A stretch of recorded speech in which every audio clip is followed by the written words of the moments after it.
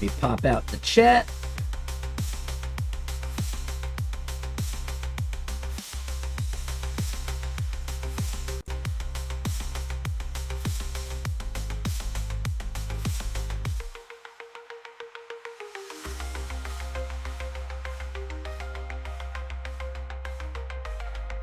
For reading hacker news in the terminal?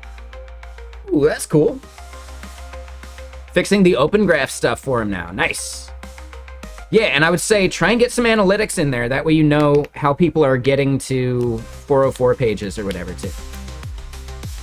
Right? Like that one that we hit.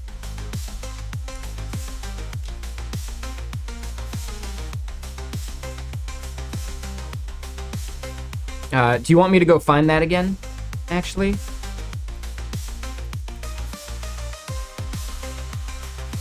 Let me find it. Just in case. So we go to docs. It was in getting started, I think. And this link right here is the 404.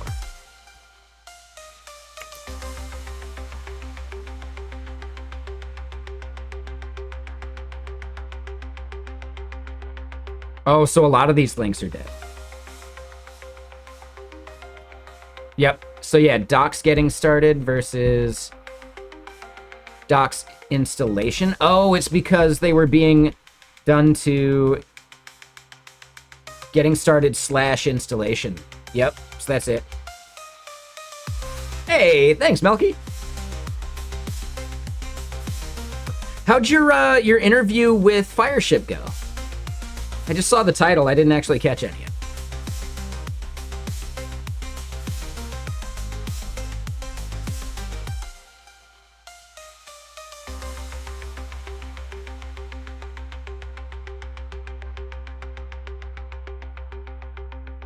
Nice. Hell yeah.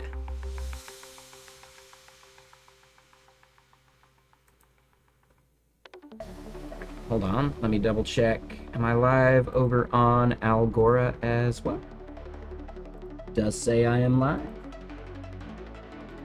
Check. Am I live? Yep, there we go.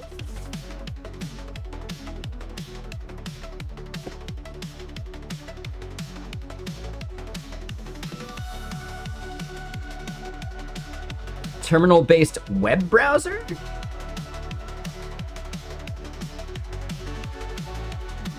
Yeah, because you'd still need it to execute JavaScript, so that would be tricky. Yeah, I could see that being a bit tricky.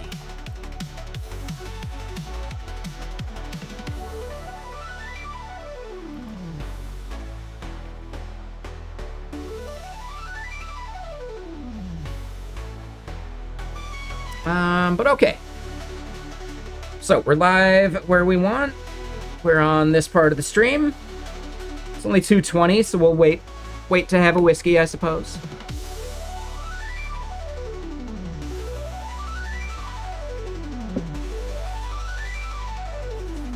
Oh, brow.sh. Someone else just pointed that one out. Yeah, okay, so I'm not sure about this song. It's a little too crunchy.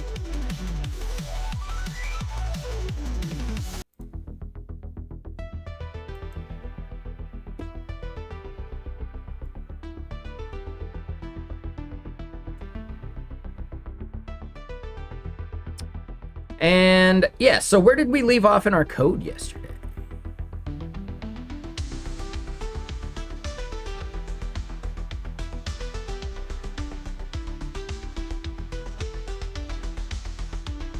Right. So we got a bunch of these things going for OpenAI, Perplexity, and Anthropic. We signed up and got our keys set for that. We probably could have used Vercel AI for these generative AIs, and that could have saved us some time. But for the voice AIs, I think we still have to do this. So now we need to think about what is the, right? Like, what is the actual abstraction of these? So we're gonna have to go look at their APIs. We've got them popped open.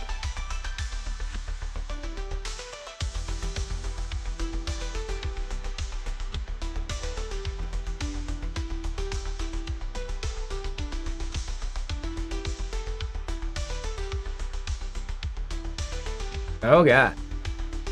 This is not the first time that their docs has done this to me. So Deepgram's docs have some major issues.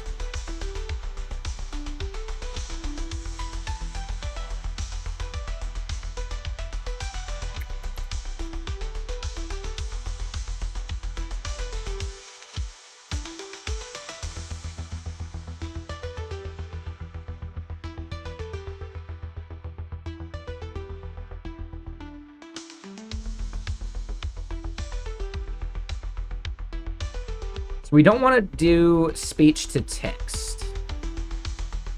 We want to do text to speech.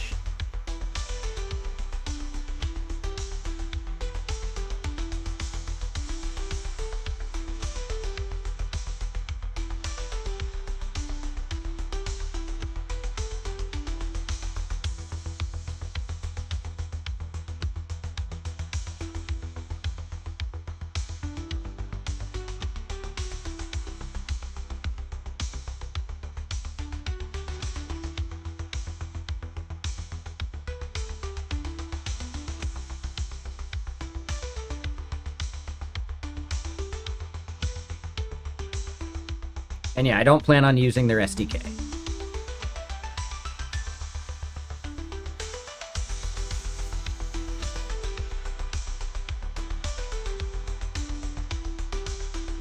Oh, using GPU acceleration from the terminal? How would that even work? I don't even know.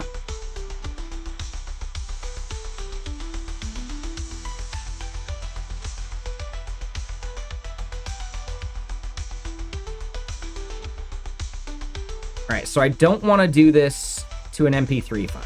I want to stream it to the browser. Ooh, but we probably do actually want to do it to a file as well.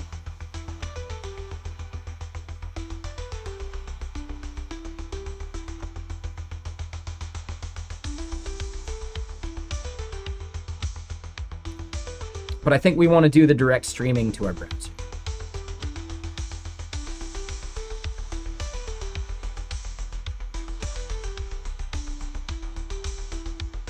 Okay, I was like 66th. How does that math work? But okay, that makes sense.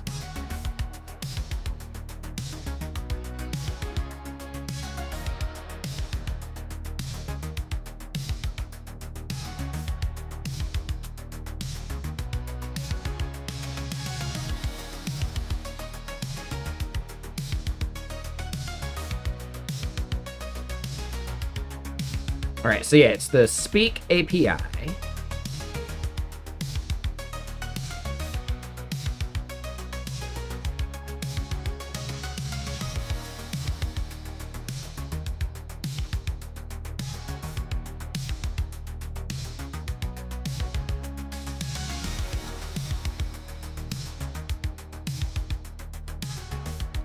Right, so yeah, they basically just make the request and pipe the response to it as long as the status code is 200. So realistically, we'd just pipe that response to the browser.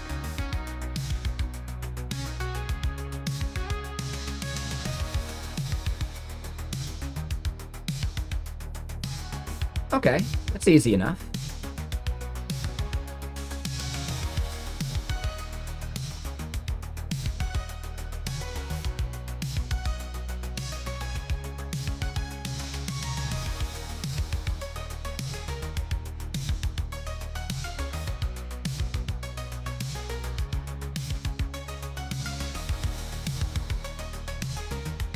Okay.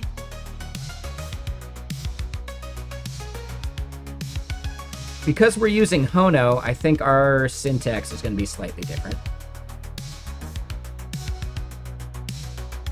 So now we got to kind of look at that.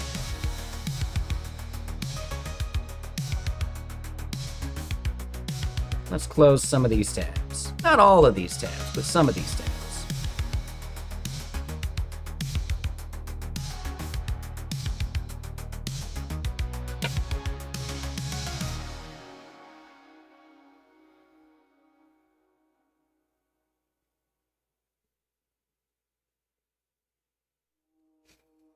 Oh, I'm probably going to want to get like some enums for models.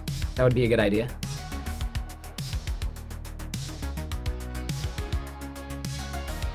But we'll wait with that for now.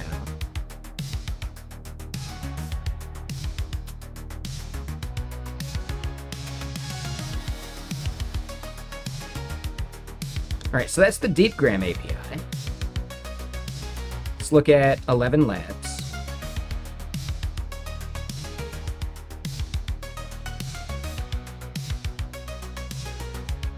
Oh, and have I not signed up with a key from that? No, I think we're good.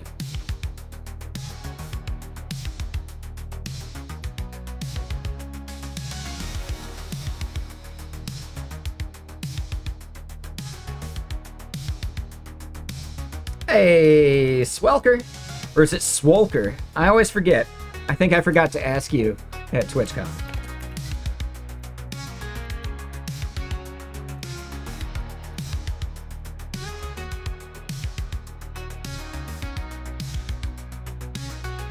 And yeah. Okay, just making sure.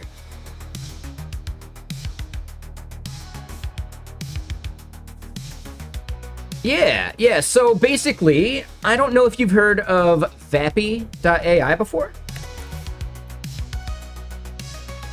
We were using that for a bot where when we would get a raid, we would read out the person's name.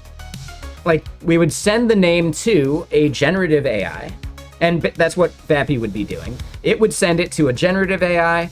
It would generate some text about them being a supervillain and what their arch nemesis and some of that stuff would be.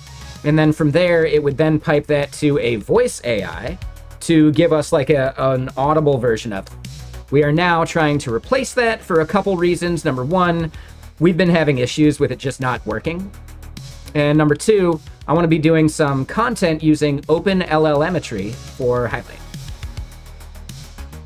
Ooh, and Melky, if you're still out there, I'd be happy to mention you to the Highlight guys for like potential like Go sponsored content kind of stuff. Totally up to you.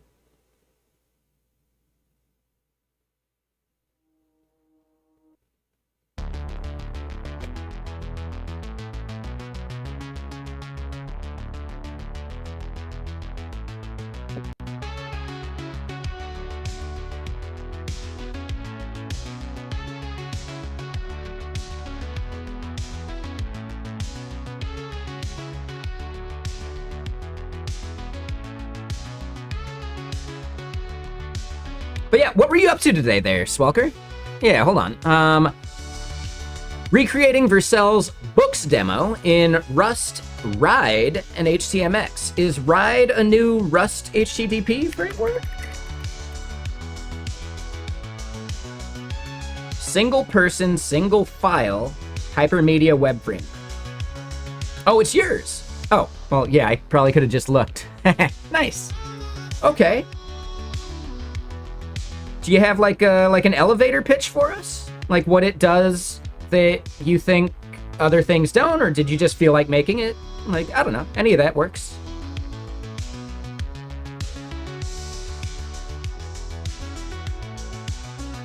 Like, are there even other like hypermedia frameworks?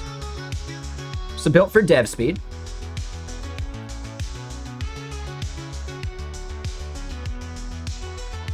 So just traditional SSR, not hypermedia. Okay.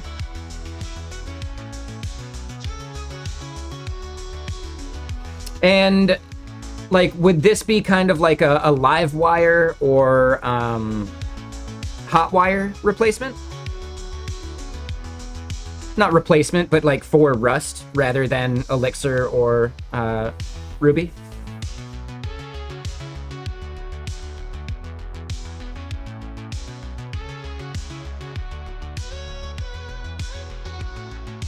You're working on the HTMX part? Okay. Yeah. I'm just trying to understand it more. Yeah, exactly. So the sky's the limit. You can do anything you want with it.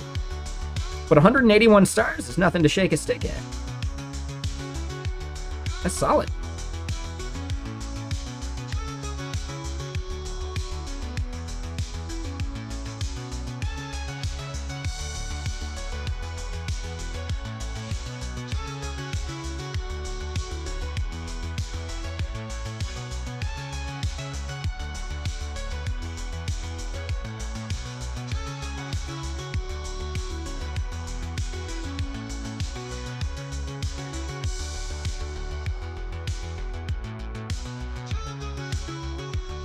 Oh, so you're doing some macro stuff to turn this into a string, right? So that would probably just turn into like just the slash, right?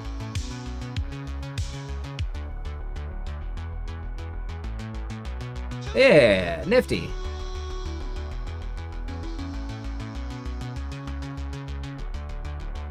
Yeah, I like it. And then today, you were working on the HTMX part?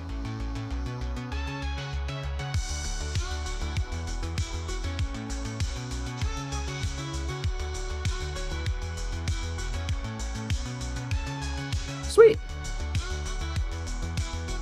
Yeah, I've still never used HTMX.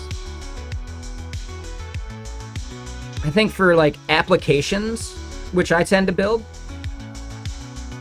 it doesn't necessarily fit as much. In the same way, I don't think Remix fits either. Every time I've tried to do like a dashboard style application with Remix, it's just, I don't know, it wasn't great. If I'm doing a dashboard style application, I'm just gonna do raw React, or, you know, some other framework if I'm feeling froggy. Like SPA mode is perfect for dashboard applications, right? If I don't care about SEO, yeah, it's a dashboard application with per route bundling and I'm done.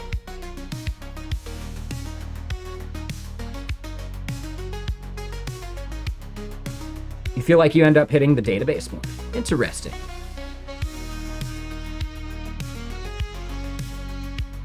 Okay. Yeah, and I mean, it's hard to beat an SPA for a dashboard application. I think there's so much less value when doing dashboards, right? You don't need SSR. Is it a slightly better experience? Sure. But, you know,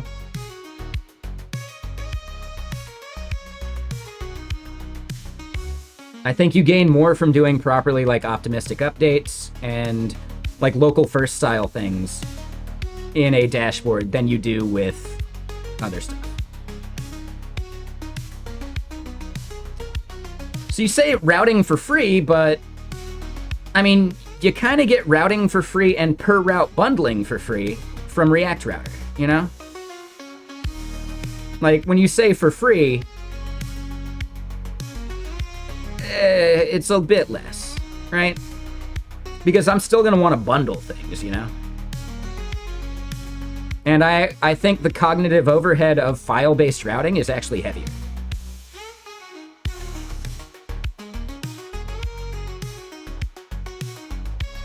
Personally. I think it makes sense for a lot of things. I think it doesn't make sense for dashboards.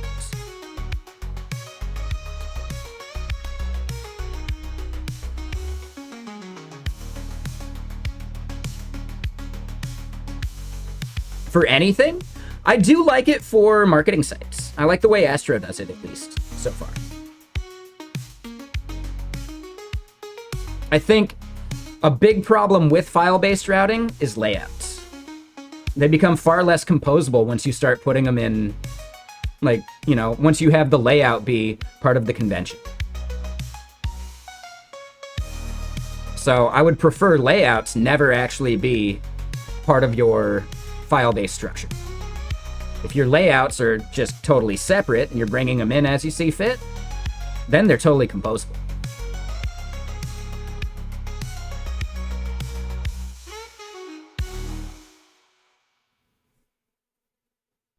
But yeah, I find, layouts when tied to file-based routing actually are so much less flexible that you find yourself like copying and pasting a bunch. Or you end up having to extract pretty much everything the layout's doing out into separate components that you can then compose. And then you're dealing with the redirection of having to jump all over the place.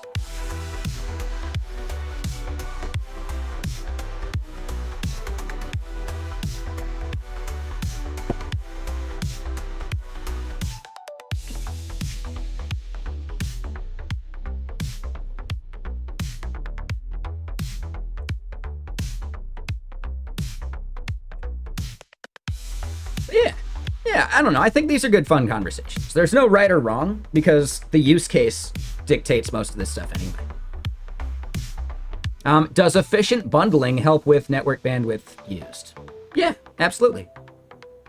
So per route bundling is what you require for a better initial load, right? The page that they were getting to, you have per route bundled and they get only the things they needed for that page. When you click to another page, you're getting just those things too. Right? You're typically going to have like a shared bundle between them. And that's where it gets tricky, like, because your shared bundle can grow unwieldy.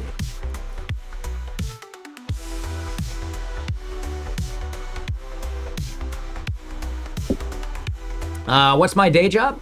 Right now, I'm a developer advocate. Ooh, and let me double check on some messages.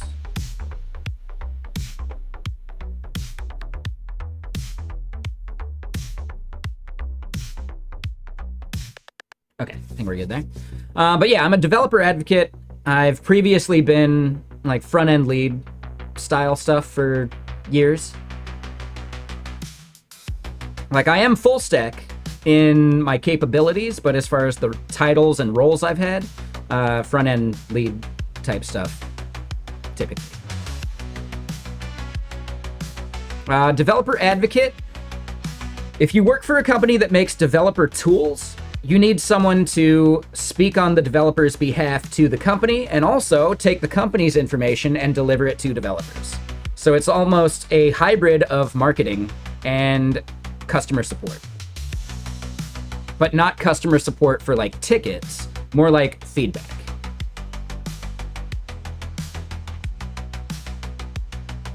My main role is content creation for this company, but developer advocate is a broad scope. Some people could be more of a community-focused developer advocate where their entire time is spent on organizing events and doing meetups and speaking at conferences. This one, for me, is more content-focused for our YouTube channel and some of that. I am also being more and more involved in like the ambassador program and things like that. But the biggest thing is I can speak to the company about what I hear other developers here say on stream, because I am out here in public in a way that no one else at the company really is, right? Talking to developers every day. So I have just more of like an avenue of bringing honest feedback to the company, right? Most of the other people on the product marketing team that I'm on are not actually developers. So they don't, like when they make content, it's good content, it's good tutorial stuff, and they know our product, but they don't necessarily know developer workflows as much.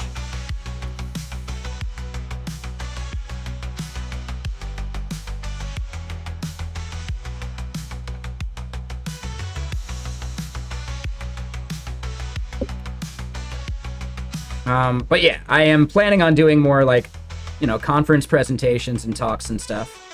I find it harder to actually make content or make like presentation proposals that actually overlap with Get Kraken as much as I've done before. Like, so that's the hard part for me, but I think I've got a couple. And yeah, just, I don't know. This is my first time being a developer advocate.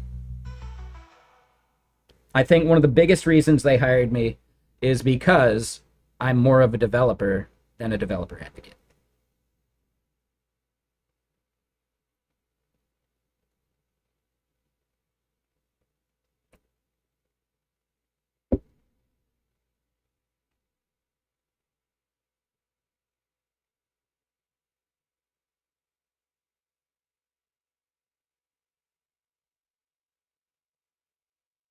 But yeah, Ride seems cool. I'm looking forward to more of it. I'd love to, like, it's still very early stages, so I get that. But yeah, some, like, marketing site, probably built with it, would be interesting. Right? Dog fooding the product. What's my end goal? Where would I like to be? Yeah, I think developer advocate is something I've been trying to get into for the past few years. So I'm stoked that a company finally gave me a chance. I've definitely gotten to like the final rounds of interviews at a bunch of companies before, but because of my lack of experience as a developer advocate, none of them pulled the trigger, whereas Get Kraken did. So I'm really, really happy for that. now that I have something on my resume for it, I have companies actually reaching out to me for developer advocate roles. I'm still going to give GitKraken a reasonable amount of time, at like just staying at the company loyalty-wise, because I think, yeah, they deserve it just for giving me a chance. But yeah, I really enjoy content creation. I enjoy building in public. At some point, a company where I could like build. Oh, hold on, wait. Did I miss a meeting today? I think it was. Hold on, let me double check my calendar. I hope I didn't miss a meeting today. Okay, woo, we're good. Woo. All right. But anyway, a company where I could like build for the company on stream, I think would be really cool. I'd love to do that. But I think there's actually opportunities for me to do that with GitKraken, so I'm not looking for anything else right now. Not actively. It's always nice to have your ears open still.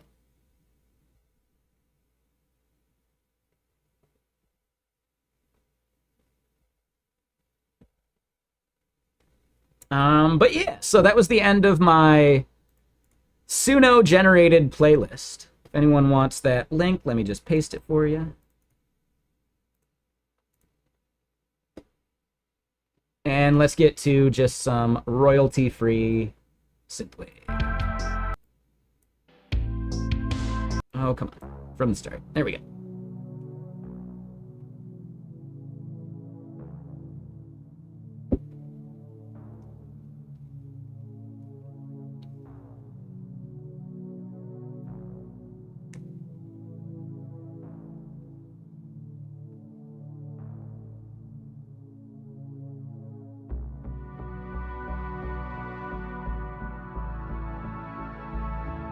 Oh.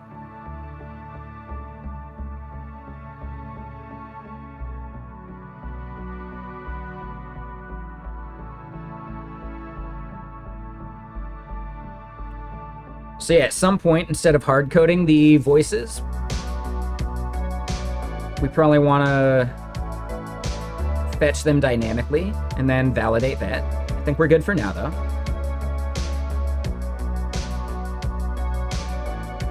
I know, right, Downsky? It's been a long time.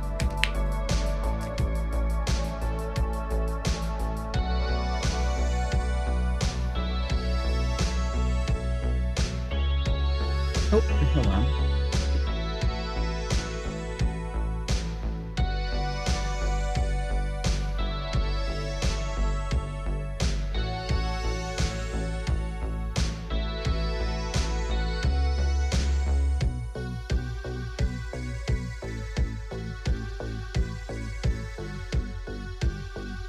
Hold on one second. Let me reply to someone over here.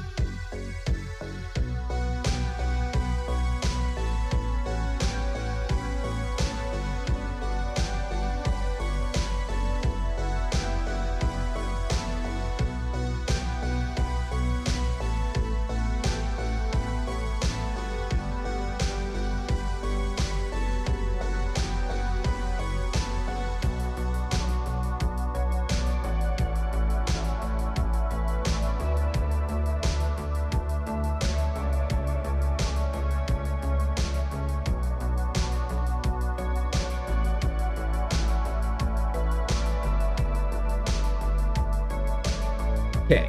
Double checking some stuff. I almost need to use the restroom, at which point it might make sense for me to go grab the good whiskey and we can start celebrating a little bit earlier. I don't want to overdo it. I got some stuff, you know, some editing to do tonight. But, yeah. I went and grabbed some Coca-Cola, right? Just for the occasion. I usually just mix the whiskey with water. But I think on special occasions we can do Coca-Cola. But hold on. So, if we're looking at this... Yeah, no worries, Swelker. Thank you so much. Yeah, this is the celebration hoodie. It's like a Christmas hoodie. I don't know. I think it fits. But yeah, no worries, Swelker. And dude, I'm looking forward to seeing some like examples and like a website using your tool. I think that'd be cool. Yeah, like dog fooding it and showing it off and having like an open source example of it might be really helpful for people to like see what else they could do with it, kind of stuff.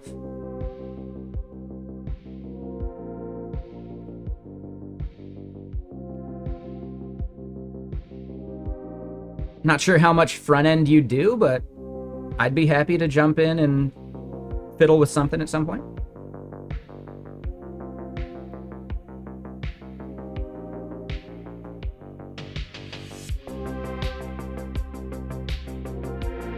Yeah, no worries.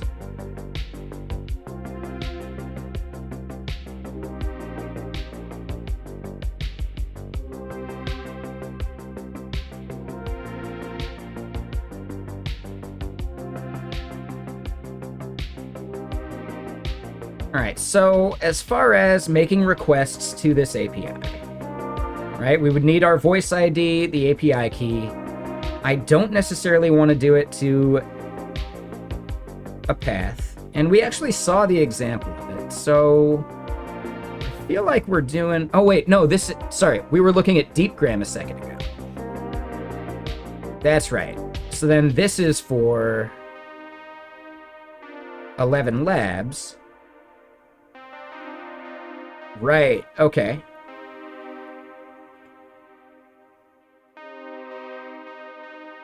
And we'd want to stream it, yep. So it looks to me like the way we would pipe this stuff through to our front end is going to be pretty similar for all of these.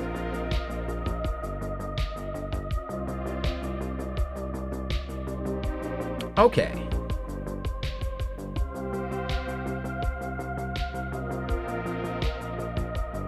Ooh, and yeah, what are the timestamps for? Do they have an example of...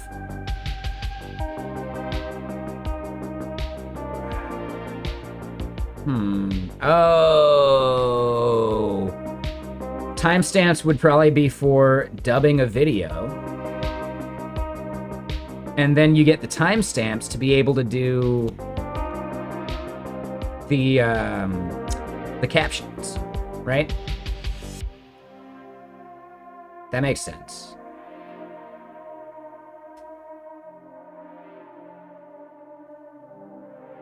Okay, so they got a new model that is lower latency.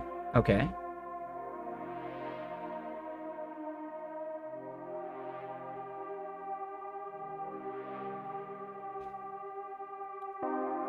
Yeah, so for everyone joining from the raid and for everyone who maybe hasn't been here for the past couple days, we want to create a very much prototype version of like what our Vapi bot was doing, right? So that it can read out users' names and imagine them as a supervillain or other prompts as well. The main goal is to just have something that works for only me, that I probably just self-host, that I can still run OpenLLMetry to get some telemetry values from. And then from there, after I've done a couple other things, maybe we create a streamer focus tool where other streamers could sign up and do their own like bot in the same style.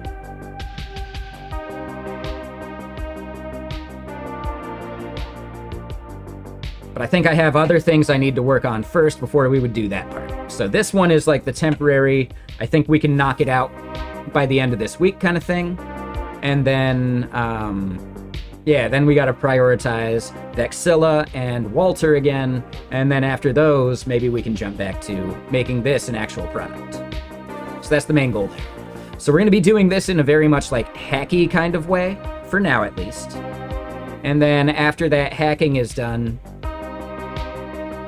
you know, maybe in a month or two, we're able to actually make a product out of it, which I think would be pretty cool. So yeah, we're currently just looking at how some of this stuff's working.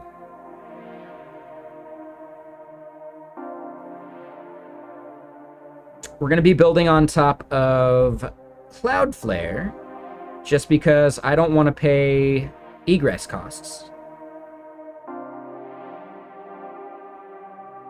And yeah, I think a lot of these APIs end up being pretty straightforward. I have not ever done any front end that needed to stream audio from the back end to the front end, so that'll be new. That'll be something different for me, but shouldn't be too hard.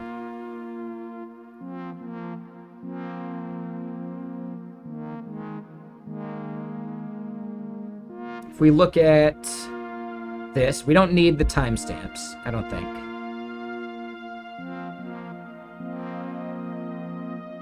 I would definitely want to make sure I am taking this stream that we get from it, and I want to make sure I proxy that to...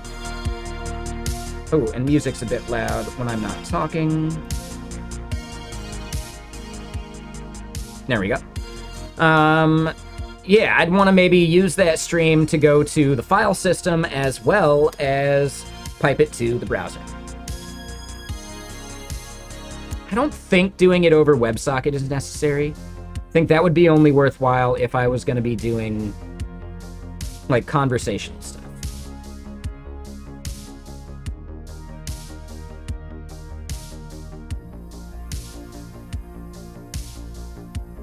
But we'll have to see what the latency ends up feeling like. And yeah, MT3W3?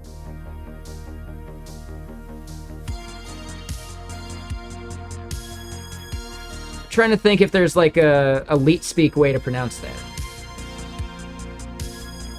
Let me know how to pronounce your name, otherwise I'll probably just say MT3. Smoked Link. Ooh, is that like a sausage pun?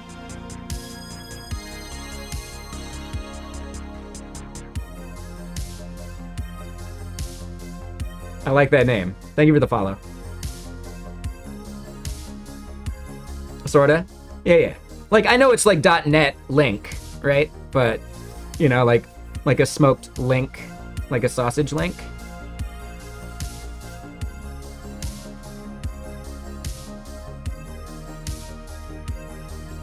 But yeah, I like it. Good name.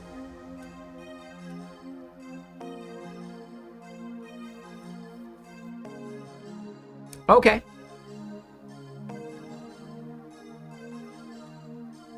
Yeah, I never really got into cigars much. I live in Washington State, so I do smoke other stuff. It's legal, you know.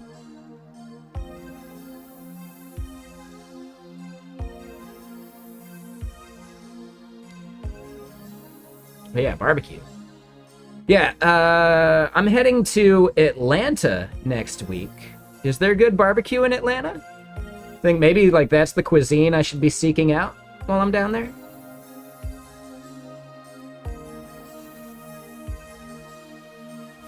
And that's a question for everyone. You know, what type of food should I be like trying to seek out that Atlanta would be known for? I'm gonna guess barbecue. Lemon pepper wings. Okay, lemon pepper wings.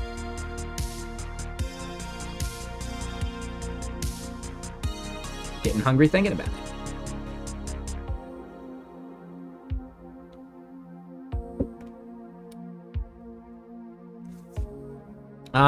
Real quick, let me use the restroom. I want to get my steak into the sous vide for later. Because, yeah, Streamversary deserves a steak, right?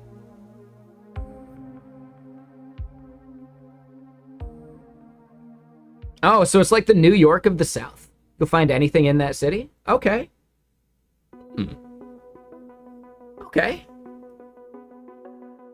Yeah, thanks, Pet Food Guy.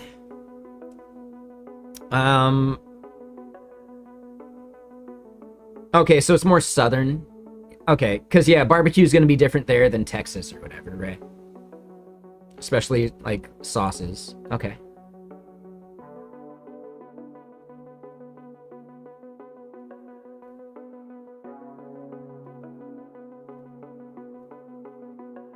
Makes sense there, Twofuls. Yeah. I get you. Yeah, I had a grandfather that would do pipe tobacco, like, every day. That didn't actually get him. His wife had emphysema, and that got her. She was a cigarette smoker, though. Texas barbecuers will frown on you if you put sauce on their brisket, for example. Interesting. Okay. Ah, so there's like very specific different types of barbecue. Okay. That makes sense.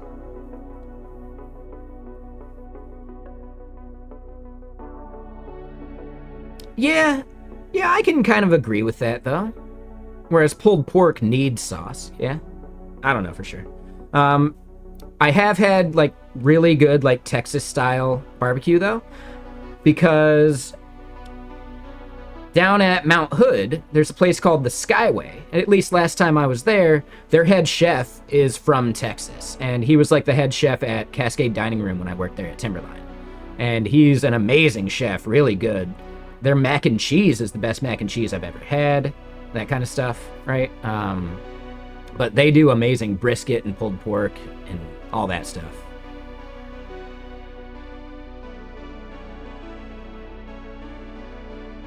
Collard greens and cornbread. Ooh, I am a fan of good cornbread. I'm actually, like, picky about cornbread. Like, you know, it can't be too dry. It can't be too sweet. You know, stuff like that. But yeah, let me go get the sous vide turned on because I want to have a steak tonight.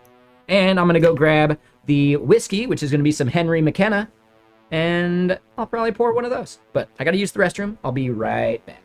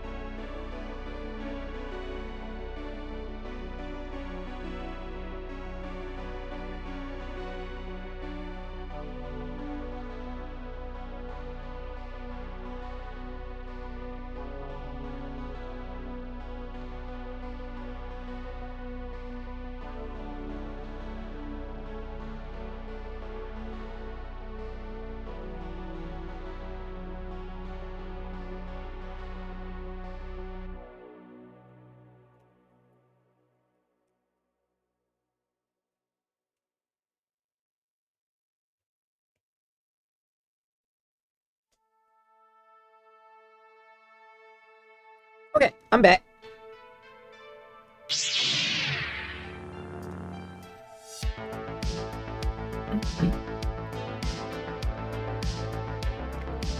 And yeah, how's everyone's Monday going? You guys got fun plans? Anything cool going on at work? For work, I am working on gathering content and research for a video about web components and how we use lit HTML for our web components. It's basically a framework for generating proper web components, but it gives you a little bit more, you know, like just better developer experience than writing raw web components. I don't know if anyone here has ever done that. It is not exactly the best experience in the world. So yeah, anything that can wrap around that and make it a little nicer, it's pretty good. I have used Stencil before, but never lit HTML.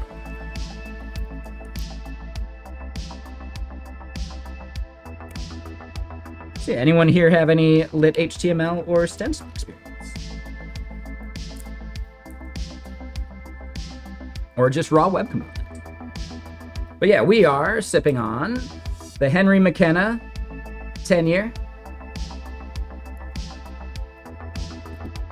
Let me put this cap on just in case.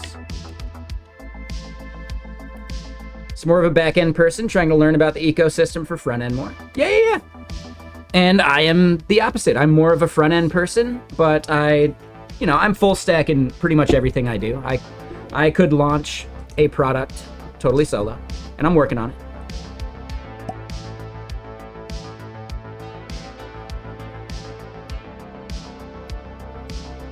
Ooh, mitosis is really nice. So Sgt. Pepper, I don't know if you remember, but we made some content using mitosis just last year.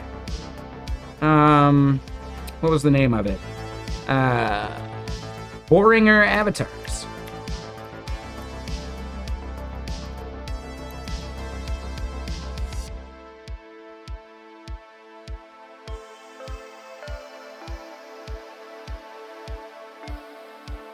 So yeah, I didn't write boring avatars.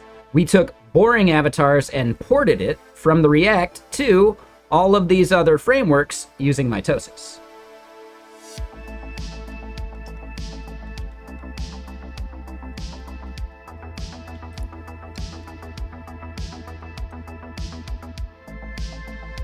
Oh, maybe not Sgt. Pepper. This was last spring. I want to say maybe last April. That was when I gave a talk about it at Seattle JS.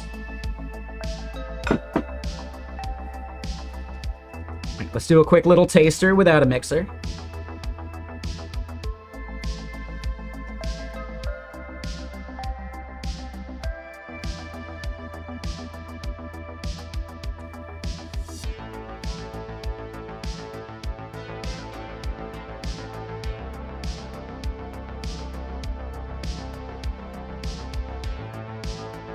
It is quite sweet. Yeah. Yeah, I like it. Henry McKenna is my favorite whiskey, technically.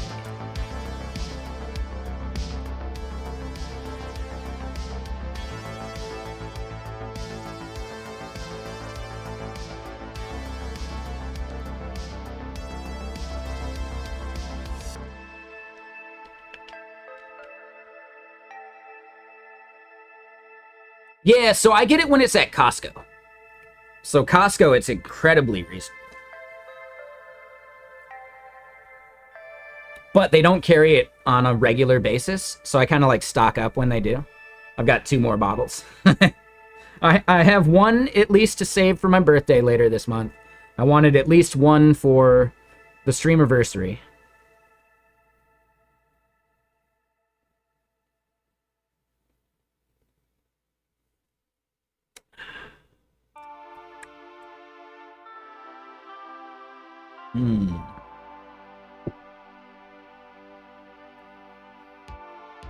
Oh, that makes sense there, Link. Yeah, New York still has, like, proper liquor stores. Yeah, Washington was that way for a long time.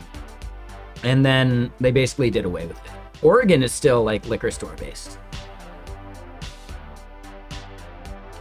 Interesting thing, if you're ever in a state that does do grocery store liquor, you can actually go into Costco and get liquor. You can't get anything else, but they can't stop you from buying the liquor, otherwise they lose their liquor license. So you don't even need a Costco membership. But you still get, like, the Costco deal. It's pretty cool. It's like a little life hack, if you didn't know about it.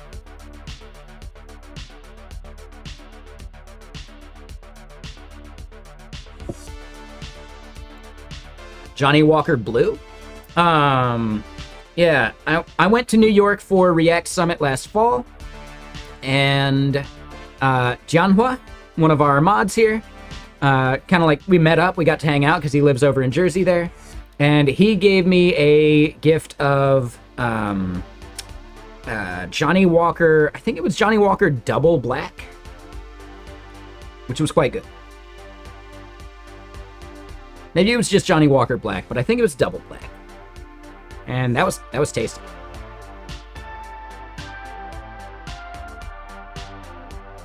Okay, so Double Black is the thing. I'm just making sure my brain remembered that right.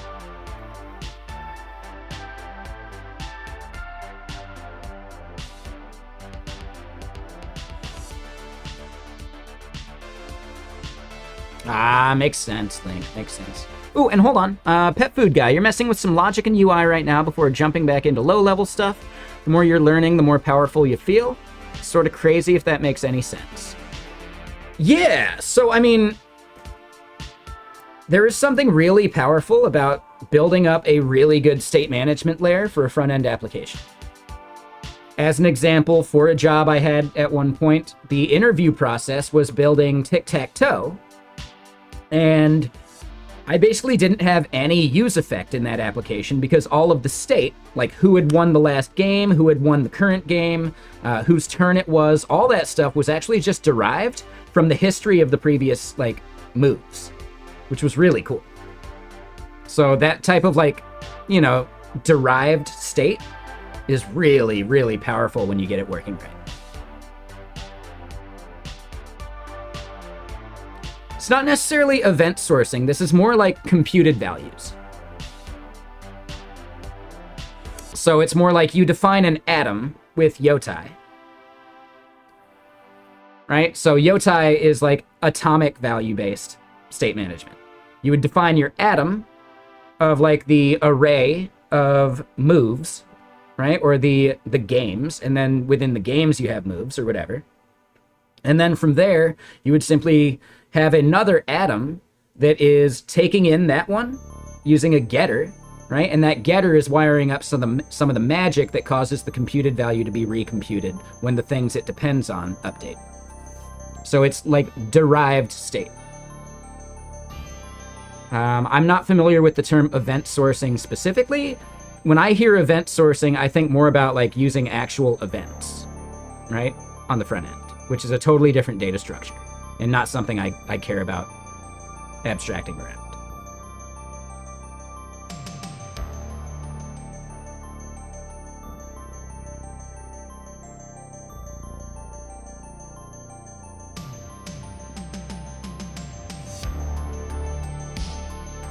So yeah, what I'm talking about is yotai.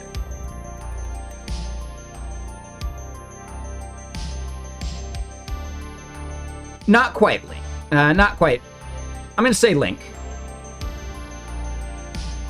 So the way I did it was that way, but you don't have to think about it as the list, right? That was simply the way I was abstracting around the underlying data of tic-tac-toe and the turns and multiple games and all that stuff. But you can actually just have an atom be a single thing, right? Like a user's email.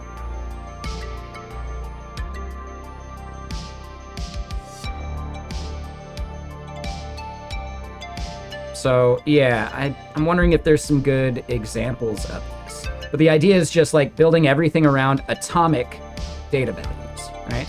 And then all of your other things are composing those atomic values together.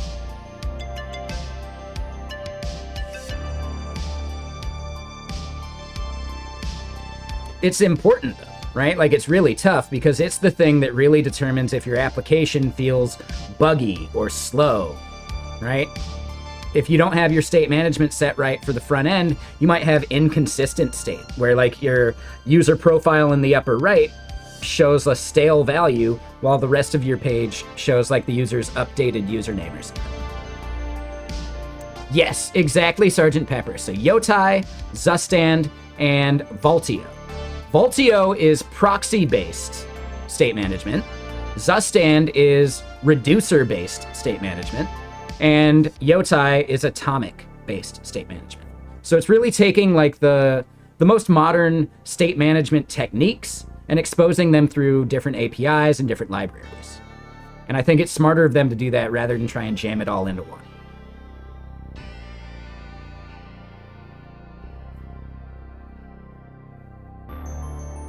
So I think it's been long enough that I can show this.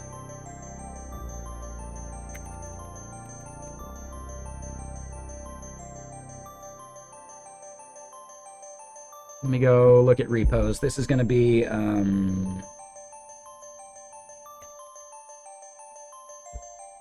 right, and I'm not going to show the entire thing. But I am really proud about how I did this state management. So the game state is, right, the abstraction of what a game might be. That is the game state. Then there's the current game state, which is deriving the current game. Right? Whether we want to set and create new game state. And from there, we've got the current game result state, so we know if it's finished or not. Right? The game ID, the current round in that game. All of this stuff is just derived. And what it means is if I go to basically the one route we care about, there's one use effect. Oh, no, there's two. Right? Oh, I did some polling. I forget why I needed that polling.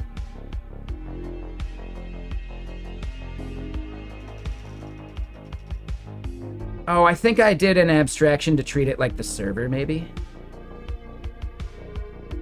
That one I'm less familiar with why I did that. But it massively simplified how much logic I have to have about managing the game and what the current player's turn is and all that stuff. I'm not doing any of that really in here.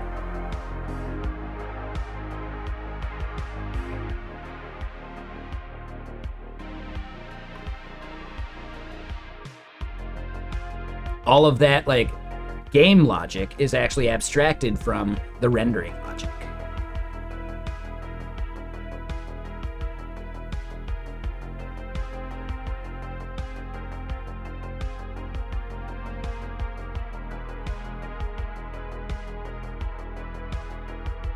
And yeah, mocks. I think this is where I was mocking a server. Yeah, so that's why I ended up doing the use effects, because I was mocking the server at that point.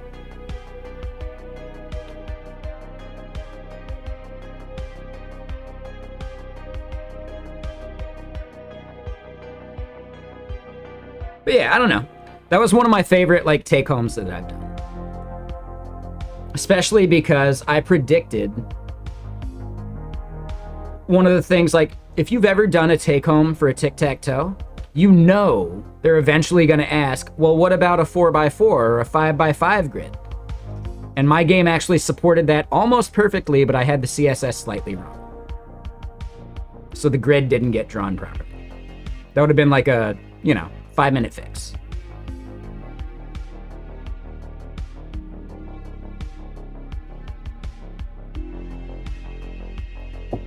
And yeah, 1 second. Yeah, let me read your comments there.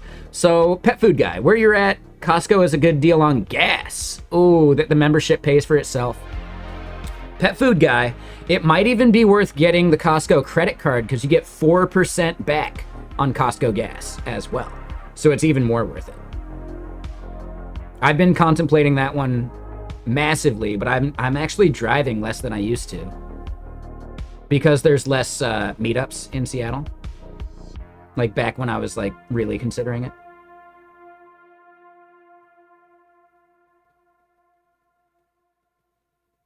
No, so I can get that space case. Yeah, that's where you end up needing to have like route specific state versus global state. And like, yeah, no, that gets really tricky. Yeah, I can see that. React Query ends up handling a lot of that though for enterprise apps because React Query ends up being your state for like fetched data. And that was one of the things I really wanted to push for at my previous company, to refactor all of our data fetching to React Query so that we're not double fetching, so that we're able to use cache. Stuff like that.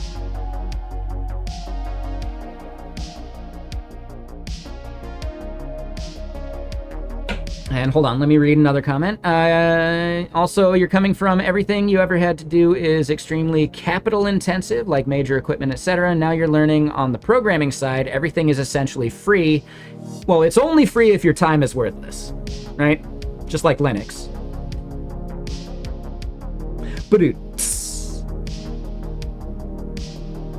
But yeah, exactly, Pet Food Guy. That's the reason I got into programming. I'm an ideas guy that didn't want to be one of the asshole ideas guys, right? And I knew I would never be able to pay someone to do it. So, yeah. I just realized I needed to be the one making the stuff that I wanted, that I imagined should exist.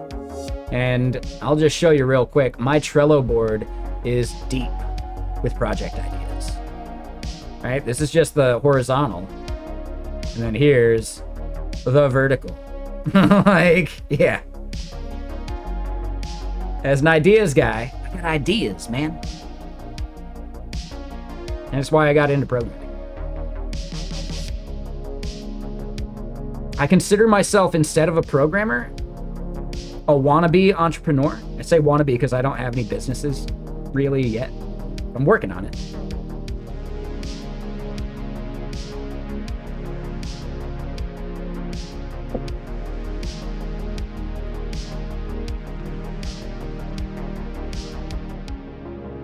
I got these ideas, man. But yeah, anyway, looking back at it, if we consider some of this, right? Our entire input text is available up front, so we don't need the WebSocket. So we're going to be doing the streaming thing. So then from here, we've got one more thing to look at. We don't care about Perplexity stuff yet. Yeah, exactly, Alex. I'm working on it, though. I think Vexilla, while not necessarily like an immediate money maker, could make something off of services at some point to just be a contractor to help people rationalize and understand if they're setting up feature flags in a scalable way, etc. Things like that. I think a services company is probably the only way I'm ever going to make money off Vexilla, unless I start building out like an A/B testing platform. But Walter's the moneymaker. Walter's going to be huge. So yeah, I got to get Vexilla finished up quick enough that I can start working on Walter again.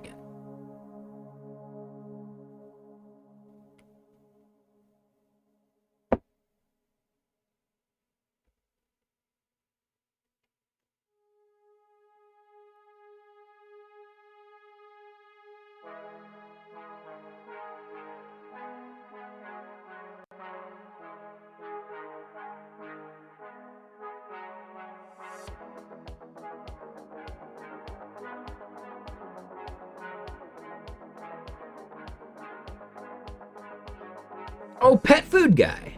And honestly, I appreciate you being over here, but man, over on YouTube really helps me out. You can be wherever you want, though. But yeah, like the watch hours on YouTube is something I'm trying to like prioritize and get, because I want to get to 4,000 watch hours, I think before like July something or other. Just so I can get like the full partner aspect of YouTube. And then I might actually start streaming to the Griffing and Chill. Or maybe just CM Griffing too. Oh, no, I get you there, Pet Food Guy. That makes sense. No, I hear you. That works. Thank you. Both? I mean, why not both? Hell yeah. I appreciate that. That works.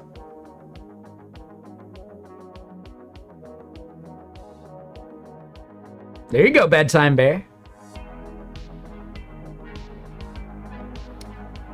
Honestly, Bedtime Bear, I think the mustache in your photo really shines through on YouTube. Yeah, Twitch chat greater than YouTube chat. Also, I'm not as, like, on it to respond to YouTube as I would like. I'm trying to be better about it.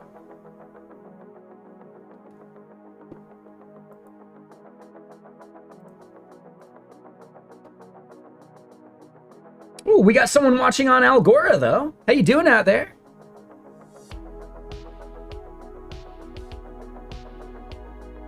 Yeah, what's up? What's up, Algora viewer? The one and only. Thank you.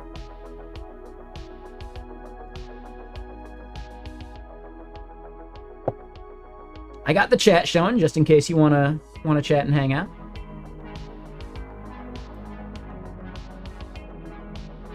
But let's continue looking at some of this. Oh, Bedtime Bear. That makes sense. So it's red on YouTube. Oh, I was gonna say, like, I don't remember it standing out that much when I saw it last. Okay. That's fine, Space Case. Like, whatever you see fit. Like, yeah, we're getting there. Yep.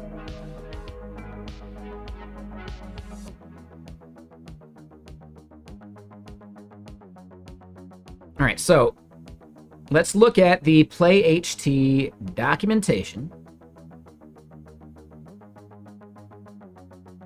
I don't want to actually use their SDK. I don't think we need the SDK.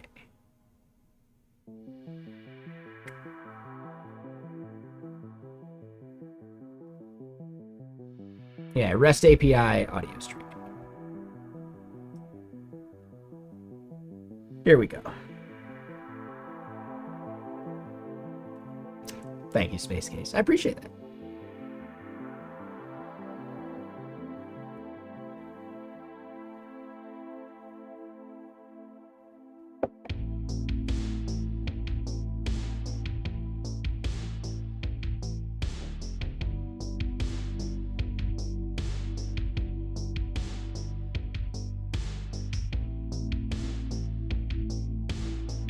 So let's look at their node stuff here.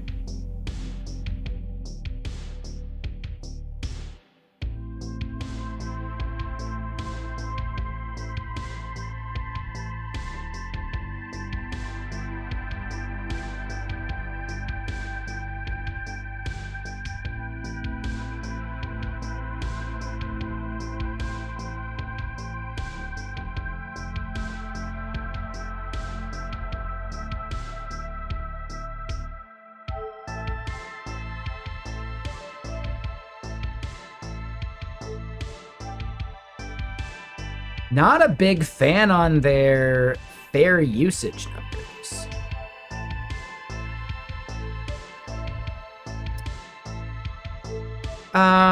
Oh, so Pet Food Guy, basically, we still need to spin up the server, right? What we're building right now is just the server. So if you can see that here on screen, this is just the not Vapi server, and we're just providing those things that we're going to call out to from our front end. So we haven't even considered building out the front end for this yet. We're just building out the back end abstraction that we would need. And we're using Hono as our server framework because it runs inside of Cloudflare workers and a bunch of other stuff very easily. And because this is going to be a bandwidth heavy API, I think Cloudflare is the best place for it because I don't want to pay egress fees. For some of my other stuff, Amazon's fine because it's not going to be bandwidth heavy.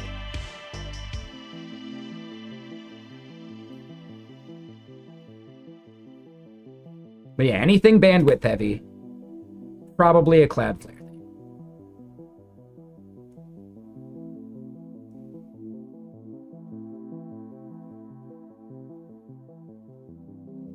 So realistically, what we're trying to do right now is figure out what the common abstraction between all of these other APIs is going to be. I'm curious where the voice part comes from first. So yeah, the unique ID, I don't want to do voice cloning.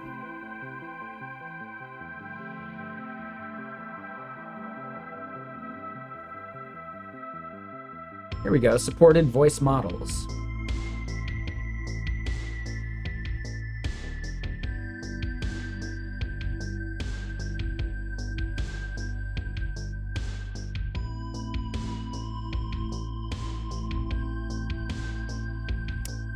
I would say I'm not a huge fan of their docs. Seems a little disjointed. Like, I'd almost want all of the REST API stuff in one place, and then the SDK stuff in another.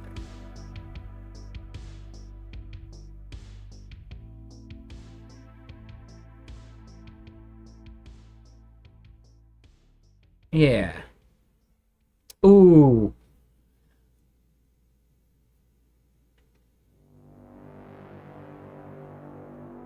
Something I really want to do is I want to do a voice clone of Bob Uecker. If you've ever seen the movie Major League, he's the announcer in Major League. Fly ball to right field and caught. Like, you know, like, yeah.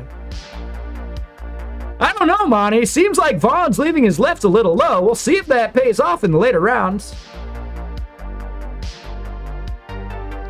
Yeah, exactly. Like, it'd be good. So yeah, I'm thinking, I know at least one, like, sports game streamer that would be really, really into having a Bob Uecker, like, voice for this.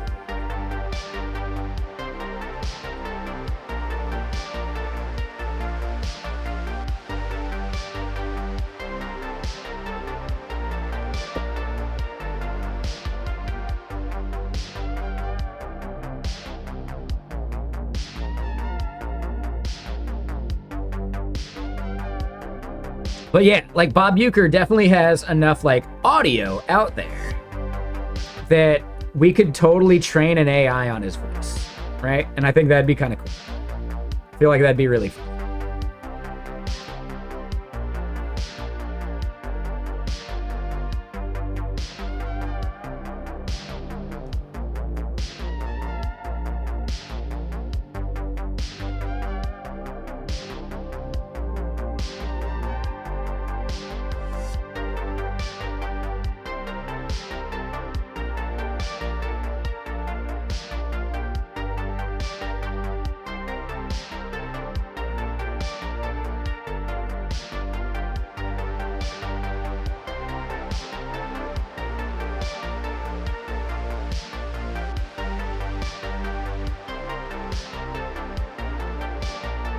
Oh, really?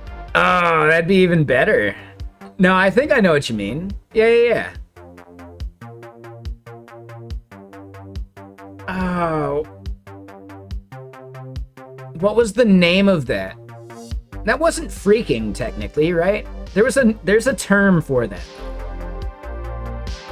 Yeah, freaking is just more like any, like, telephony-based hacking.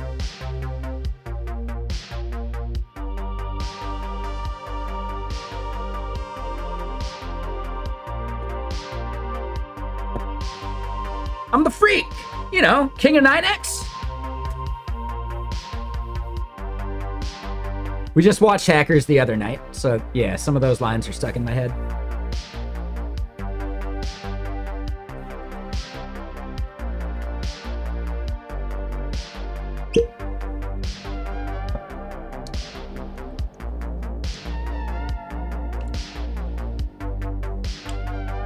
Wait. Crash and burn. Oh, right? Like, yeah, dude.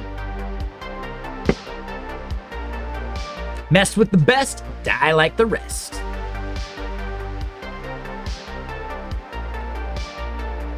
It is such a good movie. Yeah, we watched it just yesterday, I think.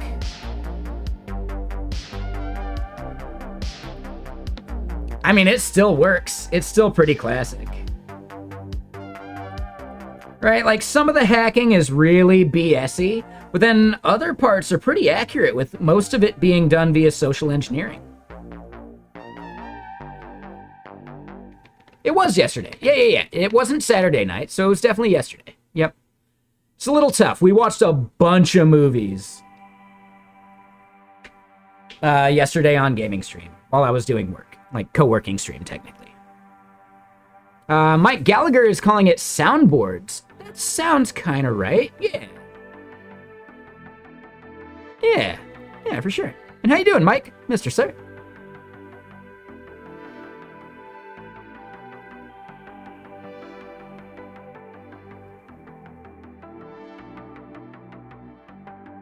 Okay, pet food guy. That's what it was. Soundboards? That does sound about right to me. Yeah. No pun intended. Heyo.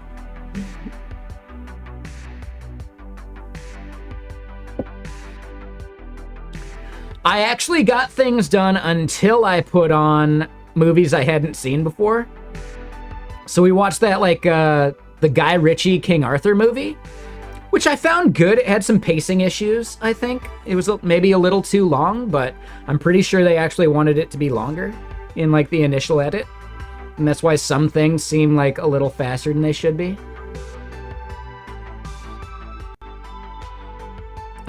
But then we put on Aquaman, and holy shit. Aquaman is the worst movie I've ever seen.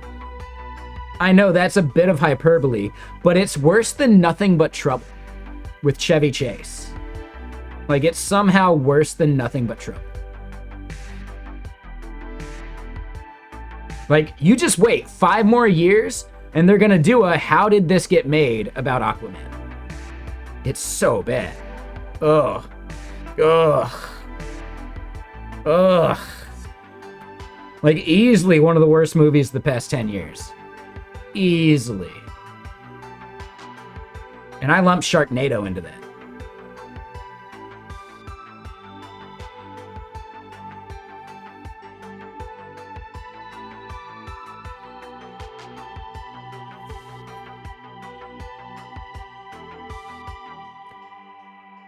Ooh, Four Wheel. It's really bad. Like, wow. I don't know. Maybe it was just late and I wasn't giving it the chance it deserved. Just really bad. Like, the camera work. Ugh.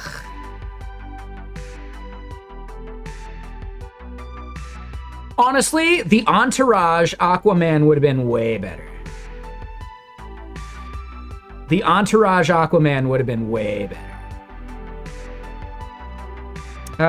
The Flash movie. I thought the Flash movie was all right.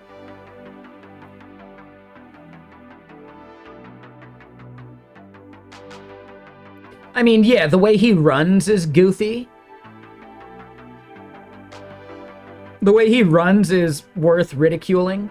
The way they explained it, though, is like he's so fast, it's not like he's even, like, touching the ground. So it's more like he's ice skating through reality. And then it kind of made sense. Like, I can get that rationalization.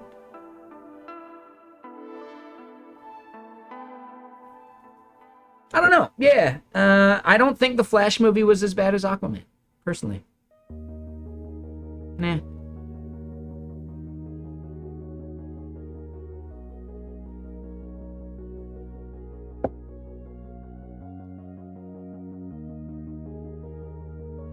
Also, Aquaman's like 2.5 hours long.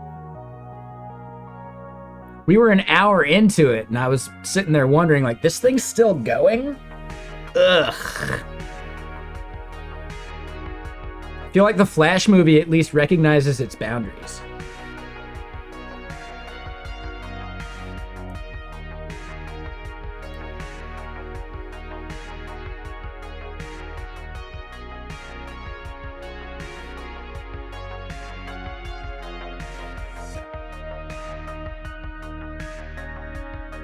But I don't know, right? That's the thing about film and books and music and all that stuff. We can have differing opinions.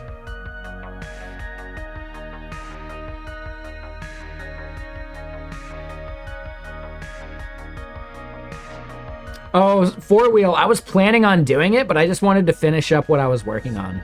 So it was like, because it was so bad, it was actually kind of like easy to zone out.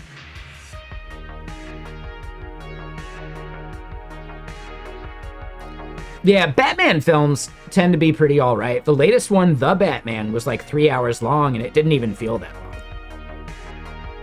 That's actually the hallmark of a really well-made film, when it actually doesn't even like suspend your disbelief, but it suspends your like perception of time. That's a great fucking film. And that's actually why Return of the King kind of gets a lot of the hate that it does, because the ending, right? The rest of the film totally nails it on like suspending your perception of time. But then the ending totally feels so much longer than the rest of the entire film. Oh, I mean, Space Case. Yeah, you're saying almost always. I think if you've seen Batman and Robin or Batman Forever, I don't know. Batman and Robin especially.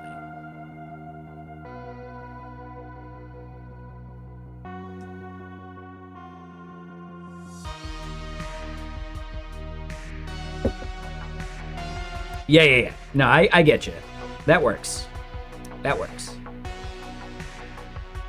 If you do consider it, the Batman films are like 90 to 95% good, right? Considering all of them, that's not a bad track record.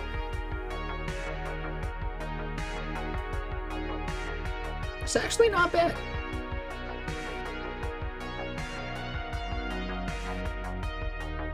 But yeah, so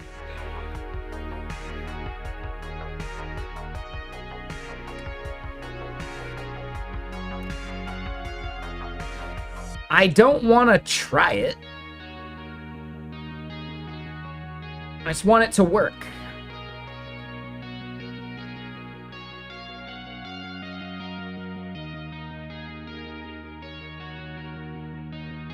Oh, as far as a song goes, yeah, I mean, baby, like, yeah, for sure, right? Yeah, exactly, for sure. Yeah. All I had to do was that part, and at least anyone over the age of 30 heard the song in their head from there and probably won't be able to get it out for another week or so.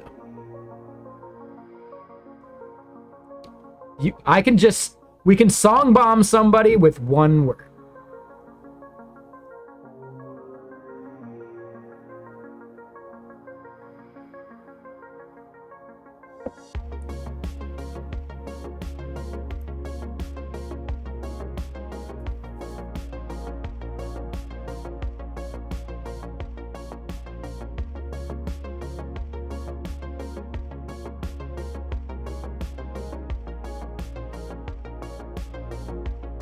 Wait, what is latch? I don't know what latch is. Stop trying to make latch happen. I don't know, sorry.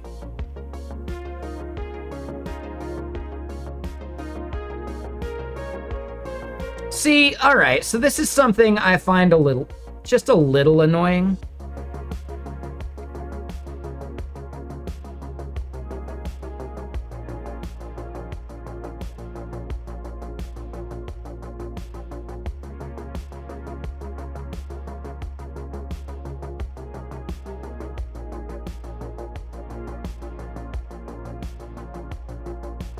Rohan.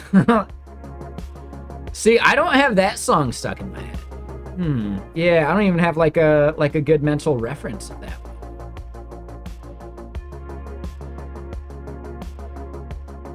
I think there is the song from The Hobbit, right? Is that the one? That one's classic. That one's super good. That song kills it.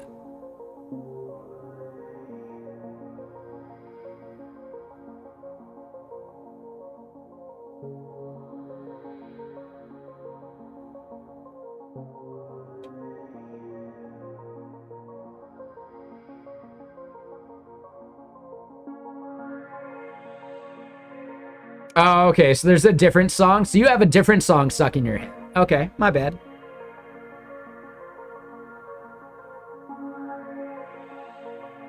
A song by Disclosure. I don't know that band. Never even heard of them.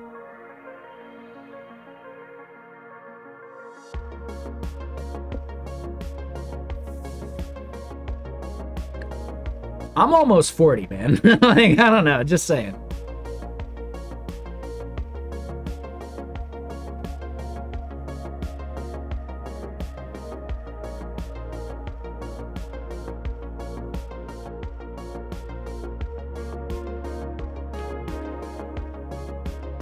So I'm streaming to YouTube right now, so I gotta make sure that I'm doing royalty-free music.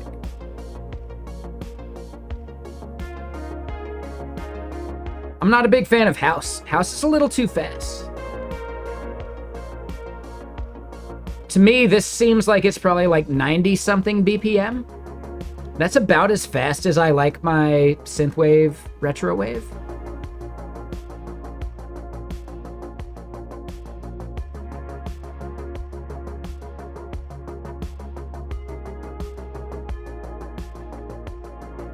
I don't know what the exact tempo of this is, but yeah, house I think is classified as like 120 beats per minute.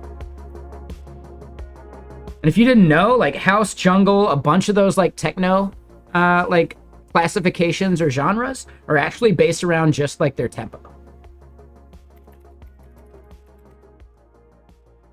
120 to 130 is house music.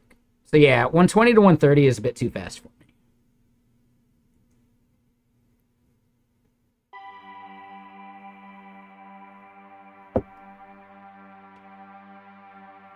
Like, I don't even listen to much rock that goes that fast. Like, maybe there's a Deftones song or two. Maybe Root hits that kind of tempo. Right? Like that song? Yeah, sure. I think that one probably hits like 120.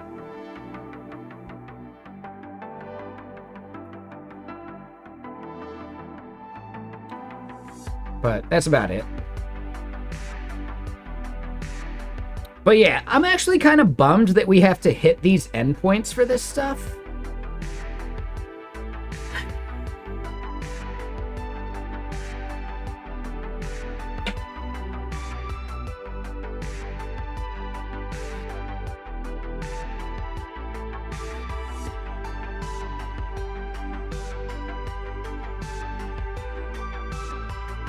I've never heard of Moomba. For some reason, all I can think of is the Super Mario Brothers movie. Hey, Goomba! Right? Like, yeah. Goomba.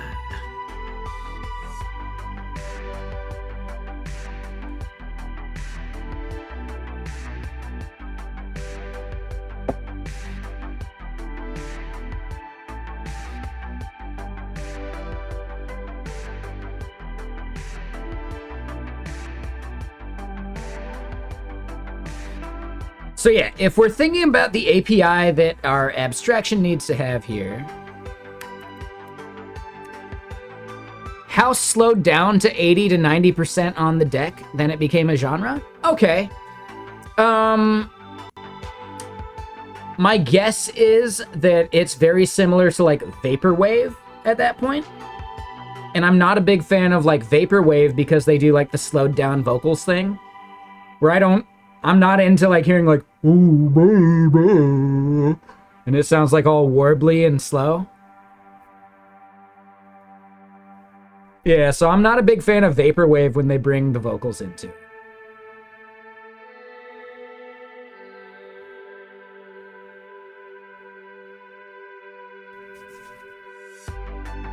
A lot of vaporwave is great until the vocals kick in. So yeah, like instrumental vaporwave, I can totally do. But I don't like the slowed down vocals.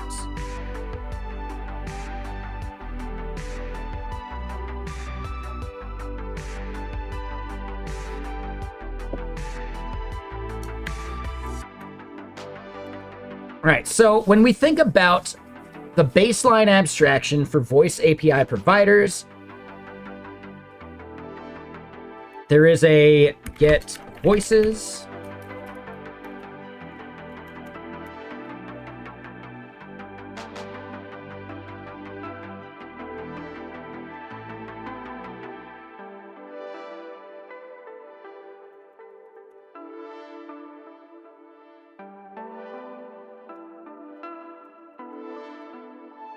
I think we can make these abstract classes.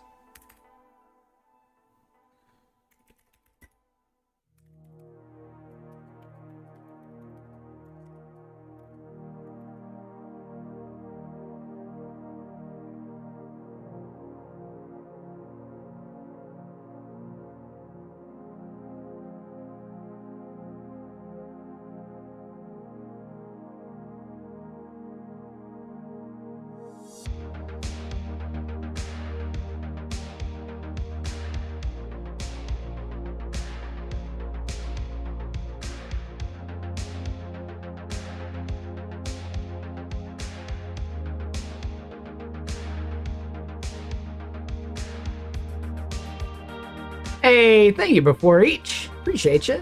Yeah. Yeah, we're having a good old day here.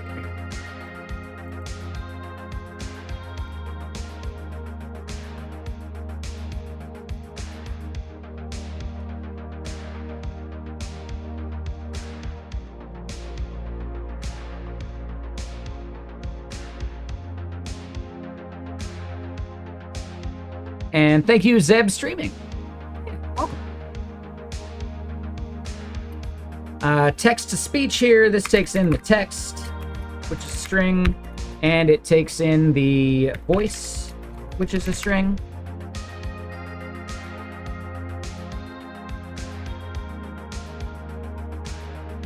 Right? We don't care about model for this stuff. So I think we're good. And then, yeah, I want to do abstract class for this too.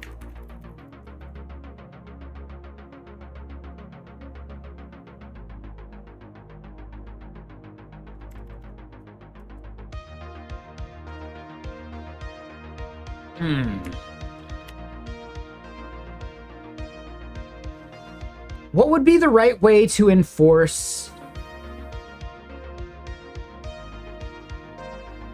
that these methods get defined properly, right? Like if I didn't have a get prompt response,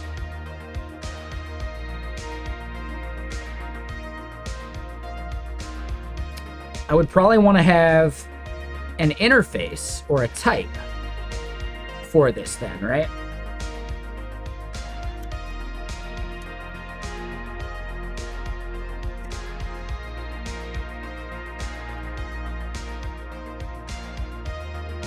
But I don't think we can even do that.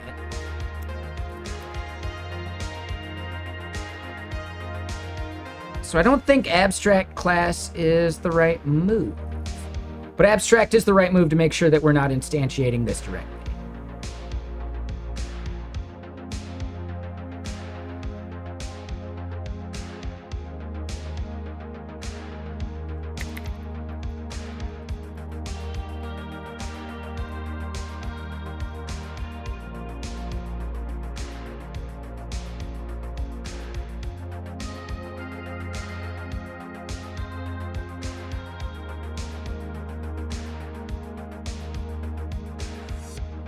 Oh, create an account? Nope.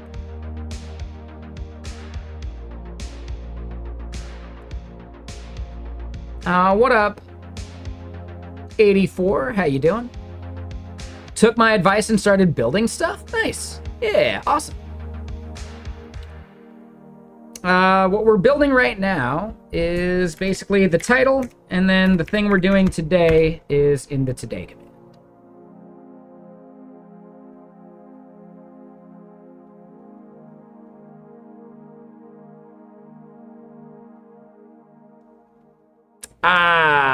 So I'd want to do implements instead of the abstract class.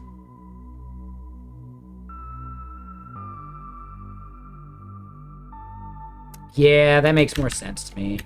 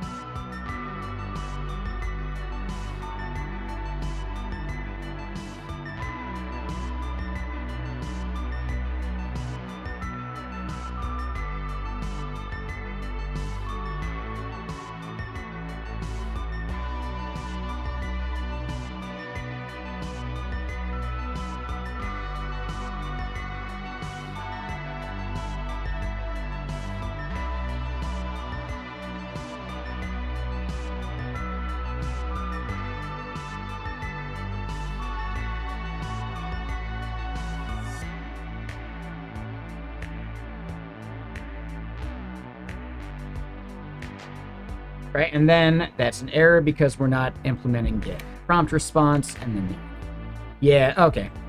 So interface is the right way to do it.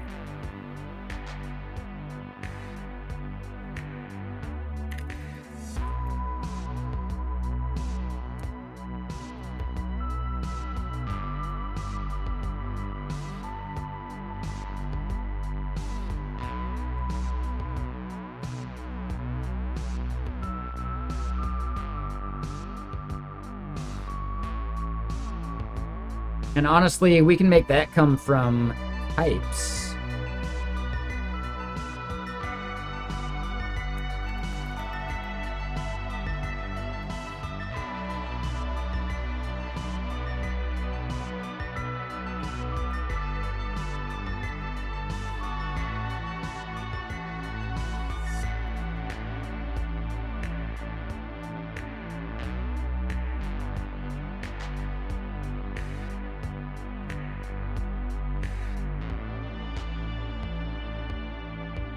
Surprised auto import didn't like update that for us.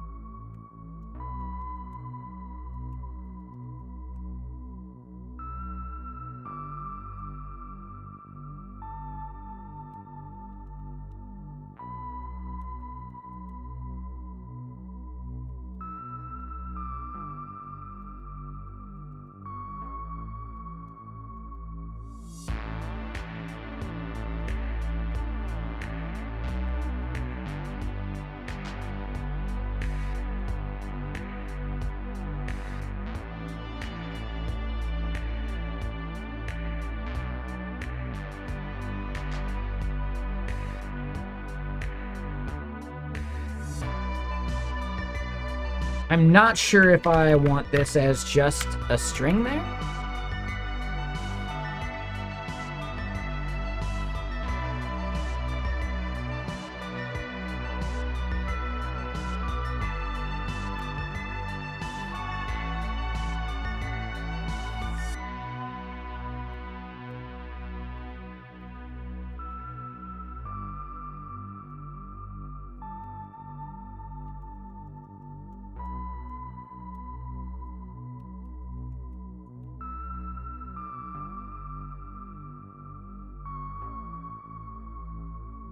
Then text to speech. We actually want this to be a readable string, I think.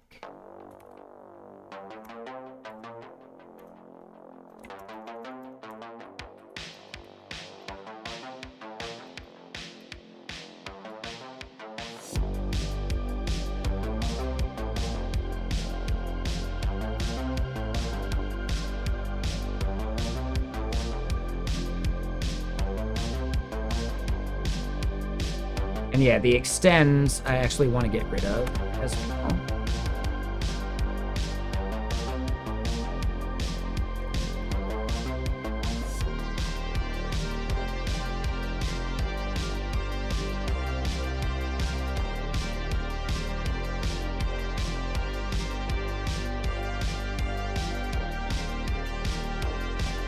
All right, so now when we consider this,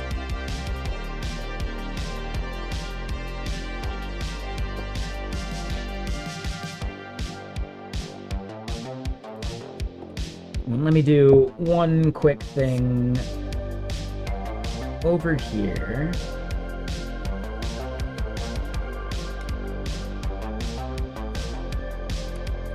Let me just remind the Algora person that, or not remind, but let him know that I got it working.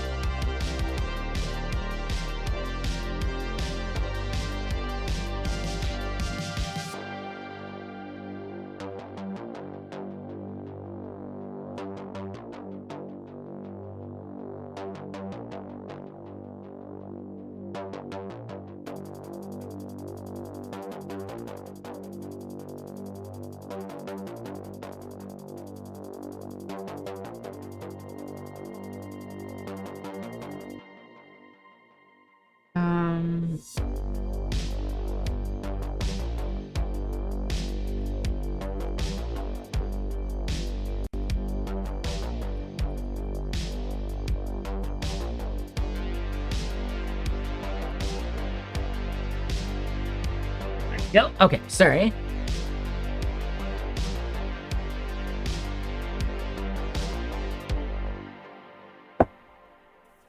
All right, so now, and hey, what's up, X Factor? Thank you. Yeah, I appreciate it.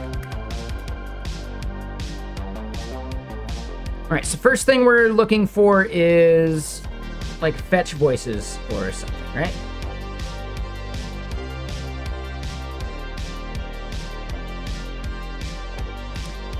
Skills, focus, and lack of work ethic? Yeah, no, I get it.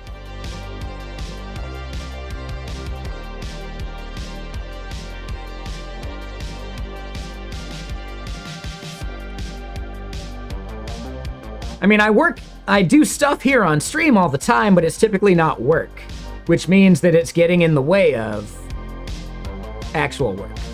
So the more work I can do here on stream, the better.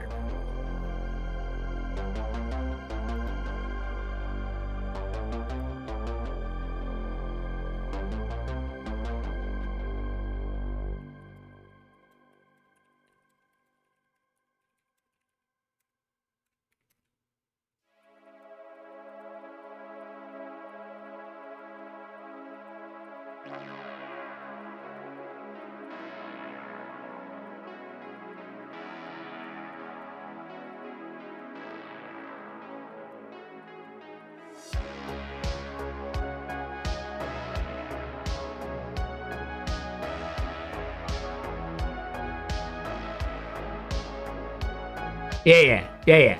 The tunes in the background is why everyone's here, I assume, right? Duh. Right? The streaming content is like secondary.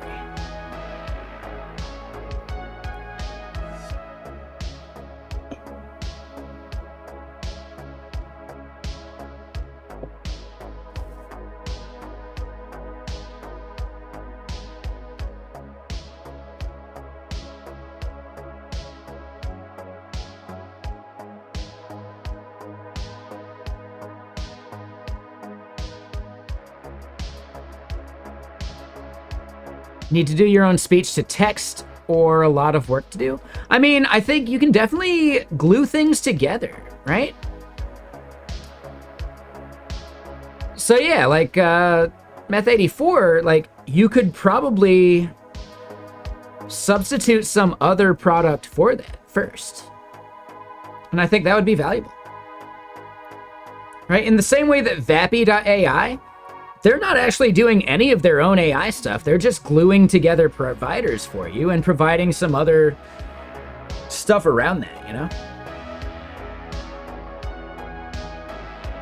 So yeah, don't build everything in-house. Just build the things that you care about.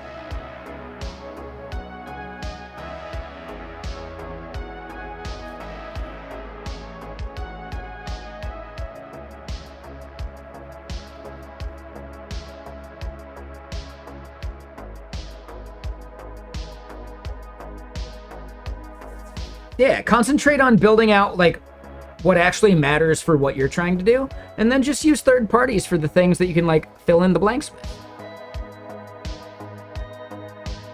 Oh, hold on, let me check it out there.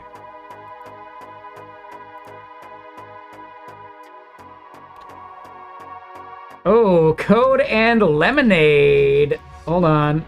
We're gonna pause the music and listen to it real quick.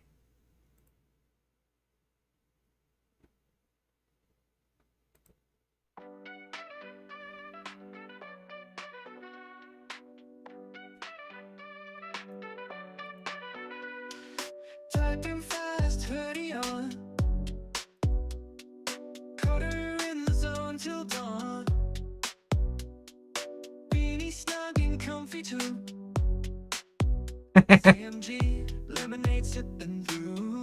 CMG lemonade sipping through. Midnight blue. Boop-a-doo-doo. Quite a few. Oh yeah. Digital world we glide. With each line we're simplified. Live on Twitch in the digital days. Code and lemonade all in a My eyes are watering from this one. Honestly, I do that because I think I forget to blink when I listen to music like this. sleepless nights.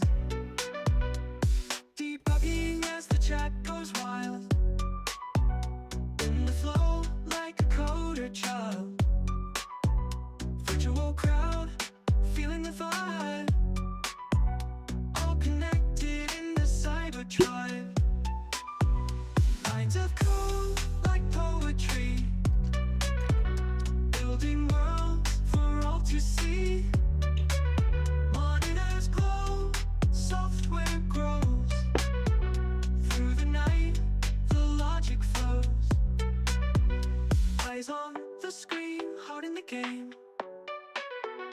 Beanie and hoodie, never the I like that hook. same. Yeah, that part's good. So sweet, code and rhythm in every beat.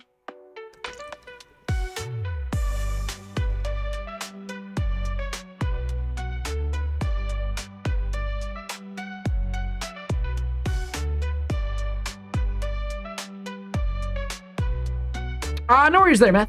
Yep, have a good one. Yeah, no worries, man. Yeah. Who made this? This was X Factor. X Factor made it. So yeah, that link that X Factor just pasted is this song. Check out suno.com. It's really good for just generating, like, you know, AI generated music. It's fun.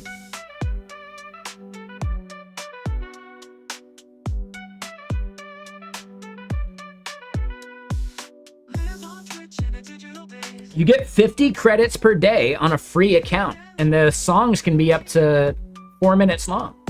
That's huge. Like, really cool service. Programmer dreams for sleepless nights.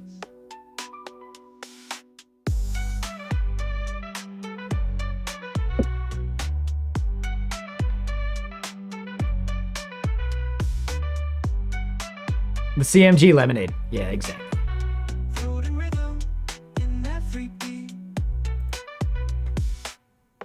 Debugging as the chat goes wild. In the flow like a coder child. Virtual crowd feeling the vibe. All connected in the cyber tribe. Lines of code like poetry. Building worlds for all to see. Monitors glow, software grows. Through the night, the logic. Yeah, it's a good song. Eyes on the screen, heart in the game. Beanie and hoodie, never the same. Oh, and it's over. Damn. Oh, God. I don't know what that is just kicking in. Let me see. Is there... Suno... The Legend of Chris Griffin. This one's pretty good, right? It's a short one because it's like the older model. But we'll at least play this and then we'll get back to it. In the land of Twitch, there's a legend they tell about a streamer named Chris with a beanie as well. He's a master of code, always typing away with a smile on his face every single day. He's got viewers galore from near and from far, with his soothing voice and his trusty guitar. He'll program and code, never missing a beat, and the chat keeps on rolling with every Twitch and tweet. Oh, Chris Griffin, you're a streaming star, with your beanie and your programming guitar. You never stop, you keep on going strong. In the world of Twitch, you truly belong.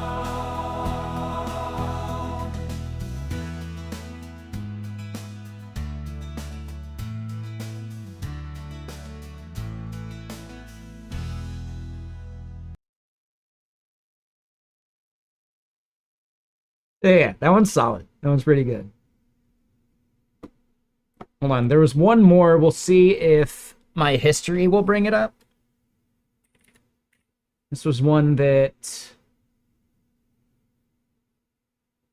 Yeah, this is one that Sab made for us. I think this is the one. Oh, no. This is Happiness Developer. What's the Quinoa Man? Quinoa Man. Here we go. Chris is the queen of men, making sense of everyone's life he can. With his bourbon in hand, he's always cool. With his bourbon in hand, he's always cool. Through the night, breaking all the rules. Mr. Sir, that's what they call him. With his beanie on tight, he's never grim. Blue awesome eyes see straight through the mess, bringing clarity to every thought, no less. Oh, Christopher, you're the one, the coding genius shining like the sun. This one's chill. I really like this one. Make the world a better place, it's true. Is this the Deepgram docs dying again? Dude.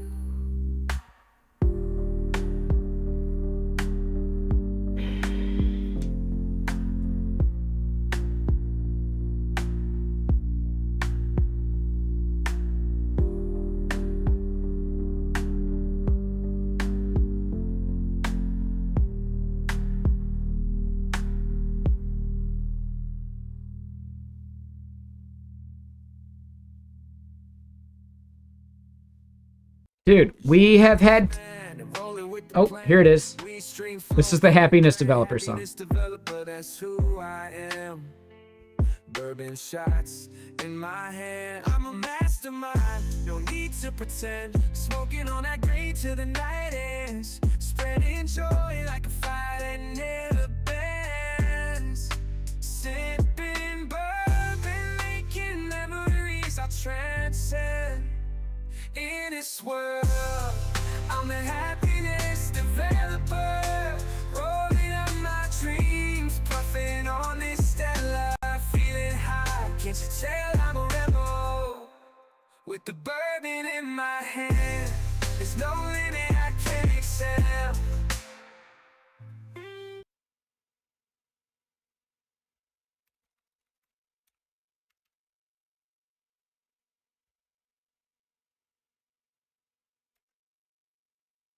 Yeah, am I going to reach out to their support about this? No.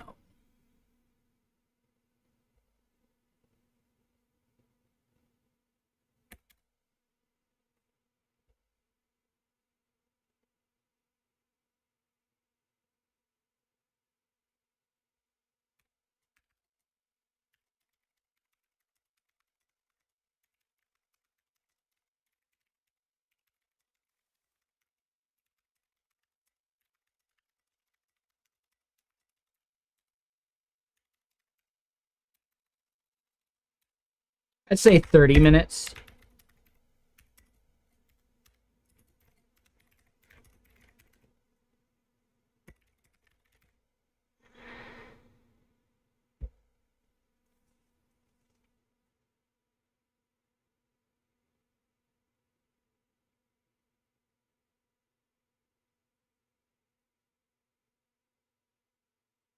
Yeah, I really do wonder what's causing that, because that's like insane to me. Like, your documentation should never have that problem.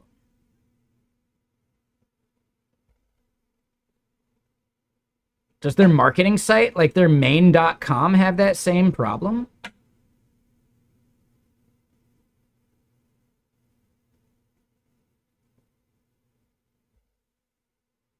Ooh, their main.com even has the problem.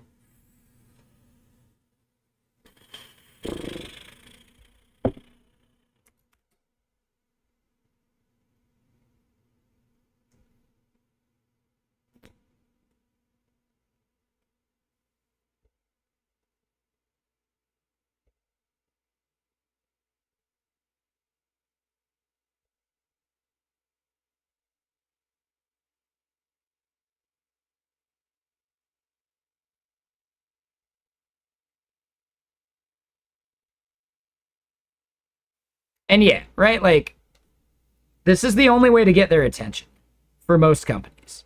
If we made a support ticket, they'd see it in a week.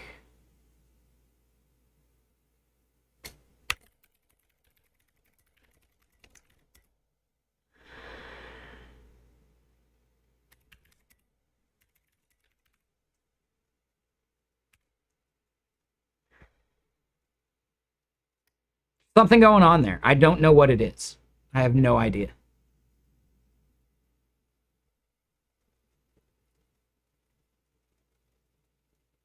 So, I mean, maybe it's this PC, but no other website has that problem, right? The Play HT docs I can go back to after leaving them running for a week or since Friday, you know?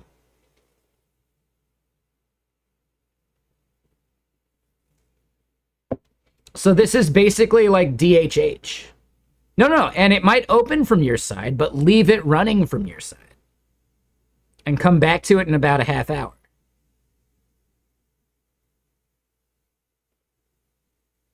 And maybe the browser, but this is just Chrome.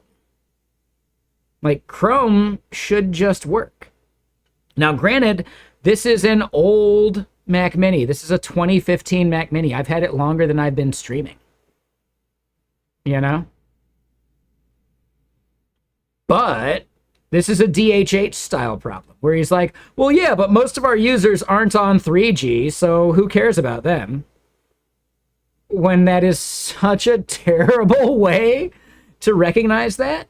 No. The reason you don't get people using your product on 3G is because it sucks on 3G. See, there's a selection bias going on. If your product sucks to use on older hardware, you're not going to have users on older hardware. So, yeah, like using your analytics to decide which users you should support is actually a self-fulfilling prophecy.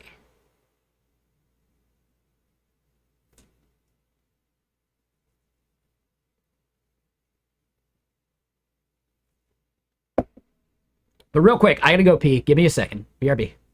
Give him an enema.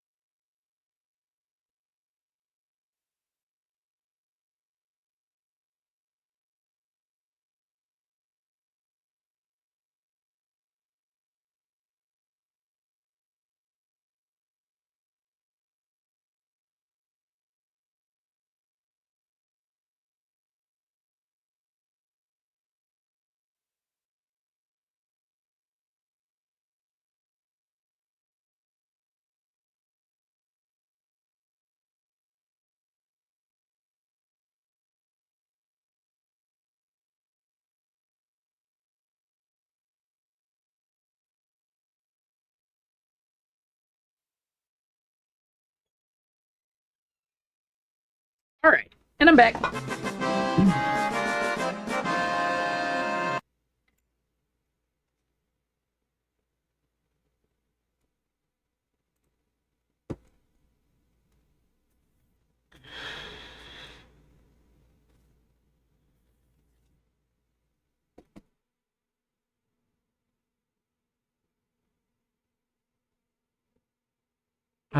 Oh, did music stopped? Oh shit. Yeah, that's it. My bad. Let me get the synthwave going.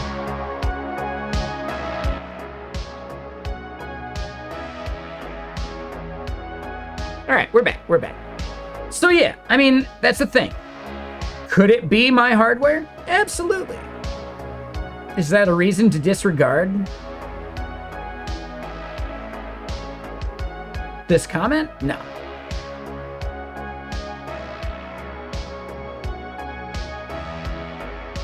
Like, dude, it's still loading.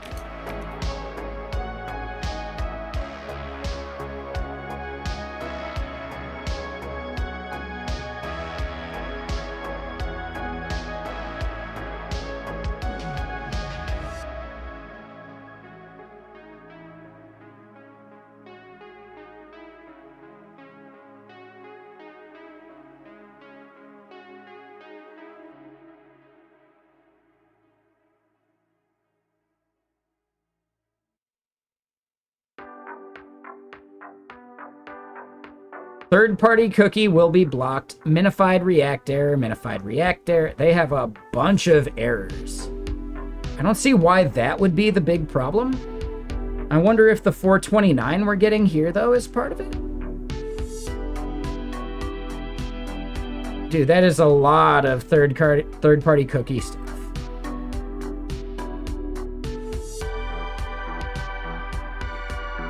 Wait, what if I ran what locally?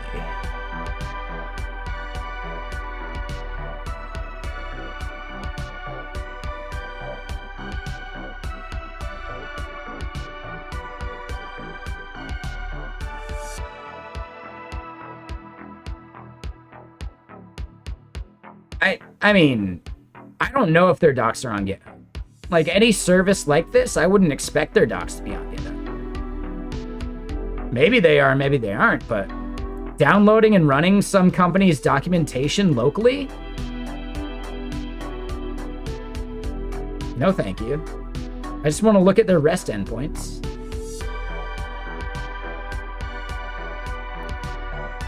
That is such a hurdle to have someone consume your content.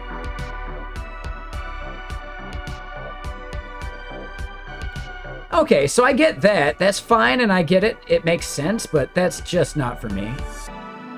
No, so that's what I'm saying for wheel. We got it to load, but if we leave it running and then refresh, it doesn't, right? We got it to load. My point is that after it gets into a broken state, a refresh then hangs. The initial load is fine. It's a reload after an amount of time that we have the problem.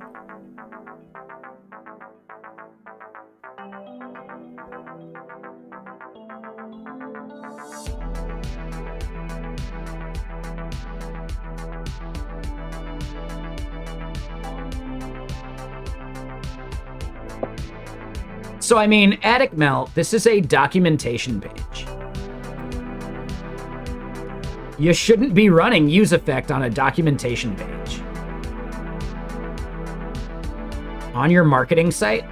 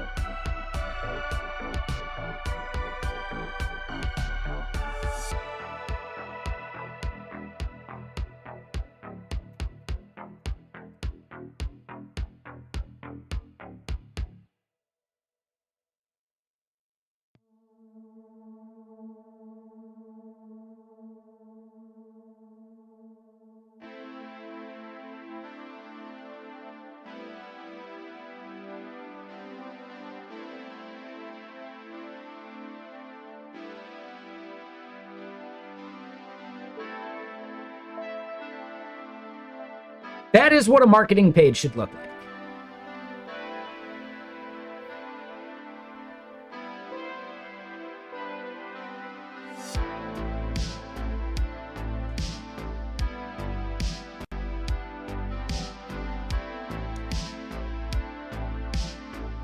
Can you tell a difference?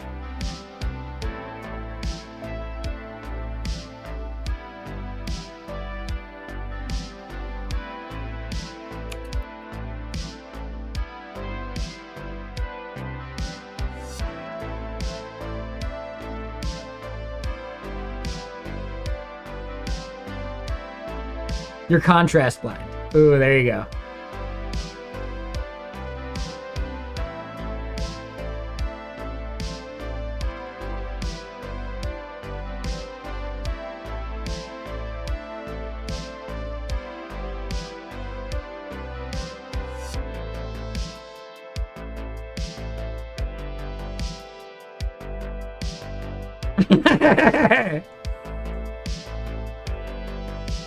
No, I think you're thinking of Nope.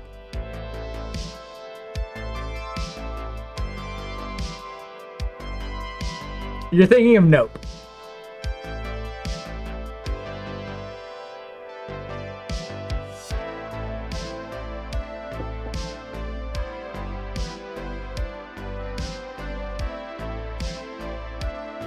I mean, Horrible also has a replacement. It's just a different replacement.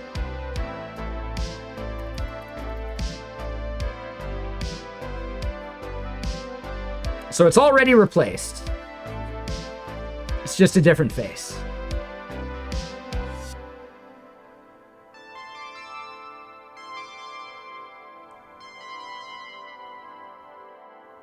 Right? That face? Okay.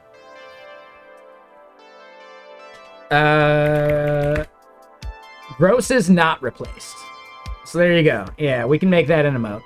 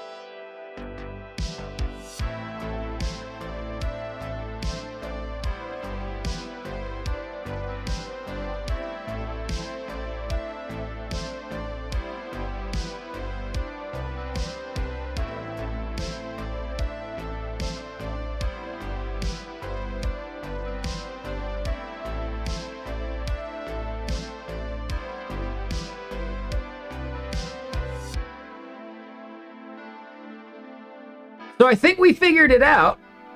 Oh, no. All right. All right. We didn't completely die that time. Let's see if we can refresh. All right. We can refresh. Nice. Nice. All right. So it didn't completely eat up all my RAM yet.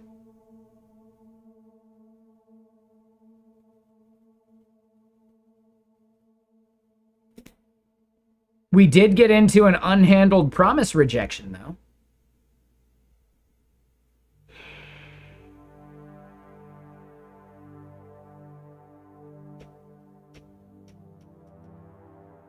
Why? Why does your marketing site need to be Next.js? It doesn't. It really doesn't.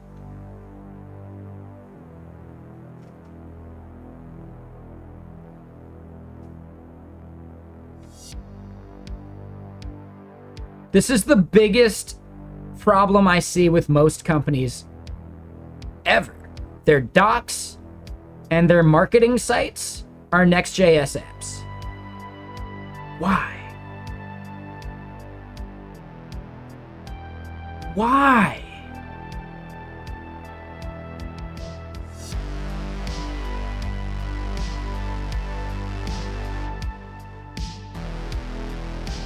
All these script tags with ID being empty.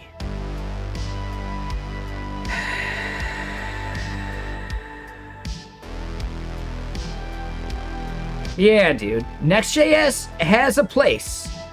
It is not for your marketing site. It is not for your documentation.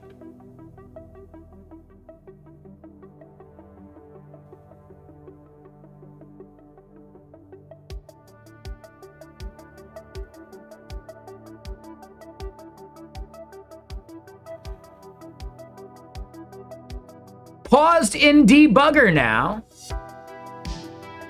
I don't even have ad blocking turned on. I don't have an ad blocker in my Chrome.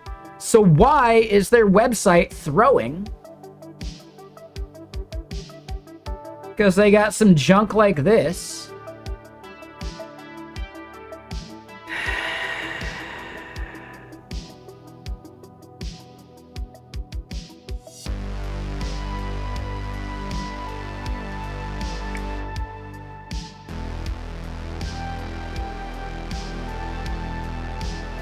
Dude, this is just a video. It's just video, right? That doesn't require Next.js.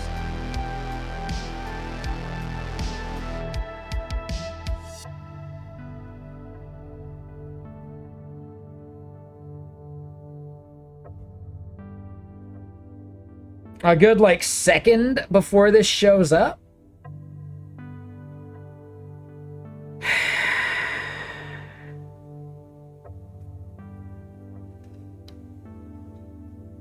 So, for all of the hubbub about the Hey calendar and how that's built with Rails and it's slow, I'd love to see Theo defend this. And again, I like Theo at this point. I was on the fence at the start, especially due to an interaction that it's water under the bridge now. But holy shit, like, it is very, very much selection bias to think that Next.js automatically gives you a better experience with the Hey calendar stuff. Like, no. Bad programming is bad programming, man. The framework is so much less meaningful.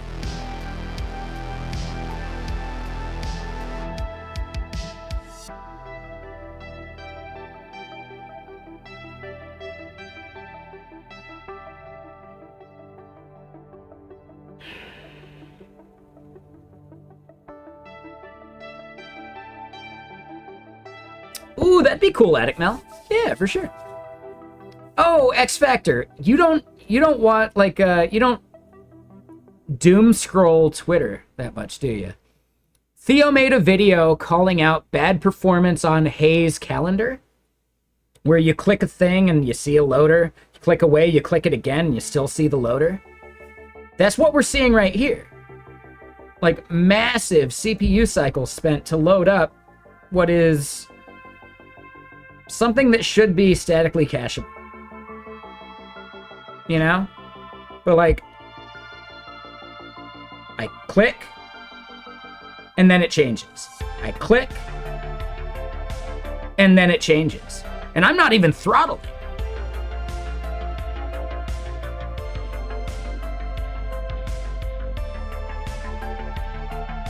Someone clip that.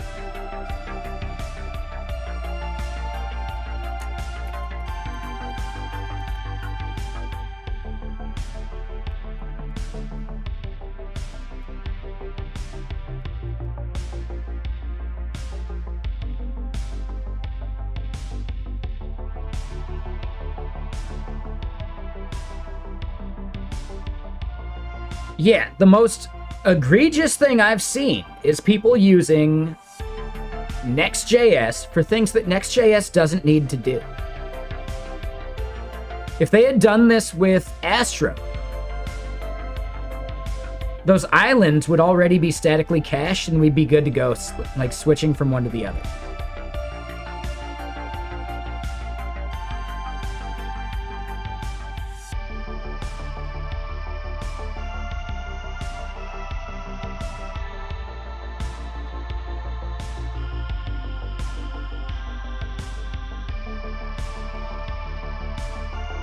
Yeah. Right? No server-side rendering needed.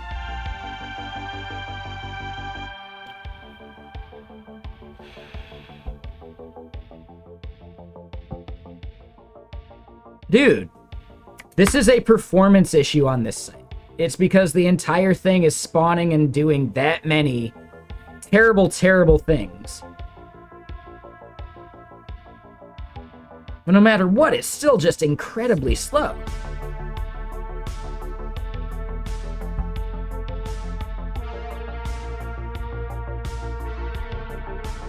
Oh my god, that was like 4 or 5 seconds.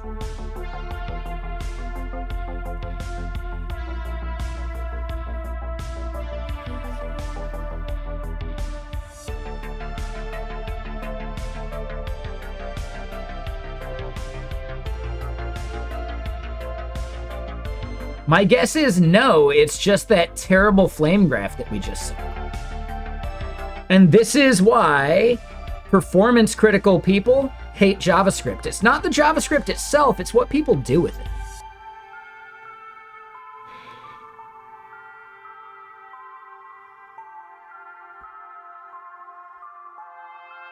Let's double check it. Let's clear that out. I click that. Oh, we did see a request.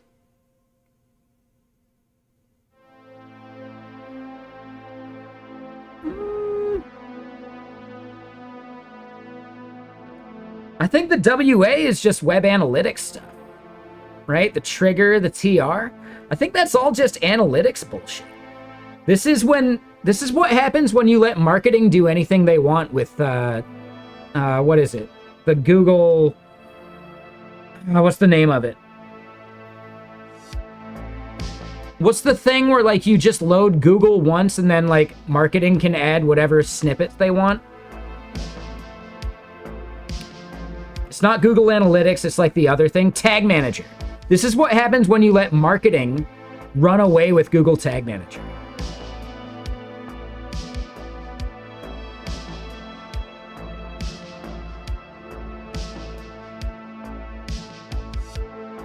I believe that is the fundamental problem we see right here. Marketing is allowed to add whatever scripts they want to a page. And I've run into that before, and I've pushed back every single time. Oh, you want to load Google Tag Manager? No. Not going to do it. I'm sorry. I'm not going to do it. I want to have the final say on the bullshit thing you want to add to this page.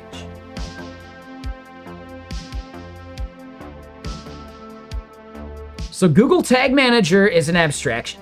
It's a thing where you load in Google Tag Manager via one call on your front end, via a script tag, and then it dynamically loads anything that has access to Google Tag Manager to there, right? Like, so yeah, my guess is marketing is adding a whole bunch of bullshit. We see FB events.js. So they're loading in Facebook event manager bullshit, right? Tag mangler is the best way to phrase that.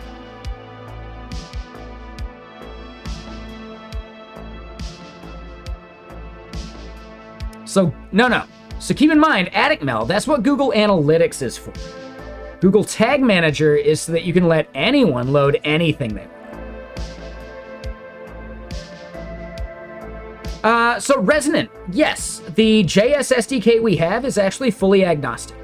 So it'll run on the front end or the back end either way, because we're not calling any platform-specific APIs. We're only using like the raw platform.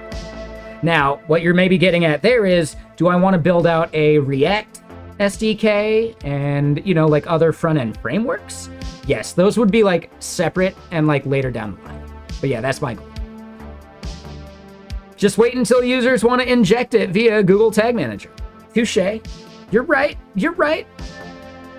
I'm not looking forward to that day, but it will happen.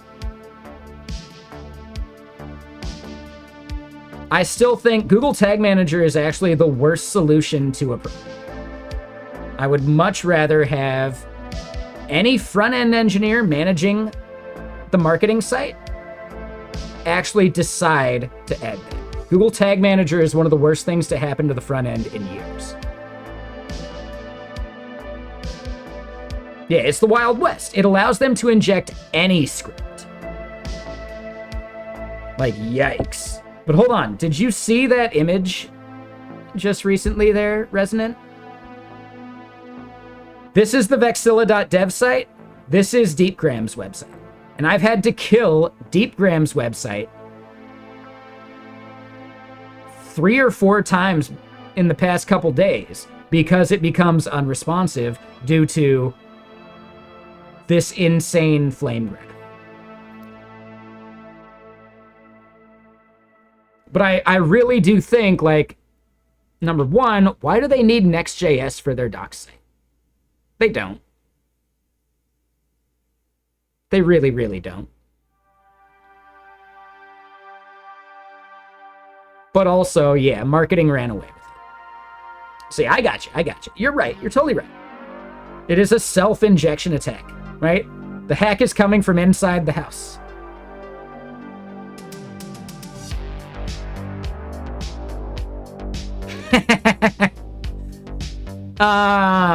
If they were doing that, that would be a bit crazy. But only browser extensions have that kind of access.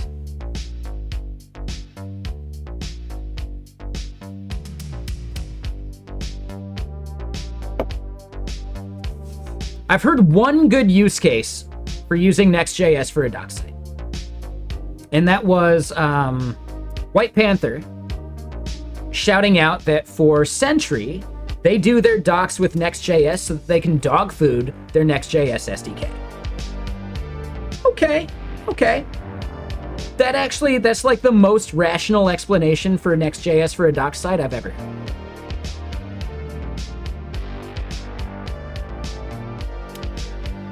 Yeah. And I can somewhat understand that. I do. Yeah, that does make a lot of sense there. Resonant frequency, for sure. Ooh, I do want to call out, and I can only say so much.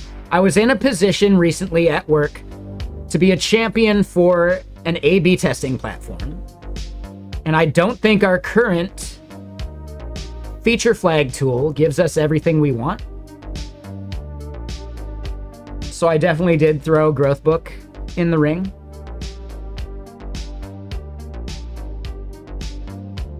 Whether it happens or anything like that, I made sure to shout out Growthbook.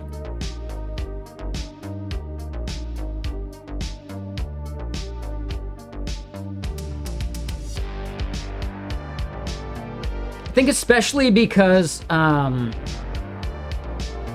current feature flag tool doesn't allow us to do the JSON thing using our own like static hosting stuff. Whereas Growthbook is like built around that from the start, right? For the same reason that I probably would have just used Growthbook for feature flagging if I'd known about it ahead of time. Because I just want to update a JSON file and refetch it every interval and be done with it. But the tool we're using doesn't allow for that explicitly. Ooh, cool edge worker SDKs. Okay. Yeah, I like that idea, because then it's closer to your users. Yeah. Yeah, that makes a lot of sense to me.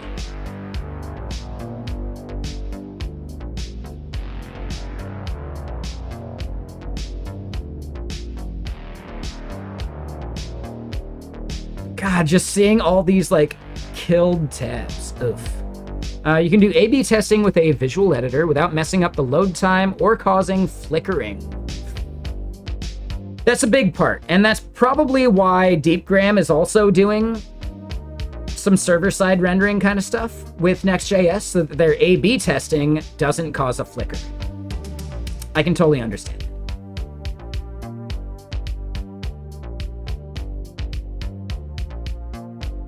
Because, yeah, that flicker is like, that's a problem.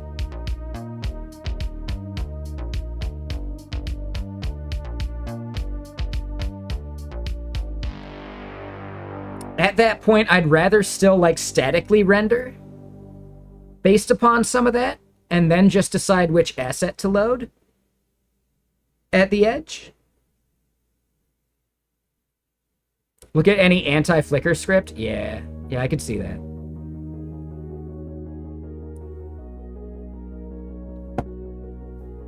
Like, you even run into it with Google Fonts, you know?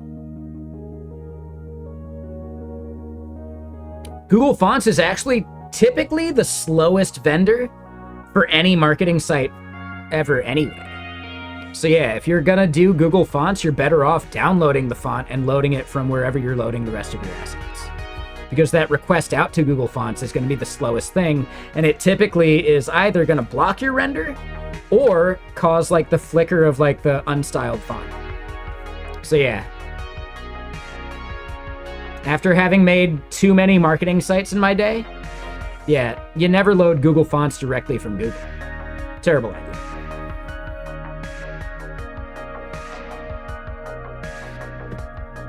Maybe during dev, but never during production.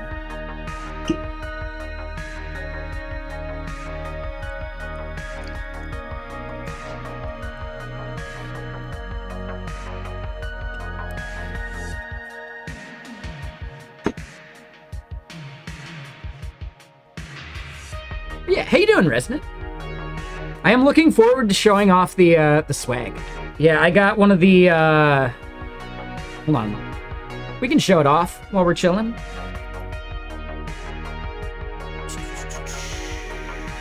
I think it was like store.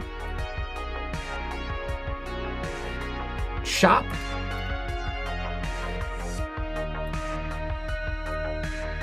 Yeah, shop dot. There it is.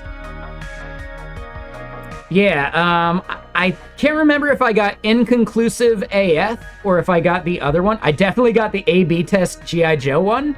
That one's solid. I definitely got that one.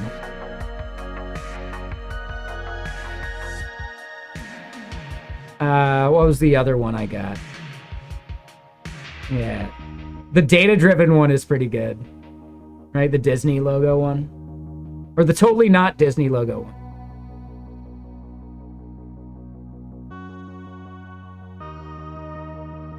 Oh, I think I got the significantly insignificant. Is that the one? Yeah, I got this one.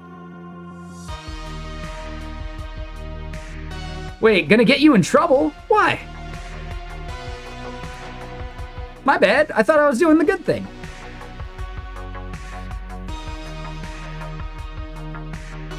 Oh, the Disney one.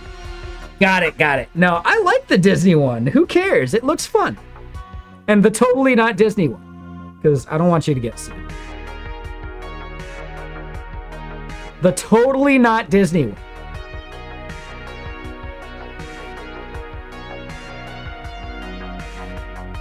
And yeah, I got one of the hoodies.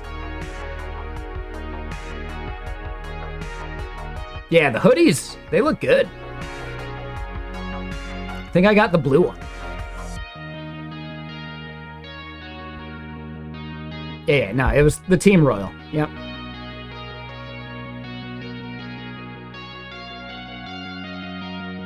So yeah, thank you. I appreciate it.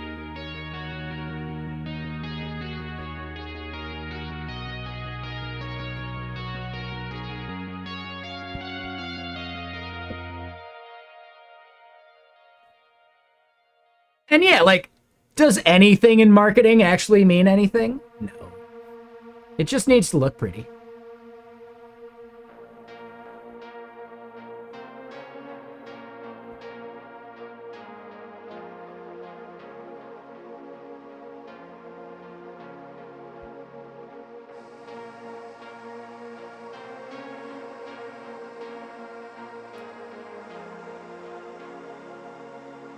All right, so back to what we're doing. We want to abstract out some of this stuff. We probably need to get some good types going.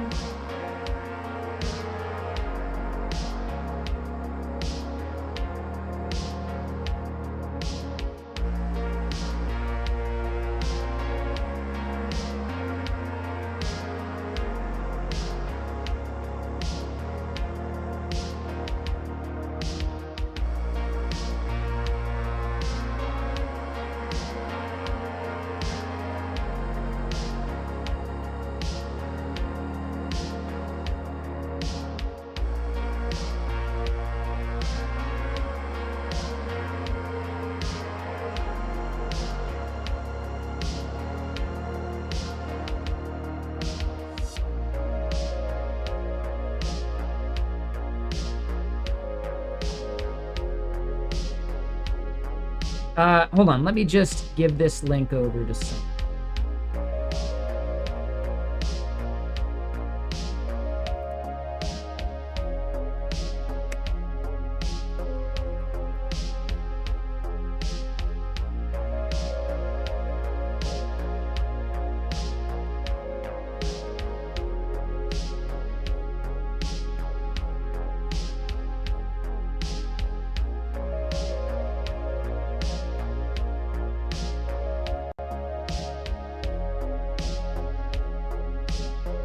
No scripted.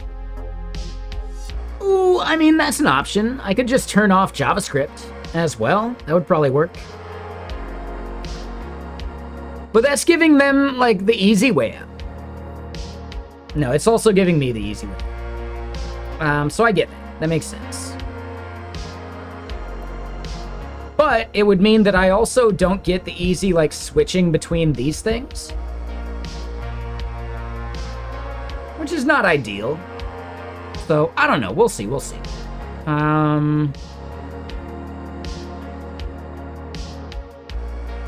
Yeah. Yeah, I appreciate it. I'll just continue refreshing this page and killing the tab and then refreshing again.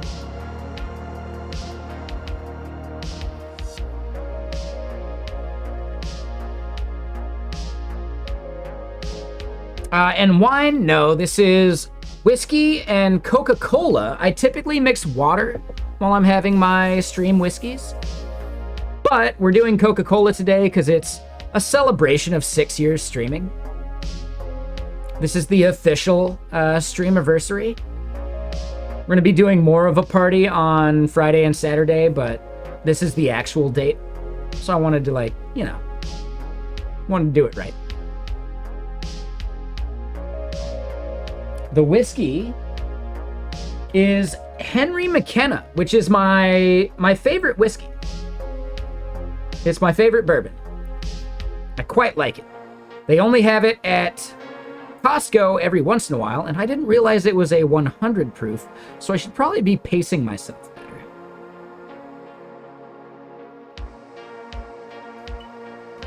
I typically drink on 80 proof.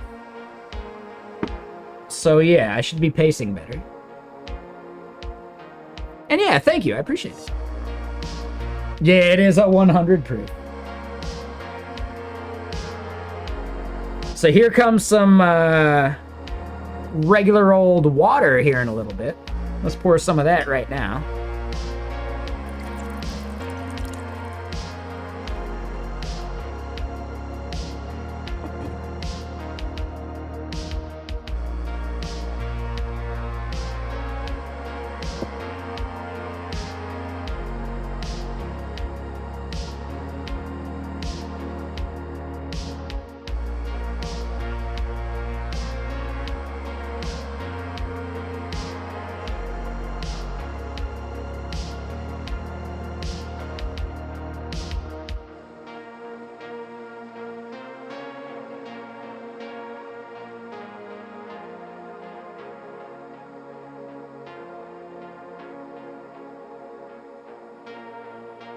Shit.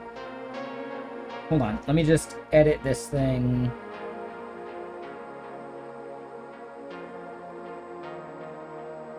There we go. Yeah, no, I just definitely overdid it on the last 100 proof as well. Nah, we're good. We're good.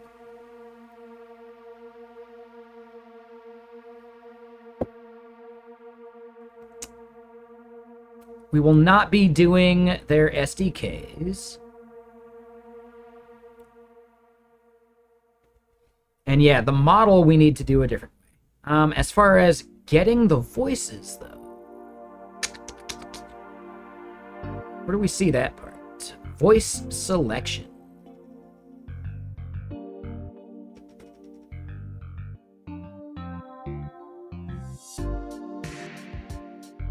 Ooh, does DeepGram not have an API for that?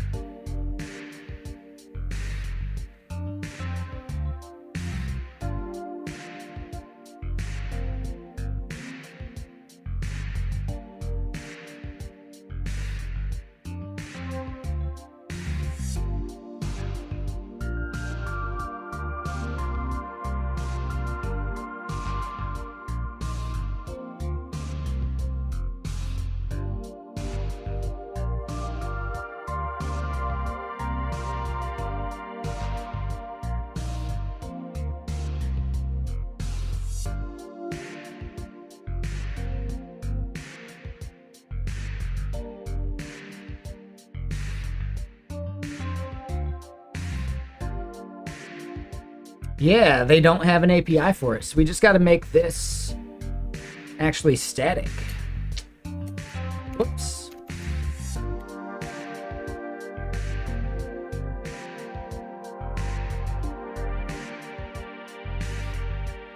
Ooh, and hold on, 4-wheel. Yeah, my bad. 4-wheel, did you have a, like, an imager link that you wanted me to use? You did, right? Let me try and find it.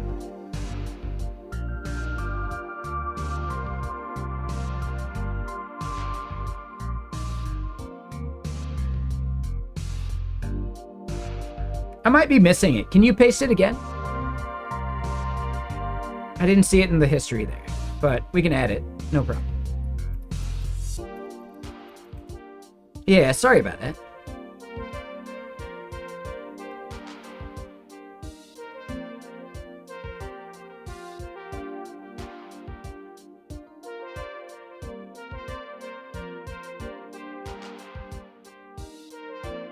Oh, and Horrible's one of the most recently added.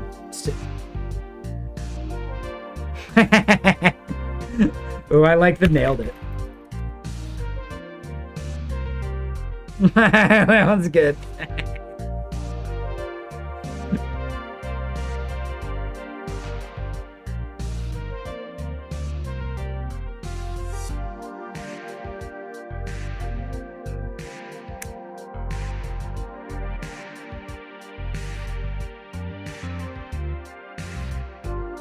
And yeah, no, that's fine. So let me download it. What was the word you wanted replaced?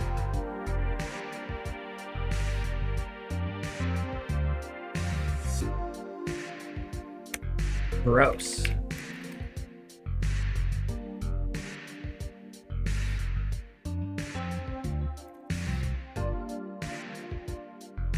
Oh yeah, and we're running into, yeah. So Stream Parrot also has an issue with performance because of how Firefox treats GIFs. So, you know, no one's perfect. But I also never did any testing for this. Ooh, who did the beanie off request? I'm pretty sure I did. I'm almost positive I did.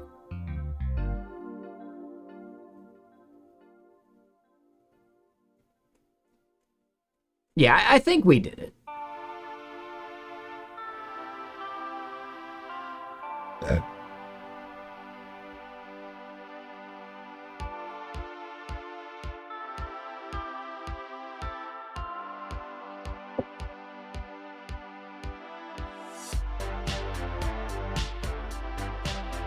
Oh. Oh, I can't even scroll the Deepgram site because I need to refresh it now.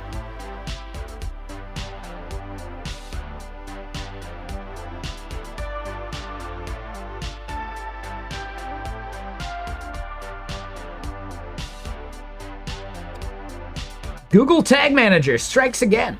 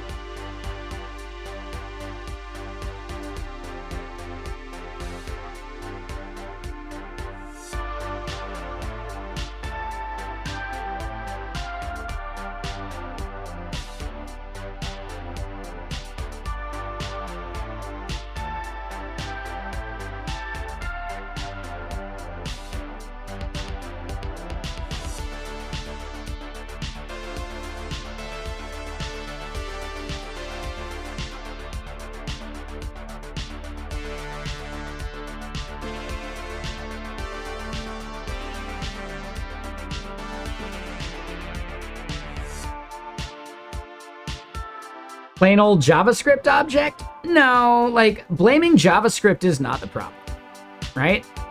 It is marketing, not understanding the implication. Is this how you wanted those poor web developers to feel? Because it's about the implication.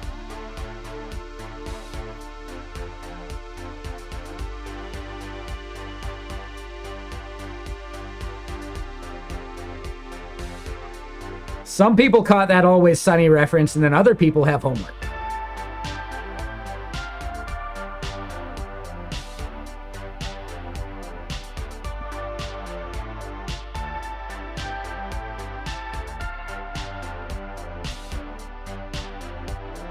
Ooh, do you not recognize the Always Sunny in Philadelphia reference to The Implication?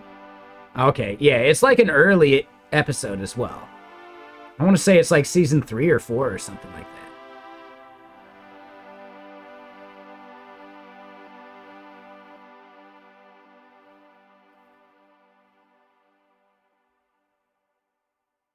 Right, it's before Fat Mac for sure. Definitely before Buff Mac.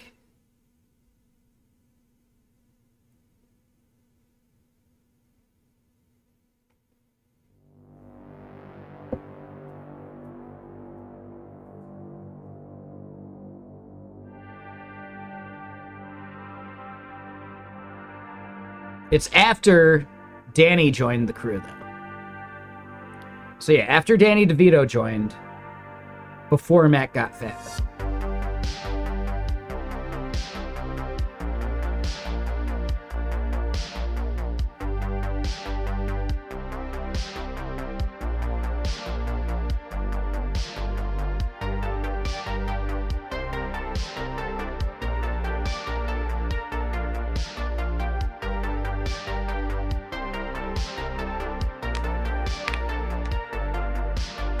All right, so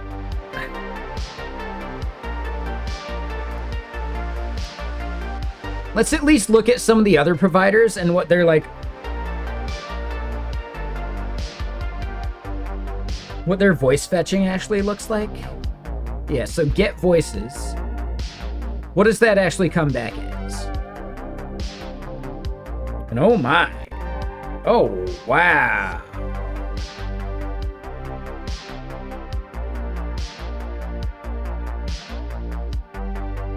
So 11 Labs goes deep.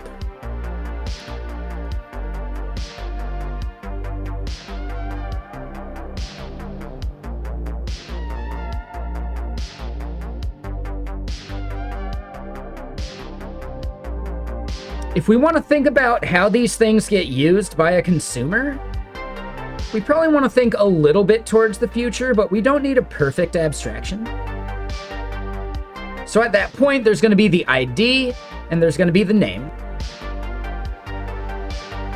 Samples is going to be extra.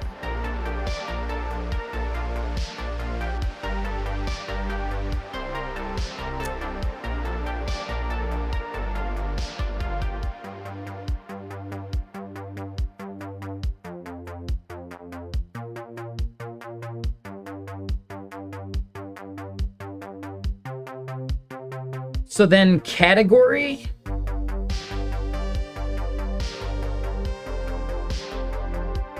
And then maybe region.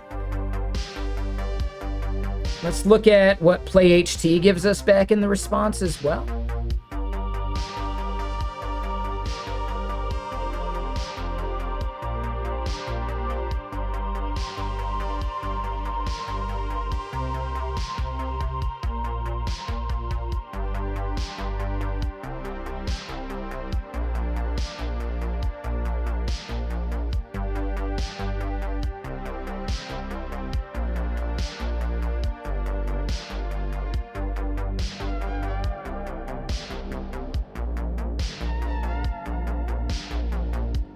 And then looking again here, we see gender, we see accent, we see name, we see the ID, which would probably be the value. So there's 4 things that DeepGram will give us to identify these. Within 11 labs, we probably have the same, maybe like 4 values somewhere in here.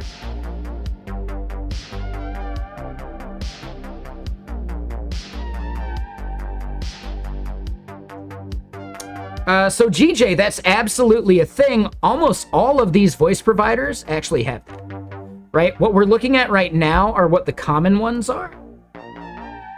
But for custom voices, that's probably a different API, but 11 Labs and PlayHT both actually follow the same pattern for fetching available voices, because your voice would be within the available voices, and you would probably need to tag your voice with some of the metadata that they might come back with. Now, I haven't actually created one, so I'm not sure. But that's my current guess. But almost all of these voice providers provide a way of giving them a custom voice. No, that's fine. No, I'm not saying like, how dare you? I'm just pointing out that I think that's actually a thing.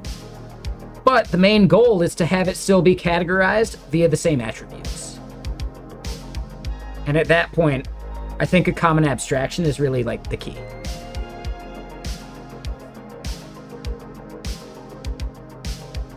So what we're trying to do is figure out the common abstraction between them. And what we're kind of seeing is that DeepGram offers the least of these things. So we probably want to use DeepGram as like the lowest common denominator.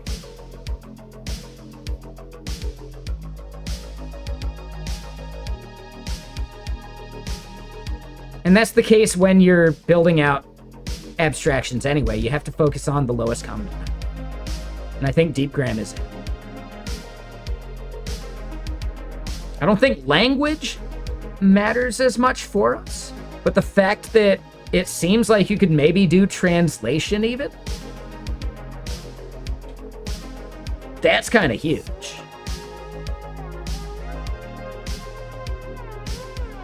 But yeah, like voice cloning is really like the 11 Labs, or sorry, the PlayHT definition of what you were talking about. So yeah, but as far as cloning goes, that is for like the end product we would want to build, not for the thing we're building right now. The thing we're building right now is just for us to use as a bot on stream. In the future, when we try and build this out into a service for streamers, that's a separate thing.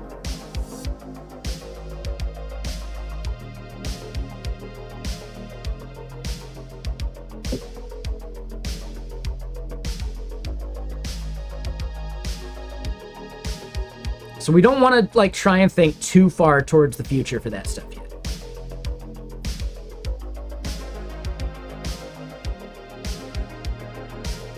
Right? We want to solve the problem here and now because a premature abstraction kind of screws us into the future anyway, but it's going to be its own product anyway. So we're going to take whatever learning we have from this that we build out for this proof of concept, and we're going to loosely apply it to the later product. But my prepaid like billing as a service thing is a higher priority than a service around this like streamer focused thing, because streamers are a terrible target market. The worst. The worst. Theo figured that out the hard way. If you don't remember, Ping was actually its own service. Now it's an umbrella company for other like developer services. Ping itself as a product has a terrible target market. It's like trying to target restaurants. Restaurant owners are notoriously cheap. They're not going to pay for it unless they have to. So you don't want to build a business around extracting money from restaurant owners. It's a terrible target market. Streamers are the same way.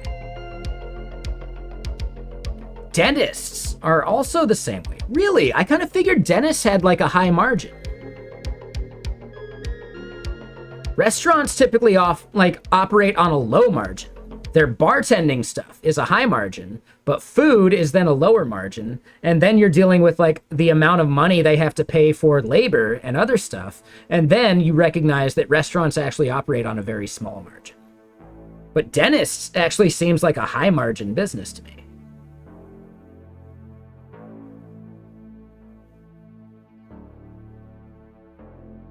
So yeah, I mean, think about it this way though. Dental insurance is incredibly cheap. It's like $15 a month or something. So maybe not. So like, right, orthodontist or dental surgeon, they make bank. But dentists themselves don't. Okay, I can see that. Wives even do the accounting and stuff. Oof, right? Yeah, okay, I can see that. That makes more sense to me.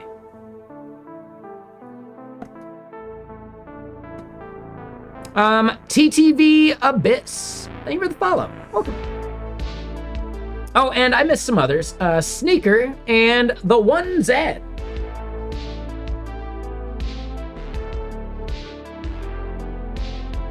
Two totally different oversight bodies, right? Standards are very different too. Yeah, I get that. That makes sense.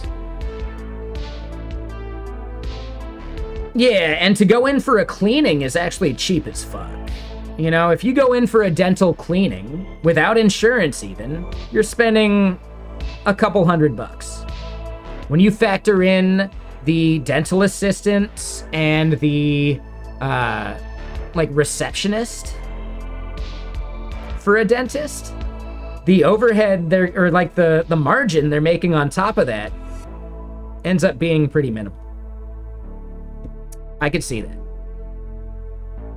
Right? Like a cleaning, in many cases, is like $150. When you take a 150 and take out the 2 hours amortized of the dental assistant and the hour or two from the receptionist, right? The amount of time that you've probably had to bill for them, like booking the appointment, etc.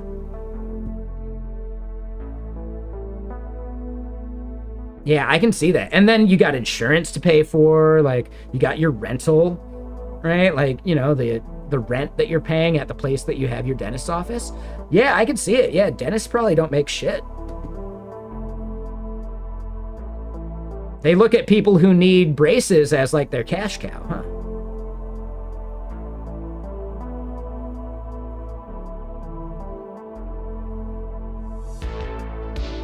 Yeah, that's a good point there. Attic Mel as well, yeah.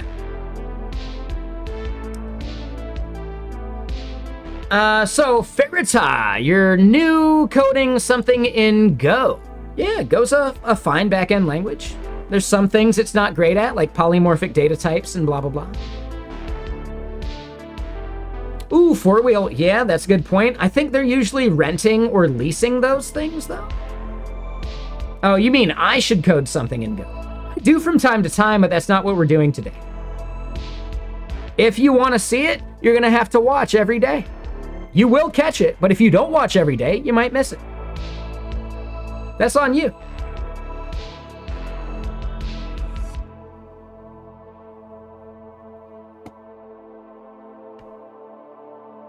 Yeah, 4-wheel. That makes a lot of sense, man. Yeah. I did not think about dentists as being a low-margin business, but it really kind of is.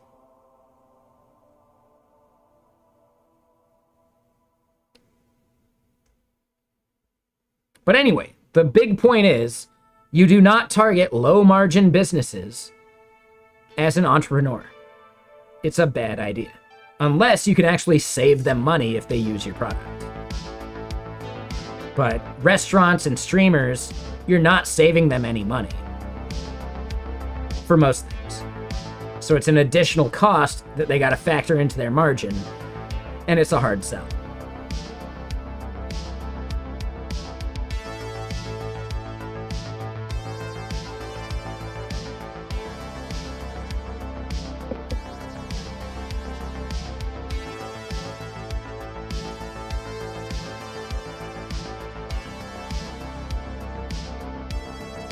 So 4-wheel, yes. There's either you're a broke streamer and you're not making any money and you can't afford a product, or you're a streamer that's already made it and you made it without the product, so why would you change anything? Because you don't want to mess up like the magic that got you there. Yeah, so streamers are one of the worst target markets, and it's also a very small market too.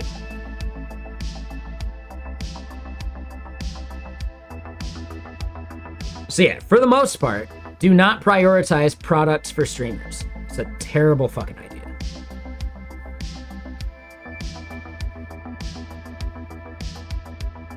Which is why I want to focus on other things, and then the thing I end up doing for streamers, I would be able to like dog food the things I've already built. Like Walter, the prepaid billing as a service. Like Vexilla for feature flagging.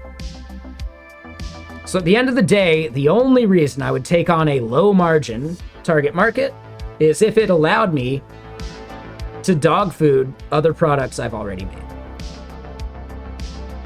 because that, as far as like a use case, helps me prove out the idea and figure out what might work or not work for my customers.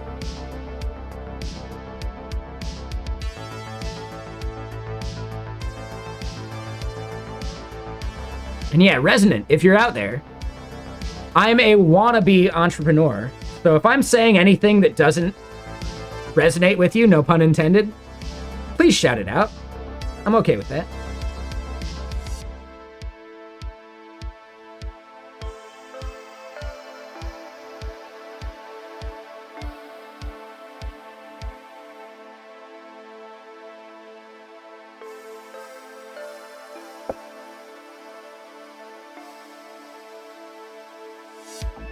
Yeah, no, Walter is actually the thing that I think could make money. Vexilla is just the thing that I find satisfying to work with.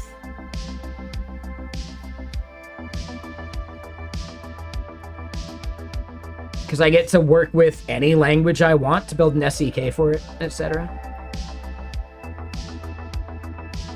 So I could learn Zig by making an SDK.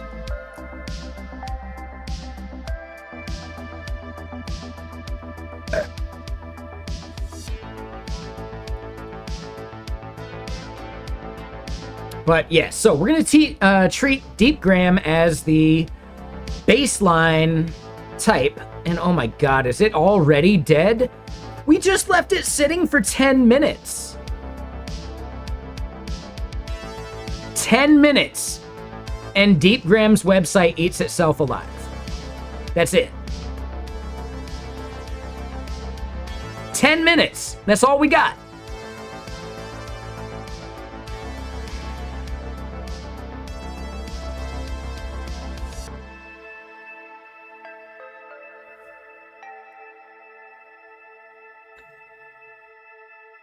Yeah, dude. Gross.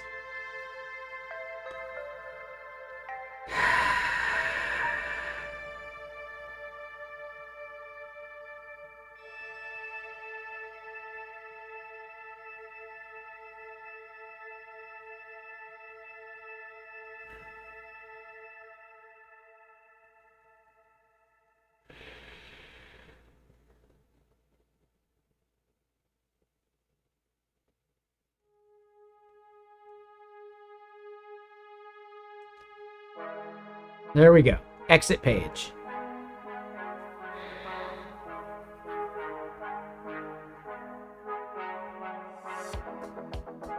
Here's what we're gonna do.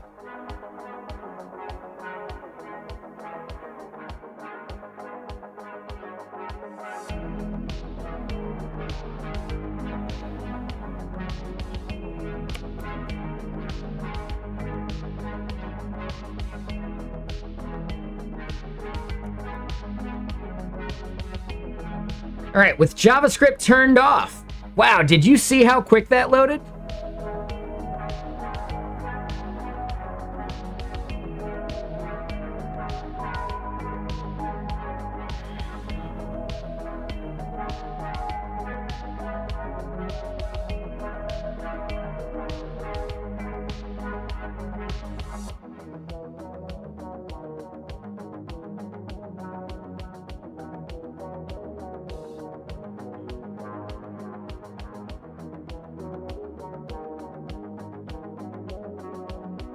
Whatever. Whatever.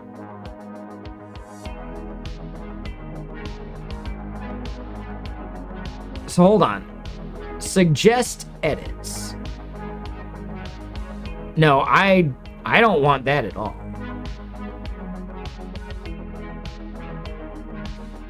Oh, suggest edits requires JavaScript. So never mind. I give up. I totally give up.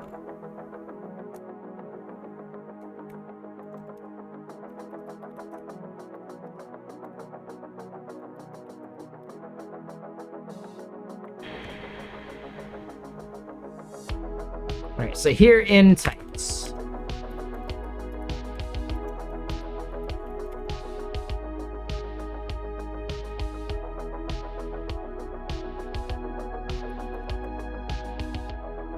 So this is going to be ID, string, name, string,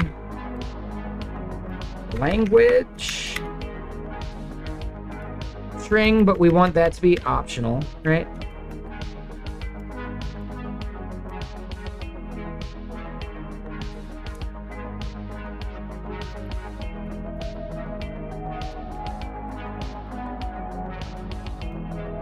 Gender, string.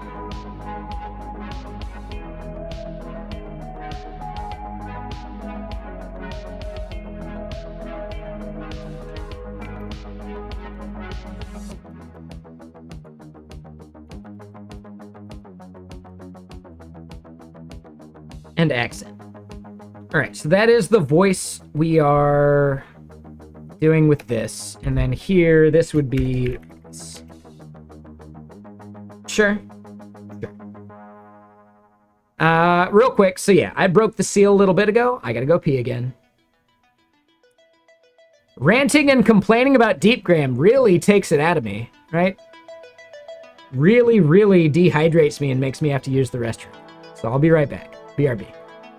Talk to the hand.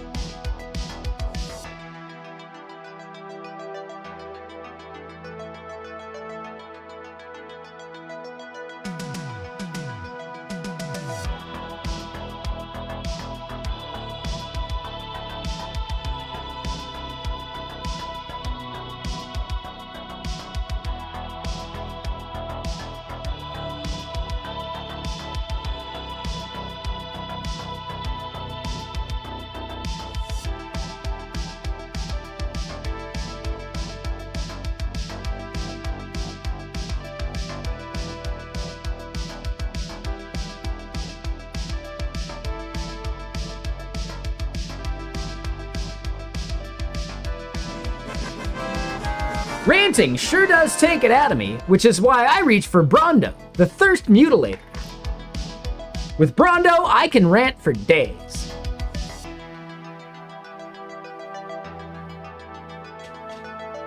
It's got electrolytes.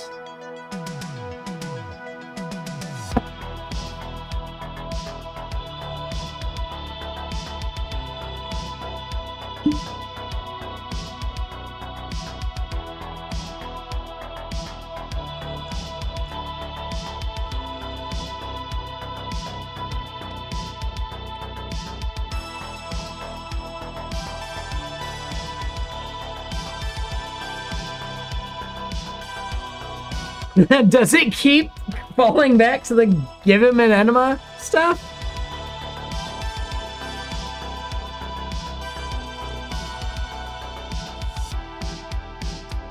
Have you heard the concert that's from? Who here has never heard the concert that like audio clip is taken from? It's a Wolfpack thing, and you know what? If Wolfpack wants to share in the revenue from this stream, which is basically zero, more power to. So hold up, we're gonna play it.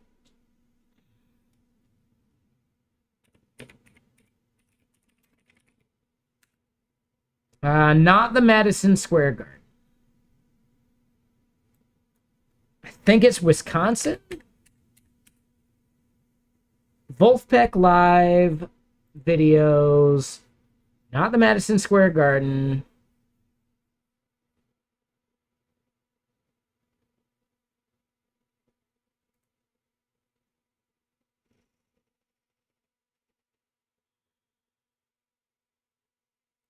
Not the Beat Kitchen. Yeah, definitely not Madison Square Garden. Ann Arbor. Ooh, this is definitely the Ann Arbor show. but we want the whole concert.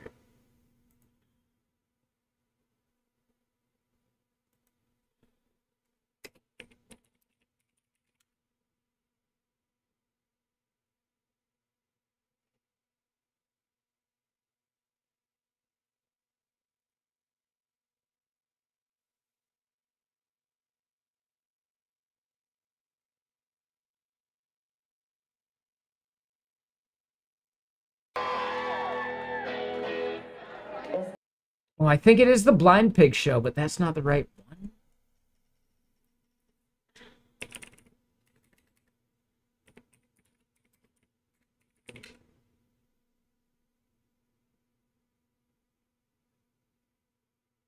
This is the... All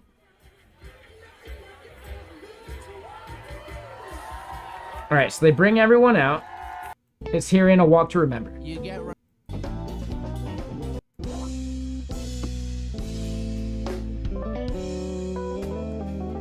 Here we go. It's right after this.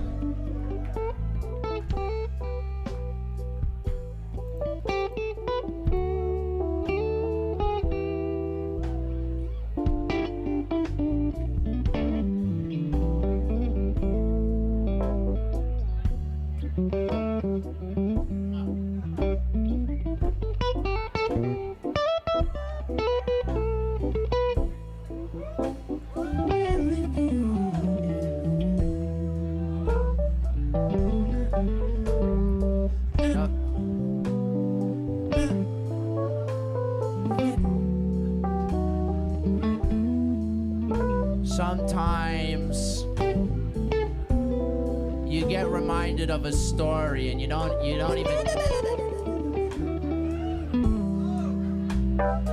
even know why the story came into your mind. I was reminded of a story in the green room. Well, I went to the Shakespeare Company with my father in Cleveland. And right before the end of the first act, this actor, he clutched his heart and fell to the ground. The crowd was silent, and it was a very tense, you could imagine how tense that would be. And a doctor from the crowd rushed to the stage, and then this voice rang out from the balcony. It said, "Give him an enema." And it was extremely awkward. The doctor, of course, flustered. He goes into CPR. The crowd hushed again. "Give him an enema." And the doctor brings out the defibrillator. He's bringing in the big guns. And it rings out, "Give him an enema." And the doctor freaks. He turns to her. He says, "With all due respect, lady, this man just suffered cardiac arrest. I don't think an enema is going to help him." And she says, "It couldn't hurt."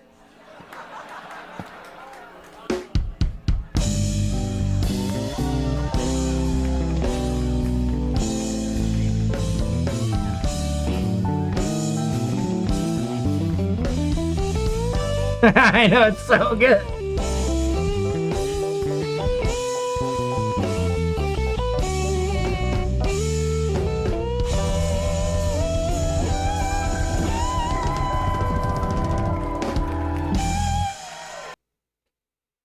Right? So that's where that audio clip is from, right? Give him an enema. Like that, if you've ever heard that clip when I changed scenes, that is what that clip is from. It is a Wolfpack live show in which he tells an amazing joke. "Lady, this man has suffered cardiac arrest. I don't think an enema is gonna help." Couldn't hurt.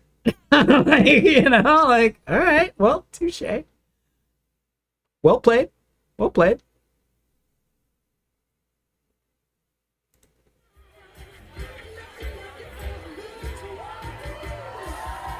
All right, so we're going to play some Wolfpack live show stuff. It's really good. Why not?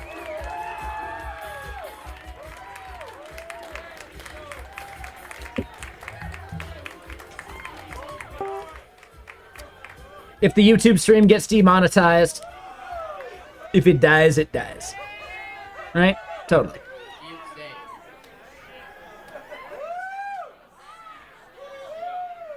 If y'all haven't heard Wolfpack, I wouldn't blame you. I haven't heard much from them for the past, like, 6 years or so, but they're still good.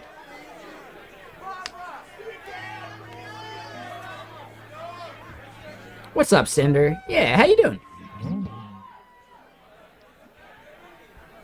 No, we can delete the VOD, but that also removes it from my, my watch hours, etc. With the right streams, I can just pass on the monetization to them, and I still get the watch hours.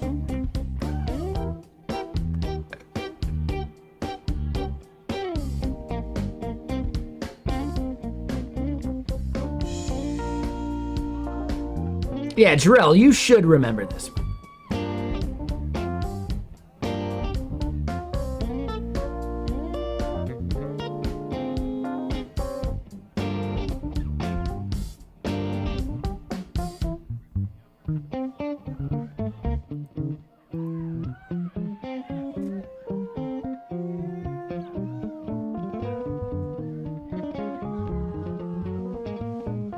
Yeah, Wolfpack is some really good funk. They kill it.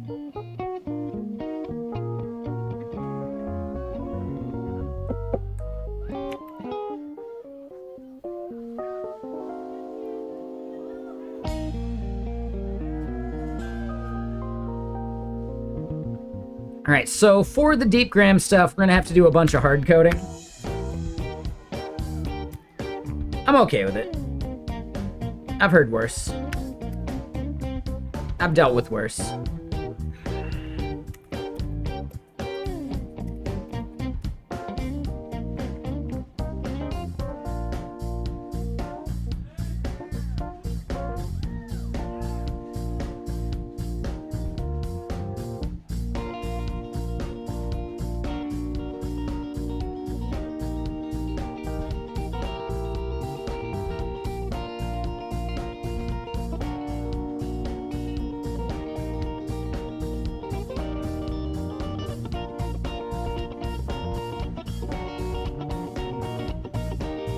Alright, so the name, the accent, and the gender. The gender doesn't make it into the value or the ID, but I'm okay with that. Alright, so we got ID, name. Alright, we'll do all that.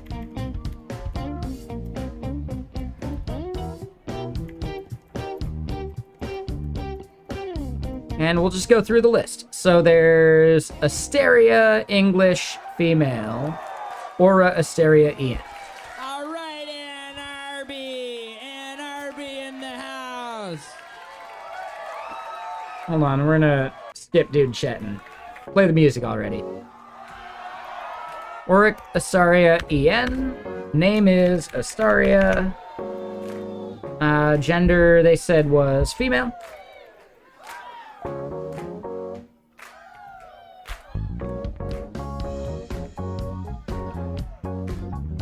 As far as gender here goes, we're gonna go male, female, or just straight.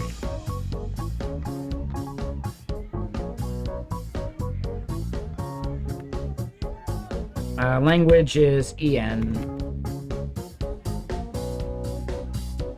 We're gonna say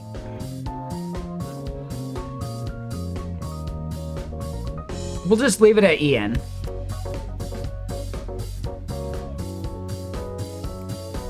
Accent is US.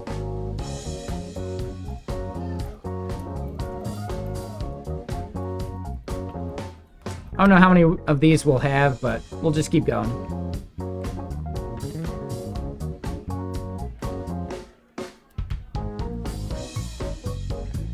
So then, or Luna, EN.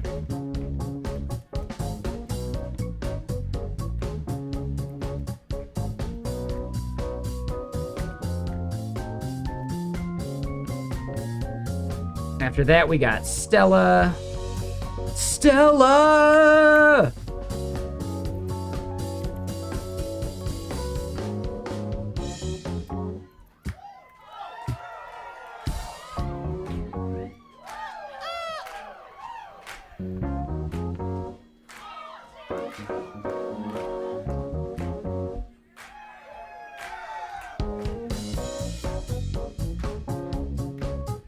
or Athena.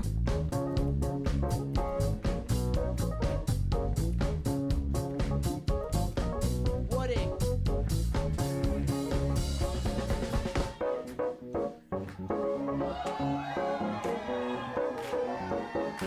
I like how they're going with, hold on.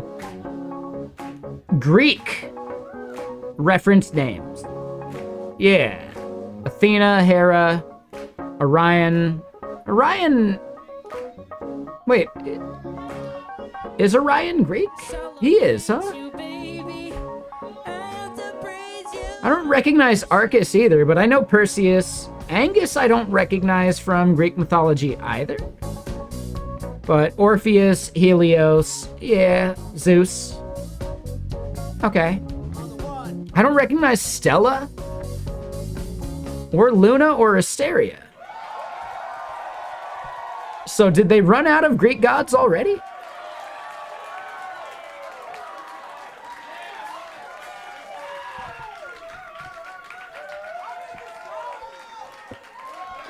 This is that Mario Kart type of thing, you know? That Mario Kart type of feeling. All right, so then from there, Hera. We got from Cleveland, Ohio, Mushy Krungle.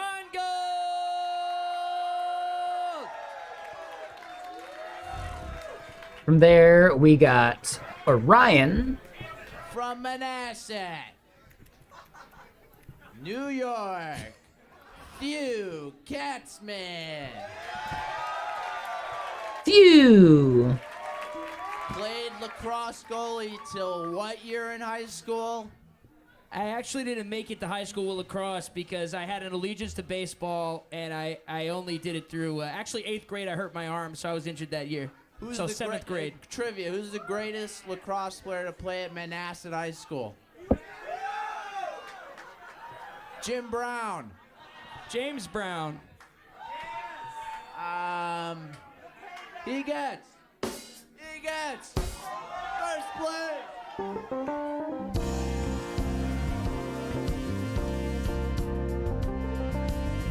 Real quick, hold up. Are you guys not aware? When they shouted out Mushy Krungle,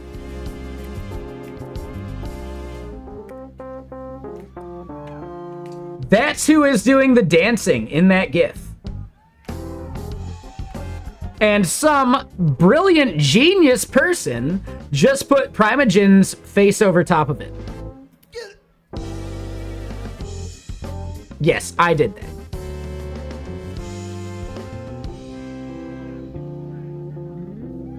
I did that.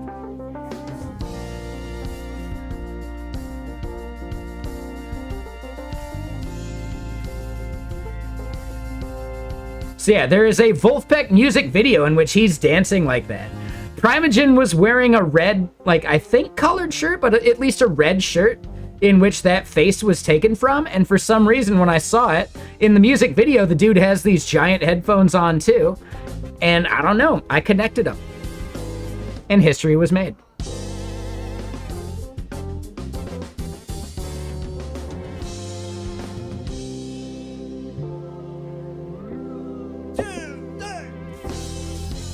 Right? So eventually there will be a behind the meme, at which point they're gonna have to interview me.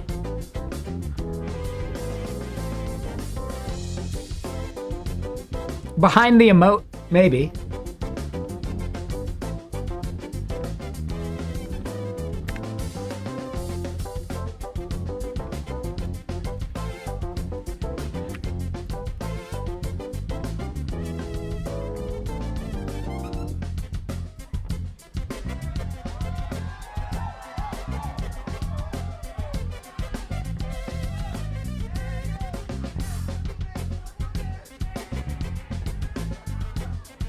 Got a new move.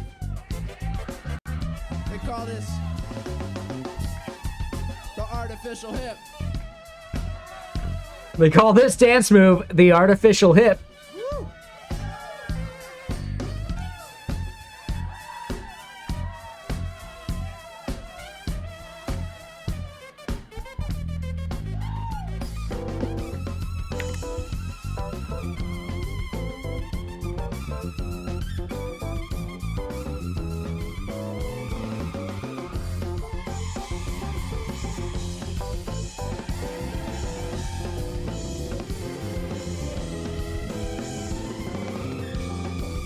All right, so then after Perseus, we get into Ireland here.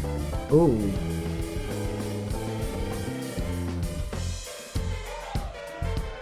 This is fun. This is a release for us. We've been playing all week in Chicago on a Prove It kit, which is a kick snare hat. Tonight, Eris brought this gorgeous, we're in heaven. Give it up for the Euphorics. You're thinking of, oh man, Richard We got a fun set. something. Why is my brain blanking on his last name? Some Richard Simmons. There you go. originals, some covers. We're gonna weave in some of our favorite products happening today. They can't hear me. Come on, people. Sweating it to the oldies. I'm talking about a little something. Talking about the Saucony Triumph 8. I'm talking about the Sleep Master. He has that like face. On Amazon, $110. Oh! Come on, you can do it. What is that? Sleepify, that was a product. That was a good product. Who was at the Sleepify show? Yes. I don't know if it's been made clear yet, but Joe Dart is on the gig tonight. Oh, what is the Ireland,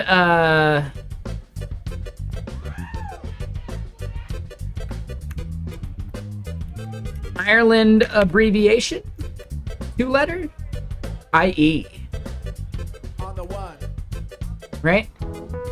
Yeah. Yes.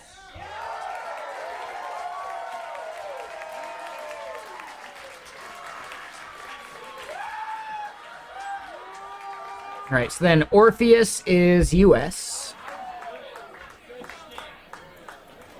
You gotta hand it to Mushy. He always on the cutting edge of what's 5 stars and most user reviews on Amazon. It's really, really nice.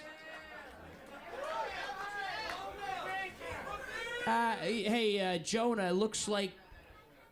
could you turn that microphone on? And I mean that in the most respectful way. It's not an issue. It's Oh, not. well, look.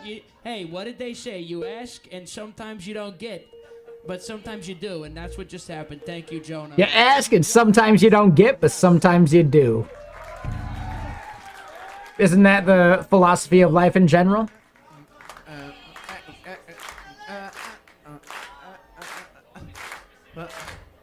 You ask, and sometimes you don't get, but sometimes you do. Yeah, sorry, I gotta turn the BPM Well, no, it's a little faster. okay if it rushes a little bit. We're not like time freaks, you know. Like in the studio, we'll okay. 1, 2, 1, 2.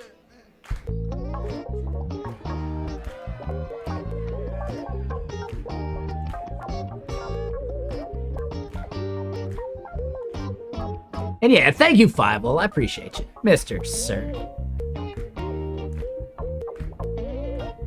All right, so Helios.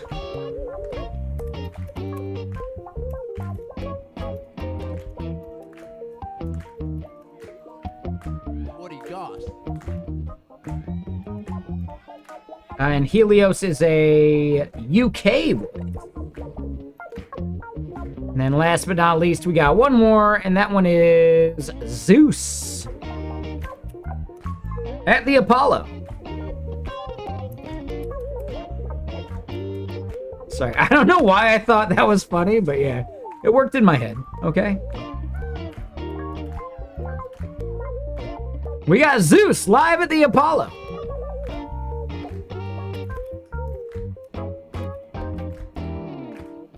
And Zeus was a US. All right, and then from there, let's remove the others.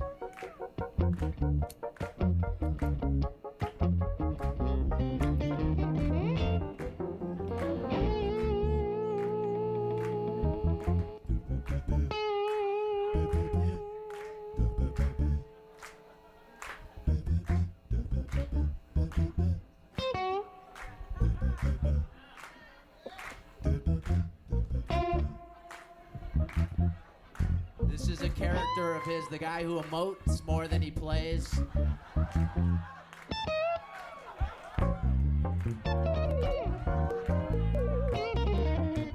You can't see the video, but he's doing like the type stuff, but he's like playing one note every 10 seconds. Pew! Right? Like, it's super good. Take it out.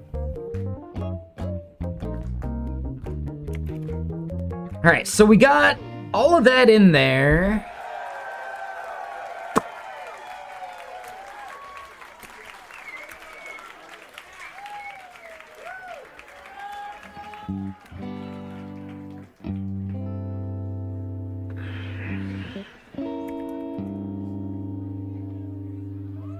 This is a Woody Goss one.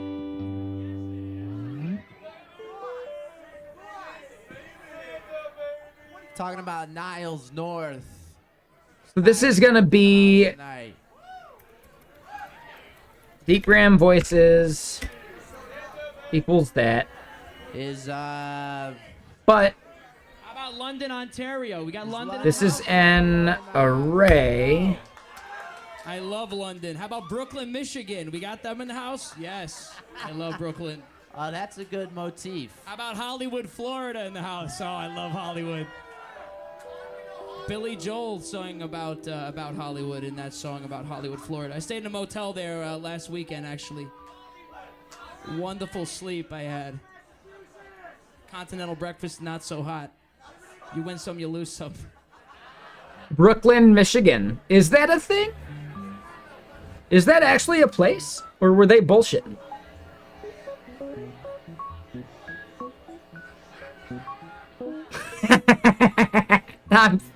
Fievel, I'm so sorry. I forgot all about the paperclip game. We need to fire that up again. I haven't consumed all matter in the universe yet. They were bullshitting? Okay, yeah. I kind of figured they were bullshitting. Because, yeah, Theo Katzman, or Katzman, or whatever his last name is, he is from New York. The rest of them are actually from Michigan. Or most of them are from Michigan. I think. Maybe Minnesota, actually. Michigan, Minnesota, same thing. Shit. Am I gonna get beat up on the street for saying that? Maybe. Not here in Seattle, though.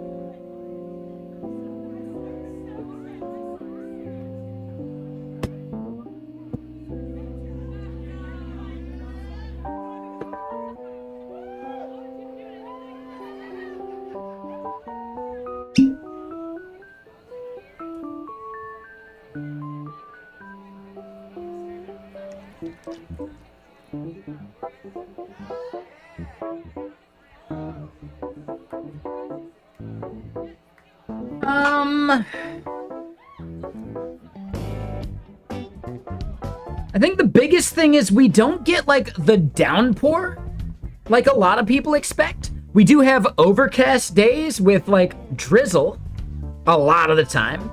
And during this past month, we've had more of that than any other May I remember. Now, that probably only goes back, like, 4 or 5 years. But still, this is the best May we've had because I actually like it overcast and no hotter than 70 degrees. So for me, this has been the perfect May.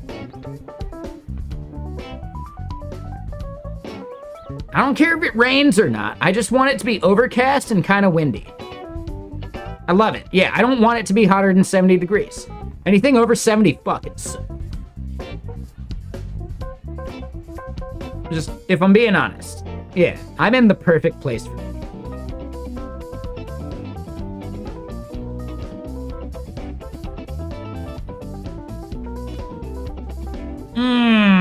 I don't want to hear that because as far as I know, I'm heading to Atlanta here next Monday.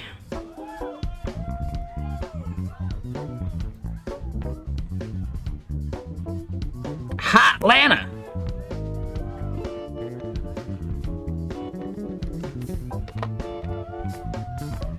No thank you. I'll just sweat. I'm okay with that.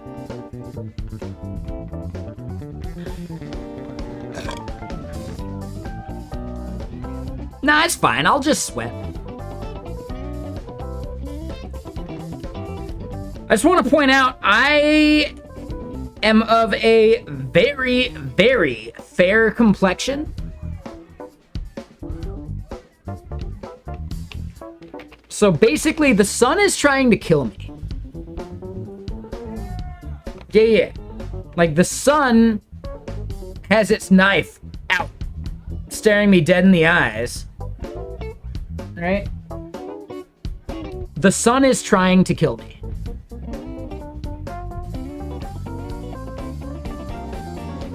So yeah, I wear layers. I wear at least a skin layer. Beanie, maybe even hoodie up, if I have to. Because the sun is trying to kill me.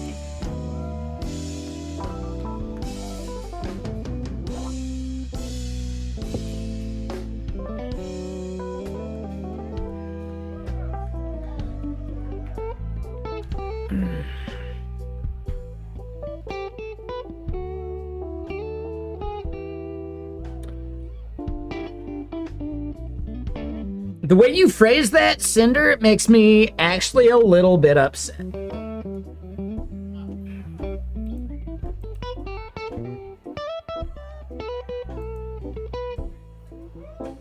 Only in the 80s?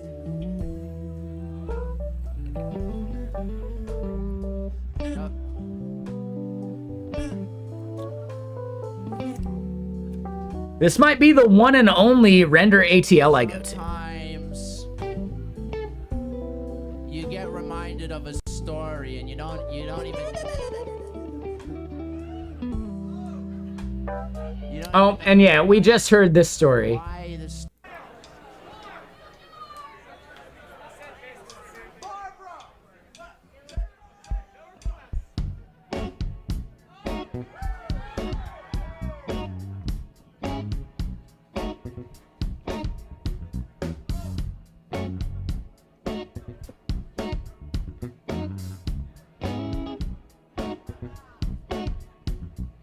I mean, four-wheel, if you sweat enough, you sweat out all the toxins, right?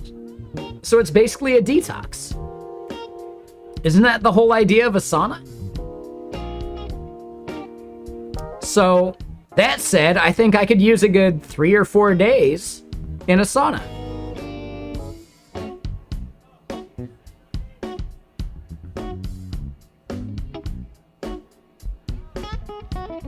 I probably need to live in a sauna like 4 days a month at this point, if I'm being honest.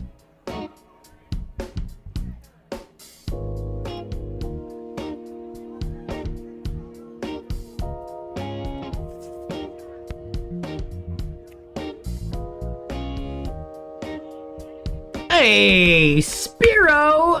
Mr. Sir, dude!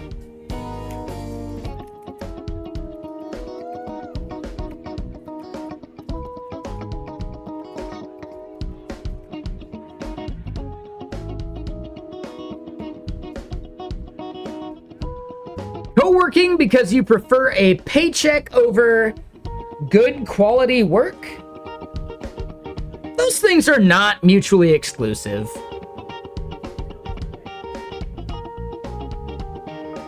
Spiro says, don't be lazy. I mean, do be lazy, because lazy programmers are the best programmers. The Billist of the Gates said that.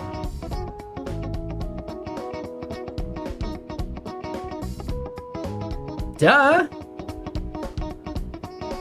Go out there and be lazy. Yeah, how you doing, Spiro? What were you up to today?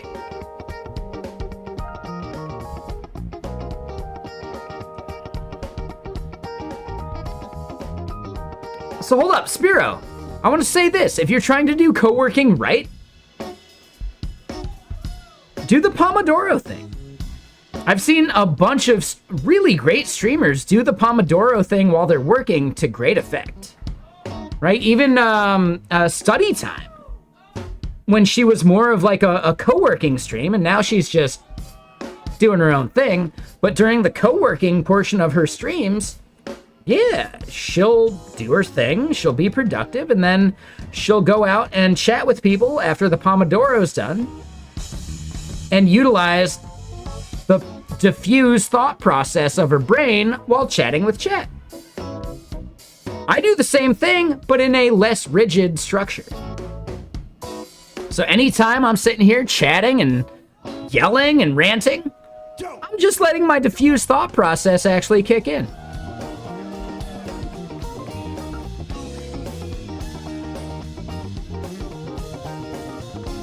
So, Spiridon, I want to point out that a huge majority of the audience that I have actually just uses me as a co-working stream. I'm just like the person ranting in their ear while they're actually getting stuff done, and then every once in a while, once they've done something, they jump in and chat. Right? While something's compiling or whatever, right? That's their moment to do something. Here for the music and the rants. Well, I mean, we do that too. Instead of Adam and the Ants, it's CM Griffing and the Rant.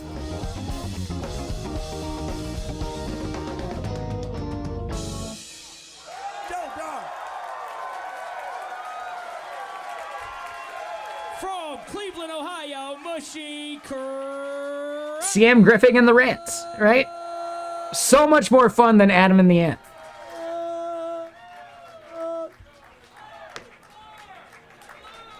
From Harbor Springs, Joe Dart, coming down north.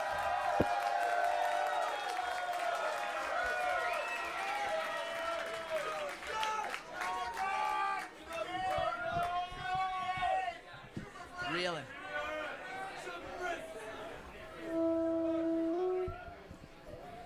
We did a few nights in Chicago. Joe came in from Glasgow on what?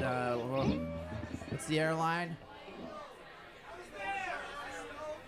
British Airways. Woody and I drove up a hybrid Honda Theo Southwest, right?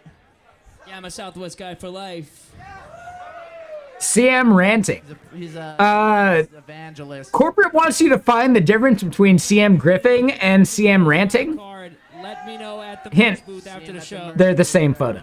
We're also selling vinyl. So it's actually CMG out there, riffing. bonus points. And riffing and ranting are the same thing.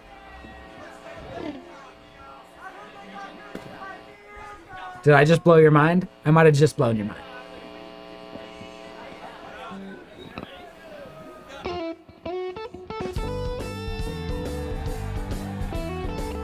Sorry, this is like the worst Steely Dan song, so I'm skipping it. Sorry.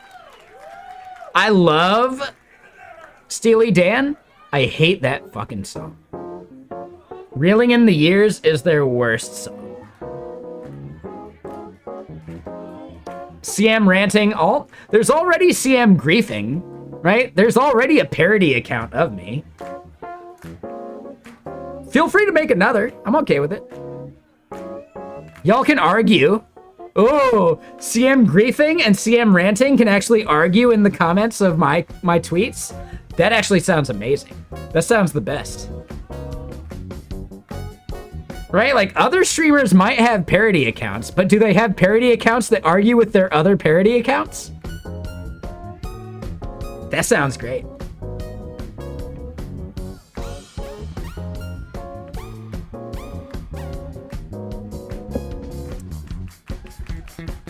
Yeah, Travis, it is their most common radio song. I find, Do It Again is actually the more common one. And I'm here for that one. Yeah, Do It Again is one of my favorite Steely Dan songs. Fire in the Hole is maybe second. And then Dirty Work is a third. I'm a fool to do your dirty work.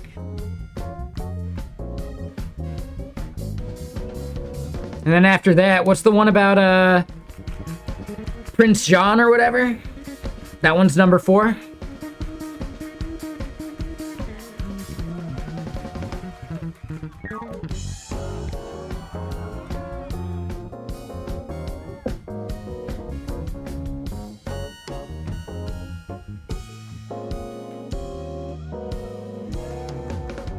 Man, I really want to play that song now.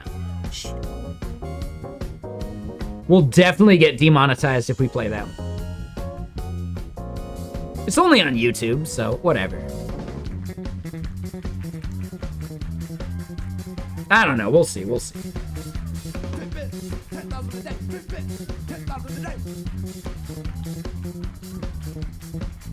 There you go, Jay. Thank you for the like on that really impromptu tweet. I should have scheduled that tweet, technically. Right? I think 9 a.m. that tweet would hit a little better.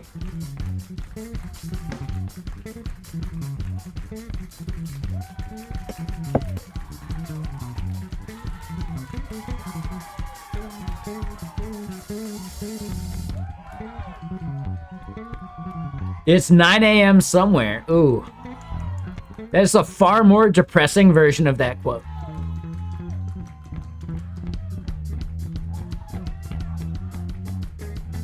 Wait, Jay, 1 p.m. where you're at?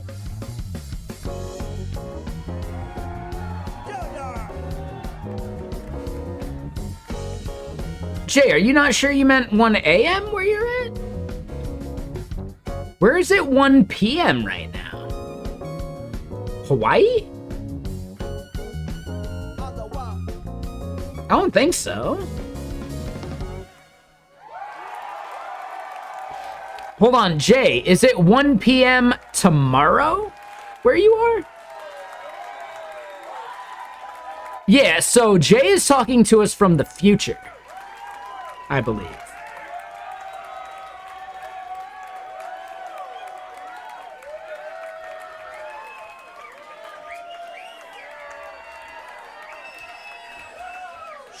Shoulders forward or shoulders? Oh, and Jay, that makes so much more sense why you were like a big viewer in Star Ansible's stream, right? Yeah. Because it lined up with your stream time, or like your daytime, so much better, right? That makes so much more sense. Honestly, I wish he still streamed, even though he did cultivate some of the most toxic chat I've ever seen on Twitch.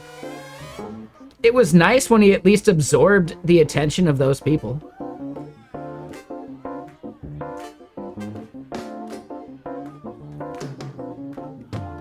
And I think him personally, like, I don't know. I don't have a problem with him personally. I just think his chat was so damn toxic. He did stream a month ago? Oh, shit. Oh, that's cool. That's really awesome. Yeah. Is he still working on the same product? I guess, has he just been heads down, making sure that product is stable, etc.? I hope so. Like, I think what he was making was really cool.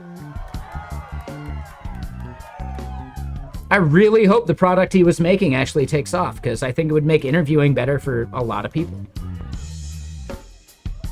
Oh, he sold it, and he's working on something new now. Okay. Well, shit. That's awesome. More power to him.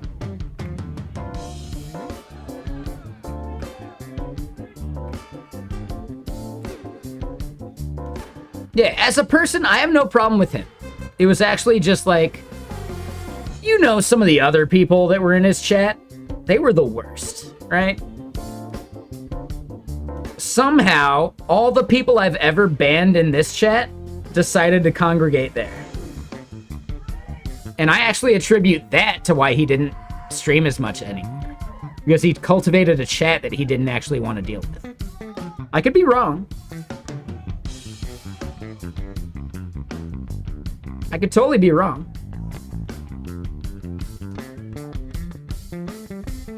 But that's my assumption at the moment. And when you make an assumption, you make an ass out of you and umption. So, you know. Yeah, I could be totally wrong there.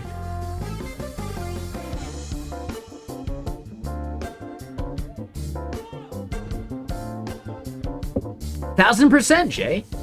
The only reason I made it to 6 years and I stream as often as I do is because I have people in my chat that I actually enjoy chatting with. You know? So either you just start ignoring your chat, or you cultivate a chat that you enjoy, being around. That's the only two ways of having longevity as a streamer.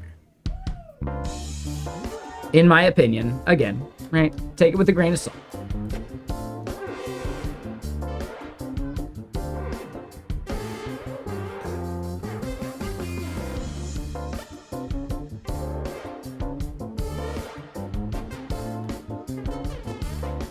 For sure, exactly, Kenny. But it's because I am maybe one of the strictest chats in the category. Not all viewers are created equal, right? They might be created equal, but they are not chatted equal, right? Their chats end up separating. At the end of the day, the people that chat here every day are people I would happily hang out with in person, right? People I would happily vouch for in all sorts of ways. People that suck tend to weed themselves out over time. Does it mean my numbers are worse than they could be? Sure. But it means I'm also stoked to come back here. I am looking forward to clicking that go live button. And if you're not aware, there are streamers out there that actually second guess whether they want to click that go live button when they go stream. I never want that feeling, which is why I am so protective of my chat.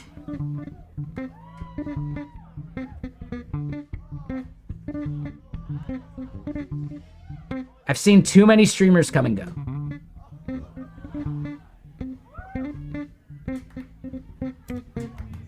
Over 6 years, yeah, man, I've seen too many other streamers come and go. Awesome streams I loved hanging out in, and then they vanish. Now, it's not always because chat is something that makes them second guess it, but man, that's gotta be at least like a 30% thing.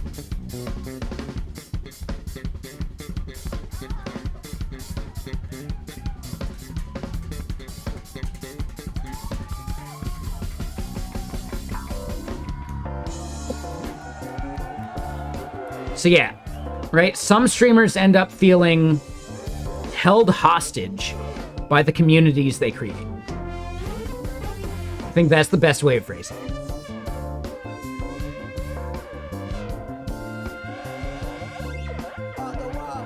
If I'm being honest, I would love to hear Benawad's version of that.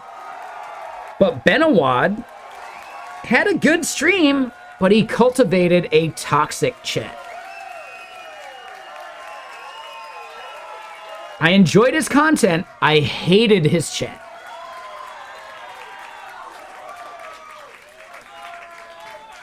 This is such a treat tonight. That was It happens. It's a thing. of course, the dart segment of the program, where funk meets formal. The Punch Brothers of funk, the Chris Daly of funk, Joe Dart. We're gonna bring up an extremely special guest. All right, so yeah, let's cultivate this validator. What is like the Zod thing we need to do to create a validator from this list of things?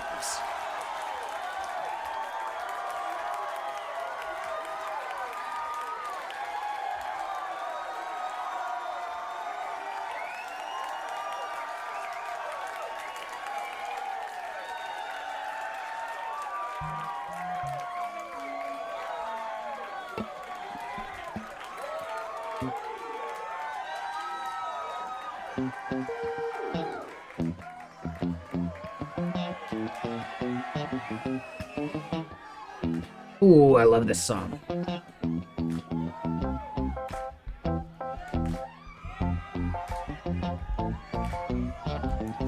on, put those hands together. Come on. It's a sentence Ooh, you need to say. Sometimes so write a little song so I don't forget it. Sometimes I write a little song to remember the lyrics. 16, 12. All right, the light bulb didn't break. We're good.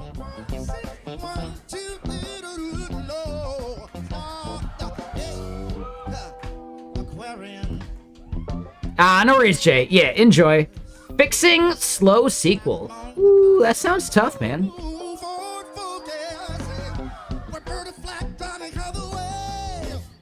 Frank Sinatra.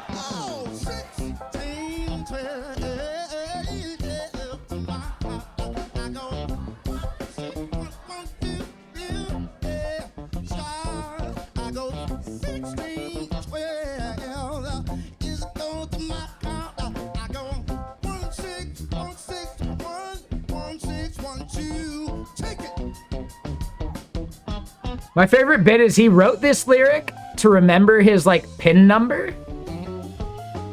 And he obviously had to change it after he wrote this song or after he published it.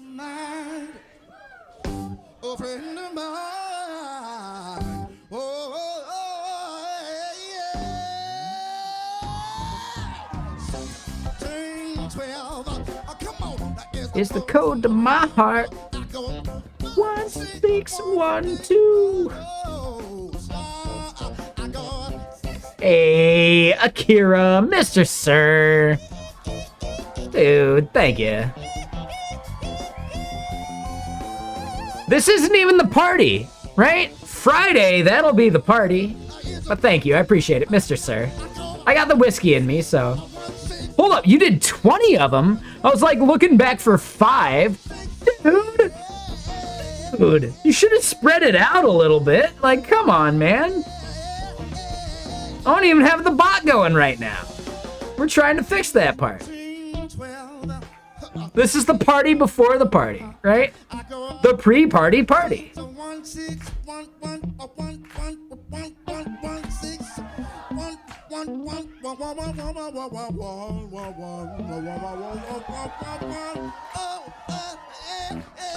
Yeah, we'll be doing Jackbox again this coming Friday, just because I'll be out of town the Friday after, so yeah. It'll end up being like an every other Friday kind of thing, but yeah, this Friday, I think we're in. Dude!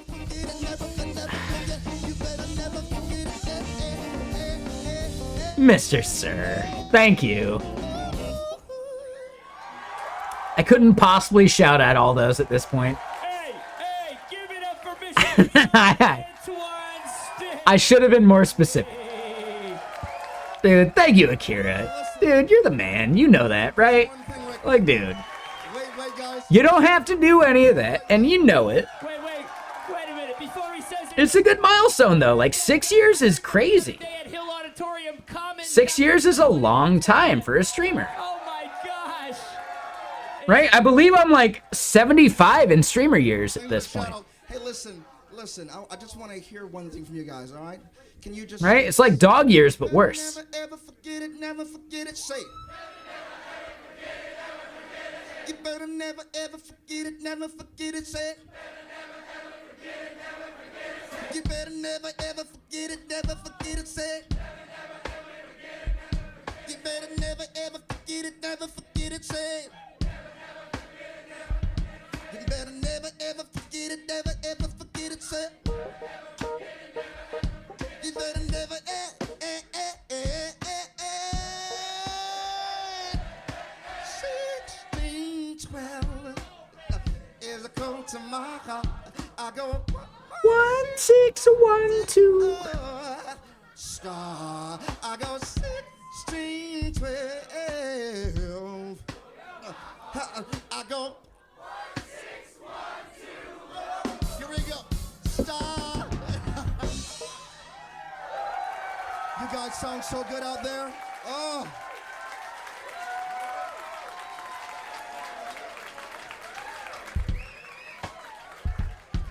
Oh, so rhythmic.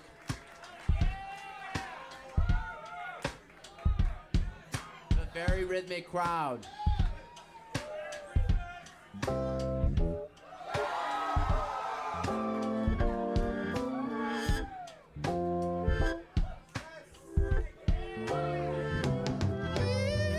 3 weeks, not 3 weeks ago. There we go. No, 3 hours ago. But it's a 100 proof. So we're on the whiskey right now. I have a steak in the sous vide. And that steak will be ready in about an hour.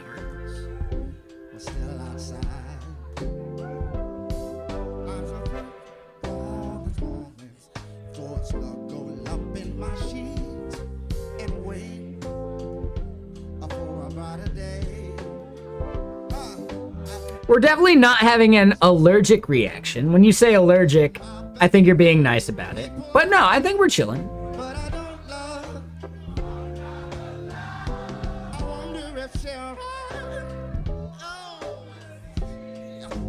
No, I definitely want to pace myself with it.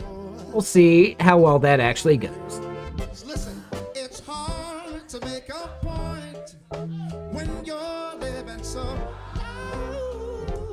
But yeah, I got the Coca-Cola, so the caffeine should be keeping me pretty good. But yes, you know, we've had that much whiskey so far. I should probably start pacing it. It's an opportunity. I don't think we're anywhere close to where I was during the Jackbox game.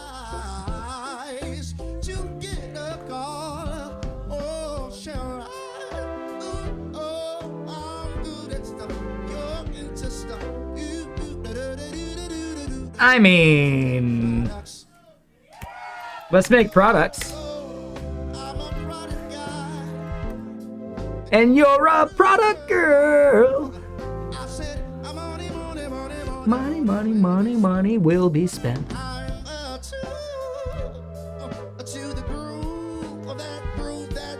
No, we're nowhere close to Friday. And honestly, like, was I that bad on Friday? I mean, I probably was. Someone called me out a bit for it. But I think they were overreacting. I didn't get negative. I wasn't a jerk about it, right? That's fine. I think I was just entertaining at that point.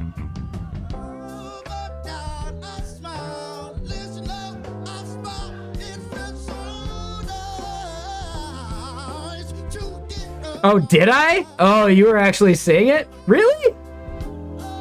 I was good behavior-wise, but maybe I was a bit paler than I should have been. Okay, I'll agree with that. I'll take it. I'm okay with looking sick. I'm actually pale in general, right? A lighter shade of pale. CM Griffin. Nailed it. But yeah, no, you're right. Like, yeah, I need to pace it. I need to be better. For sure.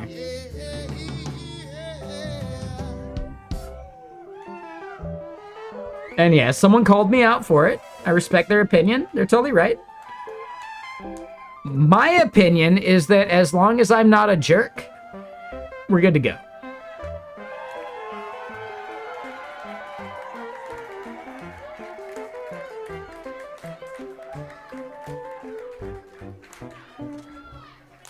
That's my line. All right. Cool.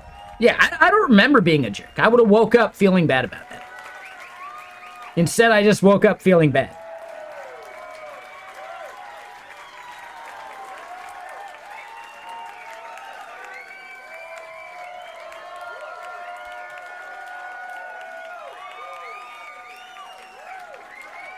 There's a big difference.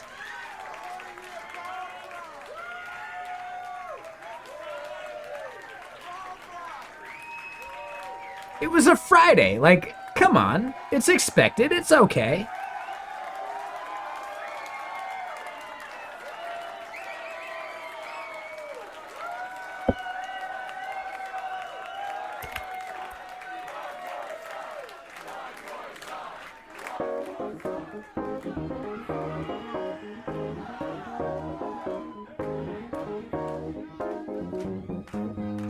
No, woke up feeling bad. Yeah, like on Saturday, I actually questioned if I even wanted to go live. Not because of chat, but because I overdid it the night before. So yeah, that's how I know I messed up a bit, but I didn't mess up as bad as if I felt like a jerk the night before.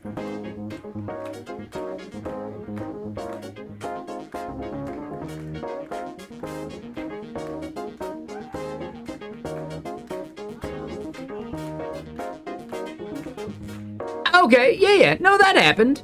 Yeah, okay. I don't remember that specifically. Not ideal.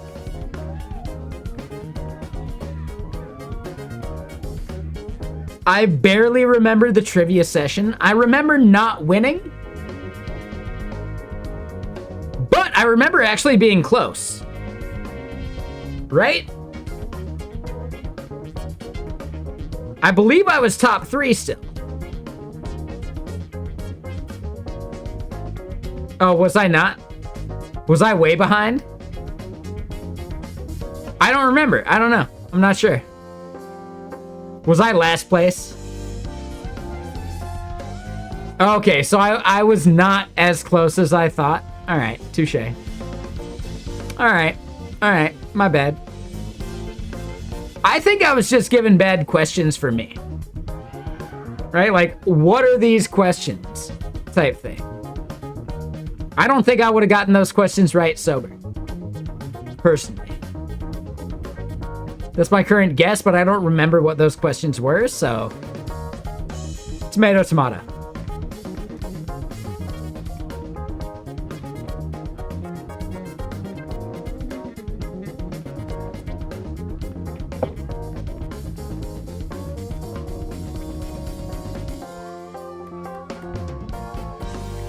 I could have sworn I remember making it towards the end. Like, I didn't get, like, killed out.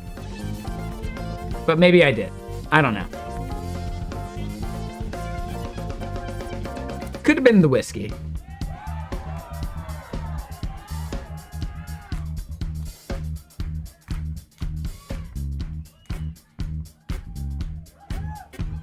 Who knows? Whatever. You were just concentrated on you and Toda. There you go.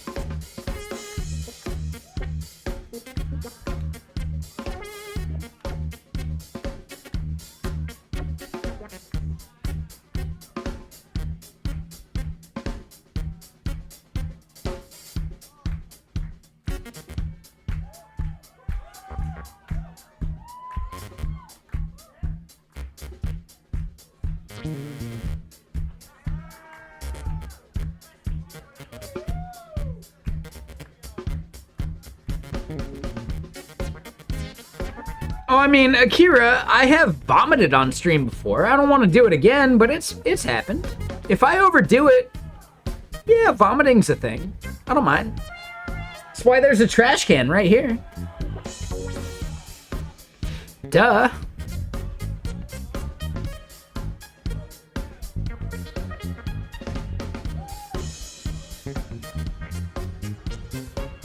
Is that why the beanie's green now? No. No. No, it has happened. It's actually happened more when I was actually, like, sick, rather than just drunk.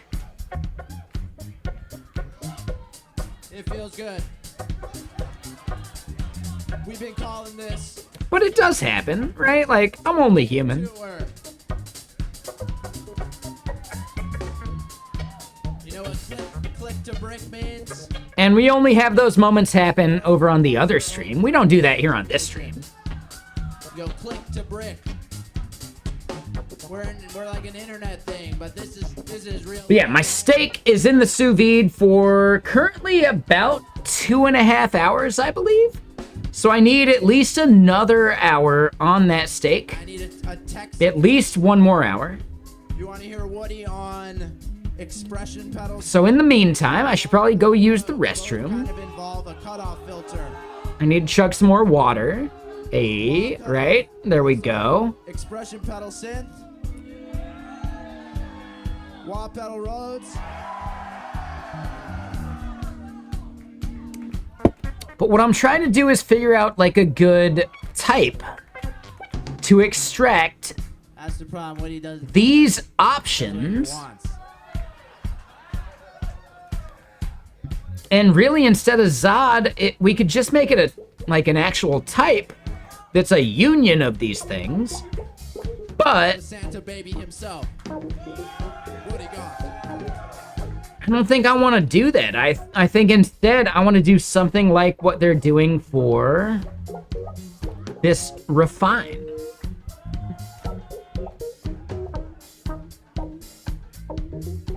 Yeah, no worries, Akira. Thank you so much for the gifted subs. That was too many. I appreciate you. Thank you so much, but dude. Right, and by too many, I mean, I'm not looking a gift horse in the mouth. But that said, like, you know, I appreciate you just hanging out. You're not expected to do anything other than that. So thank you. B Diddy, which is so much less of a problem than P Diddy. How you doing, B Diddy? Thank you for the follow. Appreciate you. Nah, and I appreciate it, Akira. Like, you already support by hanging out and chilling and being as awesome as you are. You're my only tier 3 sub. Like, you already support. So, thank you. Everything you do beyond any of just hanging out and being cool is so much extra that I do, like, really appreciate, but, you know, not expected. And a Sergeant Pepper, Mr. Sir. I do have to go pee. Like, let me go use the restroom. Real quick, I gotta do it. This concert seems like it's getting close. No, they got a couple more songs. So, I'm gonna go pee.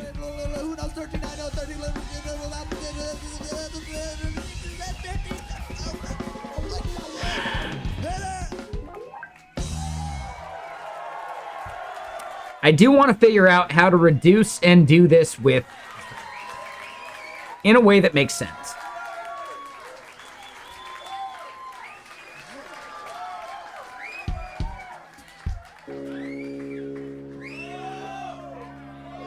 What do you have? Perfect pitch? I think realistically, maybe I don't need to define the type any different.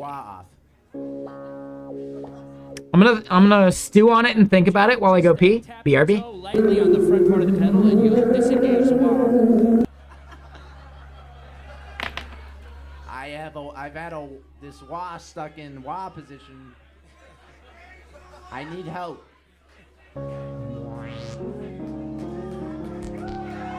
Yes. Christmas songs about LA in Ann Arbor in April. And everybody's on board. That's where it's at. 1, 2, 3, 4.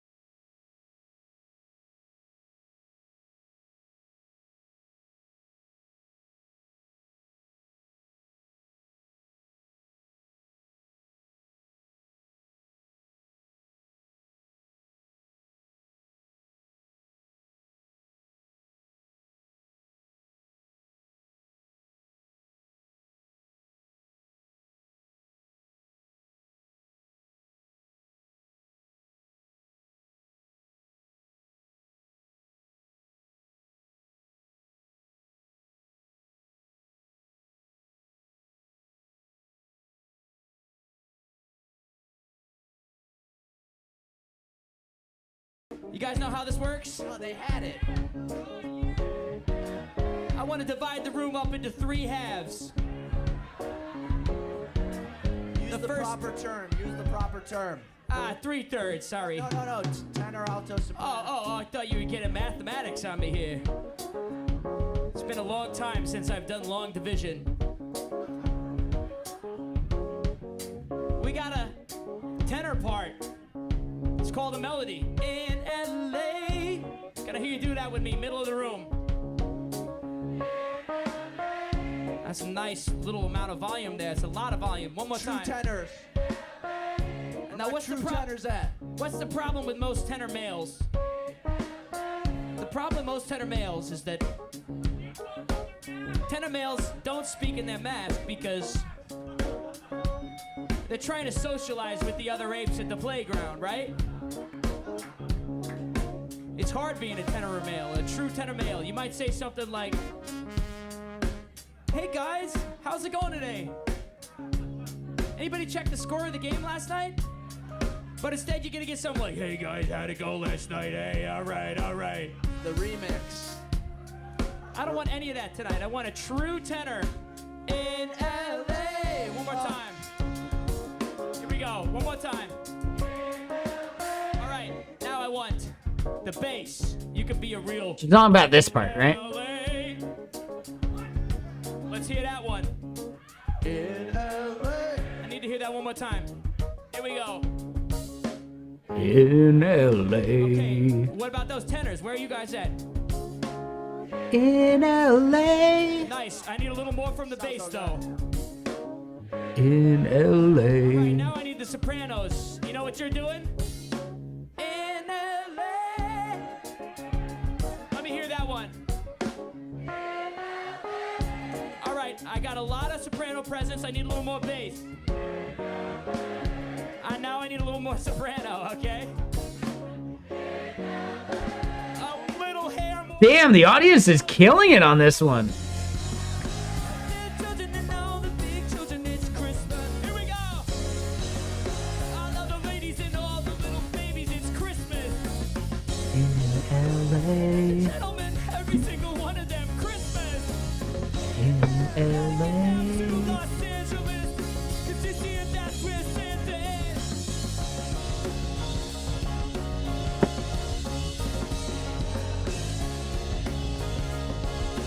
This year, that's where Santa is. You gotta get down to the Los Angeles. Santa is.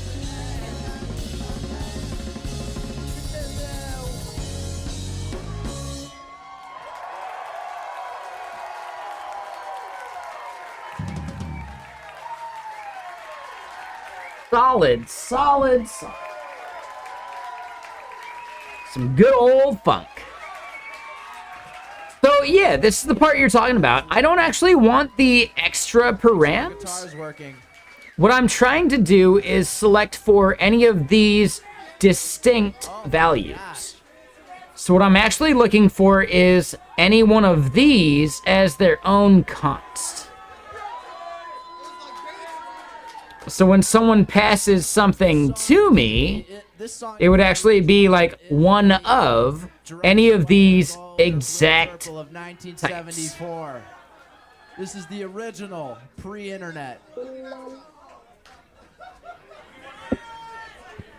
So we're gonna work this song out. We're gonna work this. And I'm not sure that we can even do that type-wise.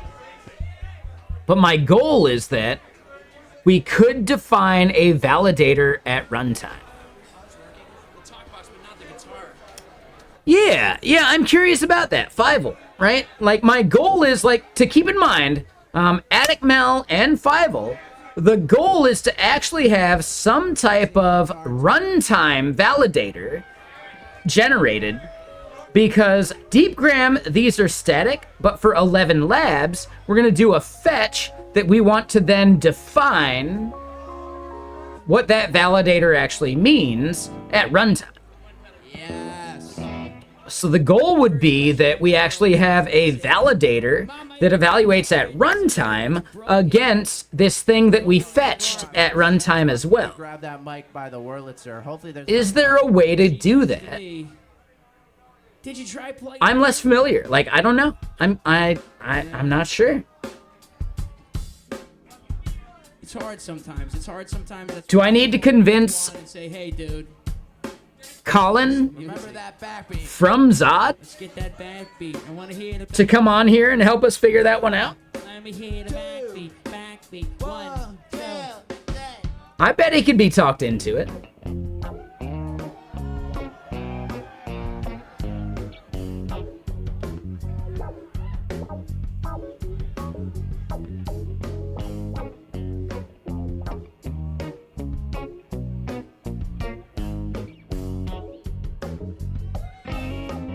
Right?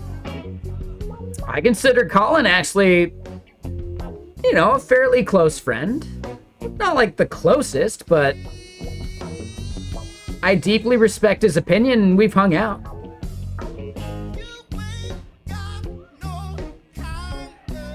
So Fievel, the thing is, 11 Labs and Play HT have dynamic voice values of what their options might be.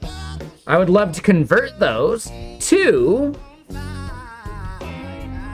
the underlying thing, but this is runtime stuff. This is not build time, this is runtime. And all validation is runtime anyway. So I believe that Zod should be able to handle this, but I don't know what Zod functions we actually care about. But these are runtime functions to evaluate the actual values for these things.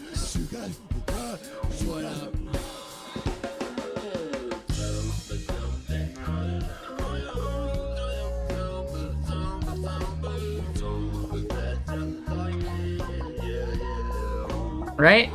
Zod itself is a runtime validator library. Despite the fact that it is aware and type aware, it's a runtime thing, right? Validation is runtime, not compile time. Types are compile time, Zod is runtime. The magic is that Zod actually allows you to expose things that then become compile time, which does kind of blur the boundary, but at the end of the day, anything Zod is doing in like a majorly validator way, that's all runtime. So we need to evaluate the runtime aspect of things against data that might be fetched at runtime. No worries there, Fievel, that's fine.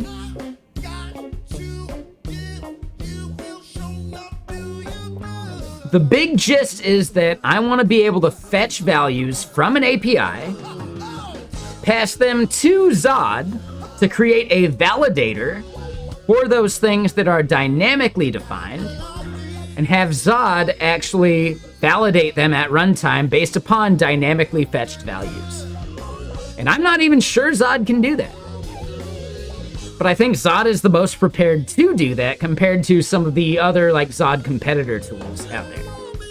Could I do it with Happy? I think so, but we don't get like the type safe part of it. You think Pat Run could do it? Okay. Pat Run. I'm pretty sure Zod can do this. Like, I'm almost positive.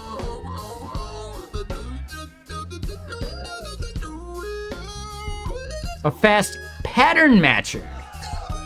Okay. Oof.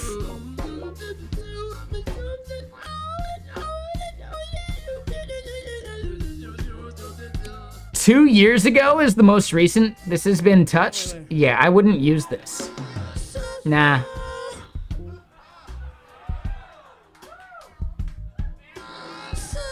So Seneca consumes this. Like, are we gonna really assume that none of this stuff has changed since then?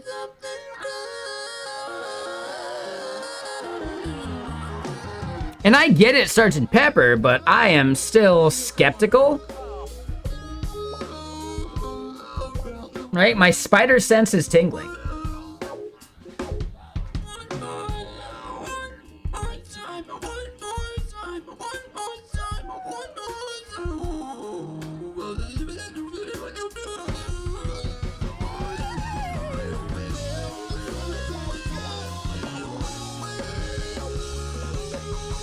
So Fievel.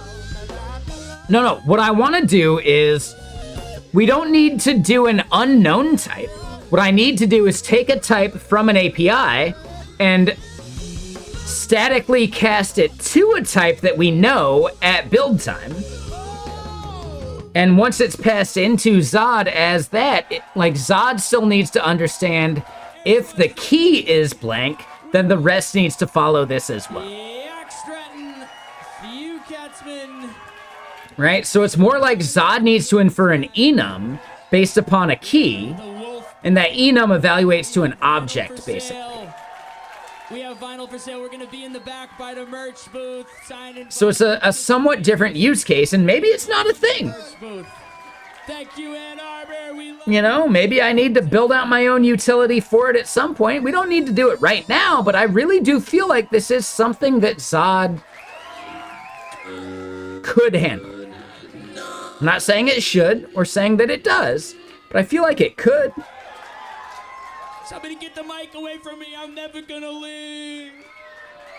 Tell him something good. All right, so yeah, anyway.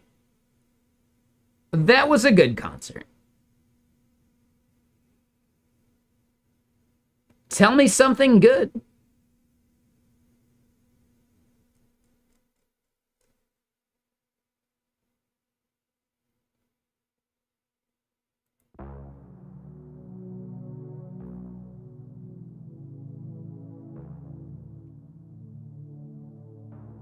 And yeah, thank you, Average Goo, Mr. Sir. I'm blowing your brain? I mean, I guess that's something good.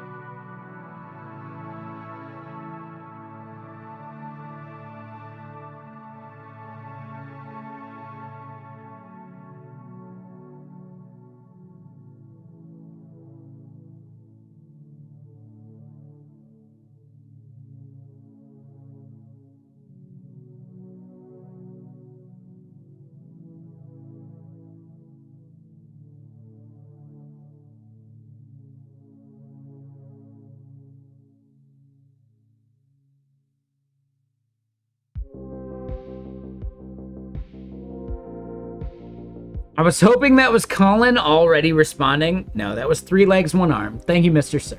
I appreciate you. I'm not sure this is even possible.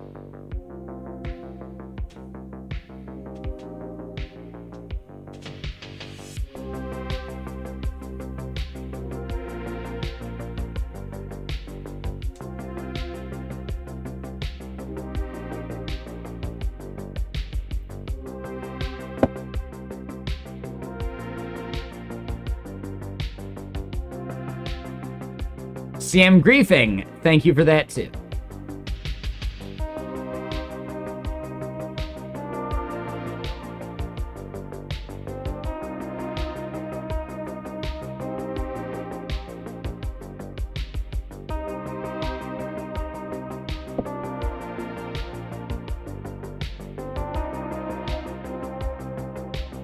And here's the thing.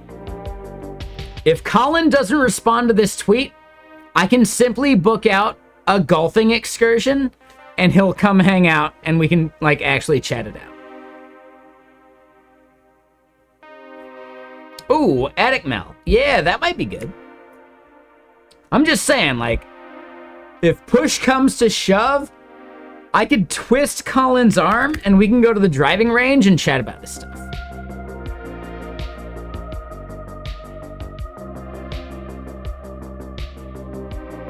All right. Yeah, we're gonna keep scrolling. He's got user, sure.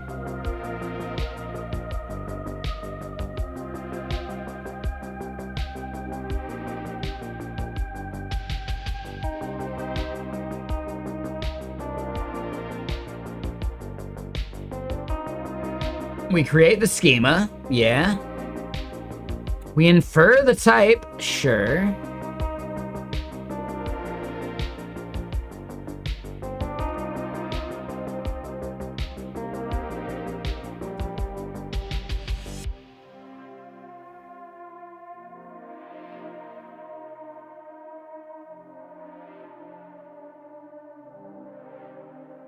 So that's not it yet.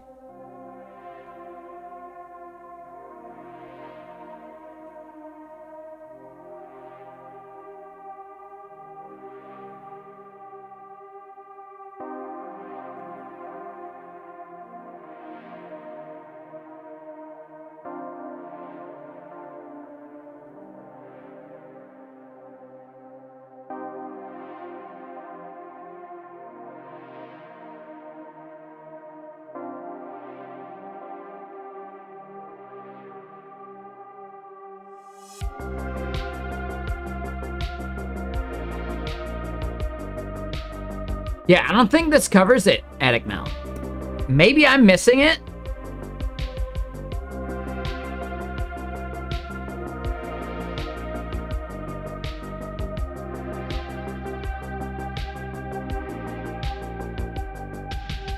Do you have like a specific line that you think is more relevant?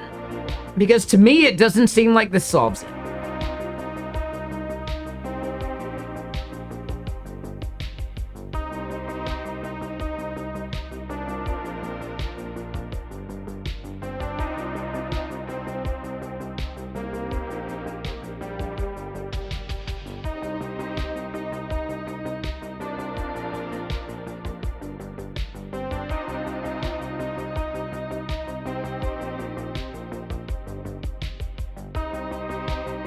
Yeah, no, this seems to me like just basic SOD handling.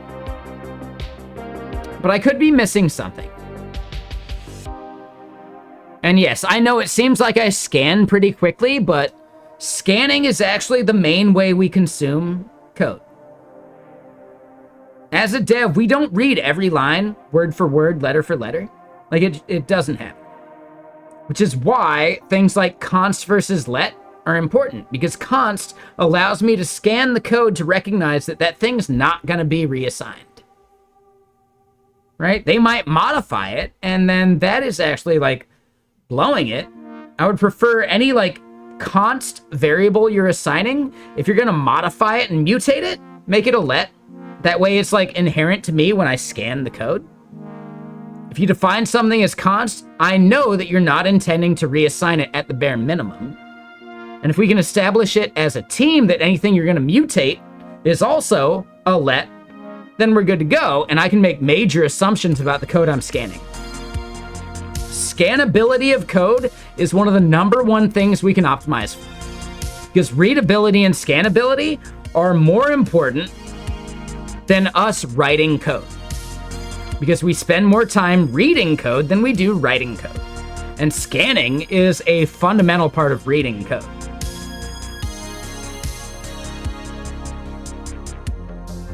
So it's where me and Ryan Florence fundamentally disagree, and that's fine. As long as we can disagree and still remain cool, that is a healthy conversation. It's the moment that you consider someone who disagrees with you as the other, and you disregard them, that we've broken down communication-wise.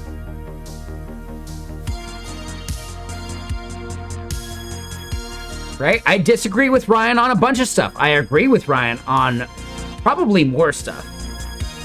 I agree with a lot of his takes. I disagree with a few.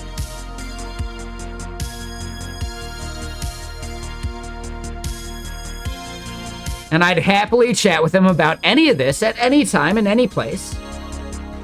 Because I respect him as a person, right? Mutual respect while disagreeing is important. Just because someone disagrees with you doesn't mean they're not worthy of respect. We can maintain that discourse in tech. That is so much more valuable than being right.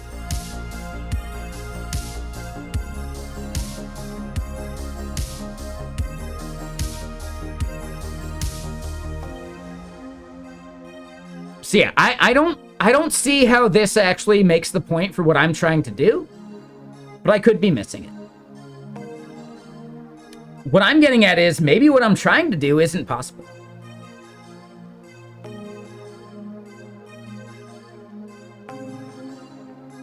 So Attic Mel, what I want to do is I want to evaluate the presence of an object within an array of objects, but that array of objects is evaluated at runtime.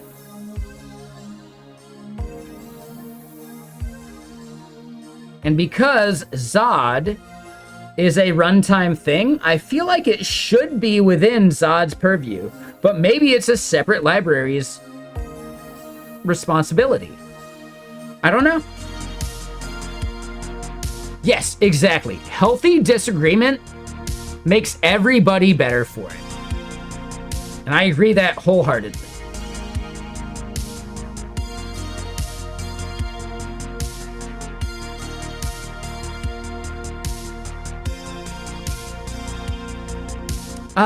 Yes, it is somewhat like a nesting doll problem, right? It's not the top level of the nesting doll, it's one level below the nesting doll. For sure. So as long as everyone agrees with me in the end. No, honestly, my favorite part of discourse and discussing these things with people way smarter than me.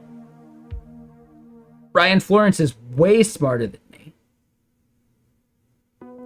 At the end of the day, though, if I can make a single argument that makes him second guess and rephrase what he says, I've contributed. Someone as less informed than he can still contribute. That's important. That is what builds and makes the entire web that we have. That stuff's important. It's not about right and wrong, it's about the mixing and matching of ideas.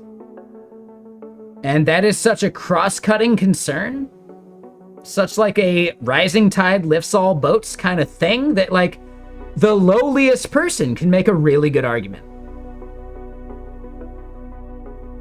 The lowliest person can make a comment that changes how someone really experienced views a problem. That's the web in general.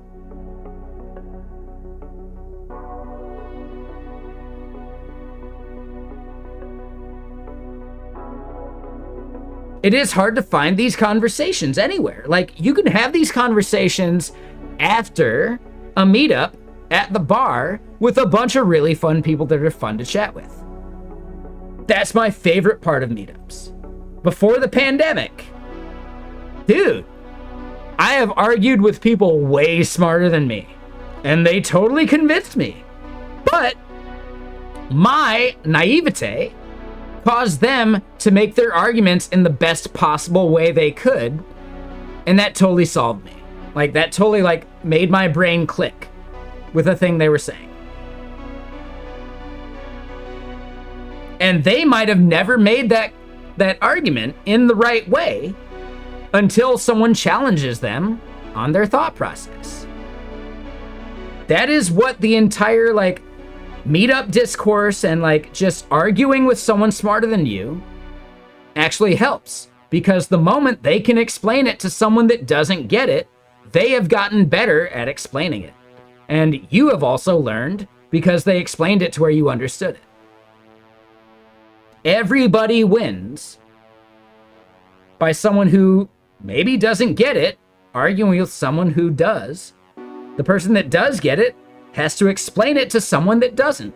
And that makes them better at understanding the thing they're trying to actually explain. You don't know anything until you can explain it to someone who doesn't know anything about it. That's like the fundamental, like, reasoning about understanding. You don't understand something until you can explain it to someone that doesn't.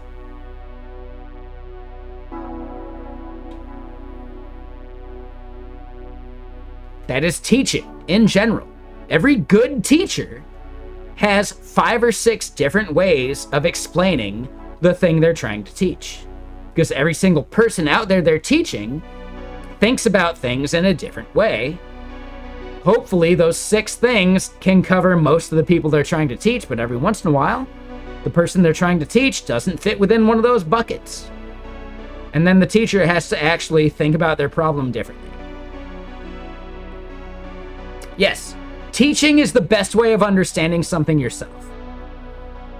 As I've said here in stream a bunch of times, as the first company I ever worked for totally, like, had in their rubric of technologies, etc., like, you know, when they were looking for people that could lead a team, etc., there are multiple levels of knowledge. There's, you know nothing about it, that's 0. You never even heard about it, right? There's 1 where you've heard about it, but you've never used it. There's 2 or 3 or whatever where you've used it, but you couldn't explain it to someone else, right? And then there's, like, 3 maybe where, like, yeah, you consider yourself, like, good enough to be really good with it, but you still can't explain it to someone else. And then the final level is you're good enough with it that you can explain it to anybody. That final level, most people never get to with a certain bit of tech. Because explaining it to someone else who's unknowledgeable about it, that's fucking hard. That's tough. That's the hardest part of knowledge. Being able to take what you know in here and reformat that in a way that someone else actually gets it. And that doesn't even mean just one person gets it. It means that you can keep reformatting it in other ways that someone else gets it and another person gets it. Because you understand the topic that fundamentally that you can explain it in a myriad of different ways. You don't know anything until you can do it and explain it. Otherwise, you're at a subpar level of knowledge. The moment you have actually understood something, rather than just knowing about it, you should be able to explain it too.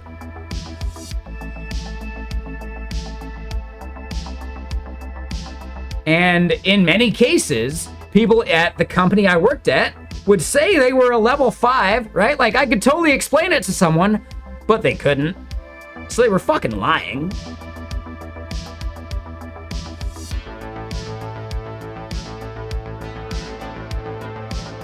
Getting to the ability to explain something to someone, regardless of who they are and what their previous knowledge is That is the hardest and highest level of knowing and understanding something.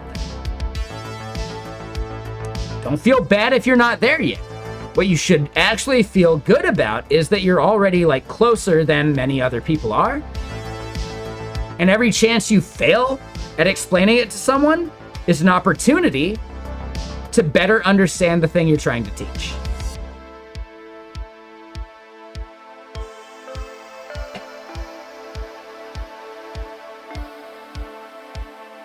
As long as you have that mentality of, this person didn't get it, I fucked up teaching it, you can be better at teaching it, that mentality right there will do you so much more of a service in the industry than thinking this person just doesn't get it and it's their fault. That is the worst mentality as a senior dev. Well, they just don't get it and they never will. No. That actually just means you're a shitty fucking teacher.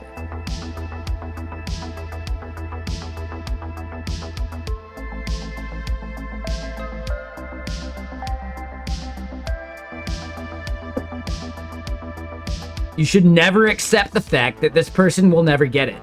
Because instead, now, you're just not capable of helping them understand it. And the moment you recognize that as a personal deficiency versus them as like a learning deficiency, the quicker you'll be able to actually be better about teaching these things. And I want to be honest, I want to point out, I do a lot of like presentations and talks where I expect people to put in the effort to learn terms, etc. Because I'm usually on like a time constraint where I can't cover every single like vocabulary word. But if you come up and chat with me afterwards, we can chat. Yeah, we can figure it out. Like, no problem. I'm happy to explain stuff in person in a way that a presentation doesn't allow time for.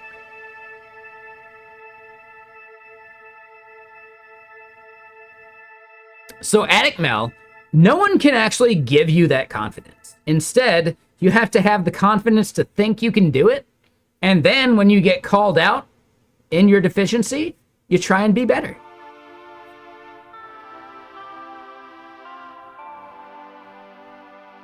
Yeah, exactly, therefore. So Attic Mel, same thing applies. Like, your confidence level is actually more important than whether you delivered the content. If you don't think you can do it, you can't do it. Right? That's like a self-fulfilling prophecy. If you don't think you can teach someone this thing, you can't teach someone that thing. Because you need the confidence to at least try. And if you failed, you need the confidence to recognize that you can do better next time.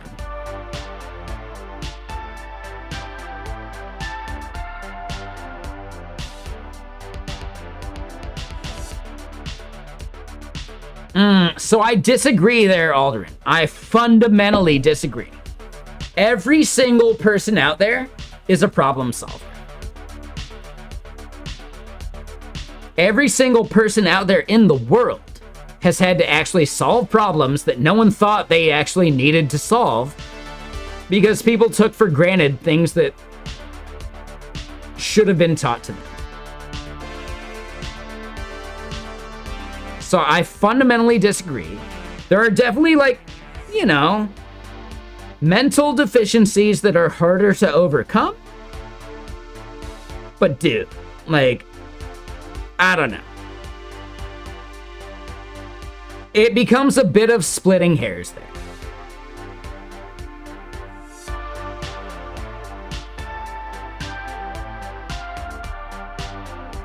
Mental deficiency is often like a perspective problem, more so than like a learning problem.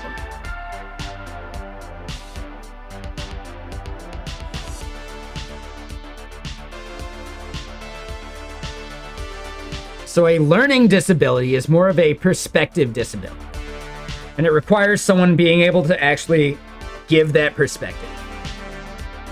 I'm not saying 100% all the time. Like, honestly, in this society, we recognize that there are people that will have harder times solving certain problems. But the moment you go in thinking that someone is unteachable, you've already lost. And that's like a bad mentality for a teacher, specifically.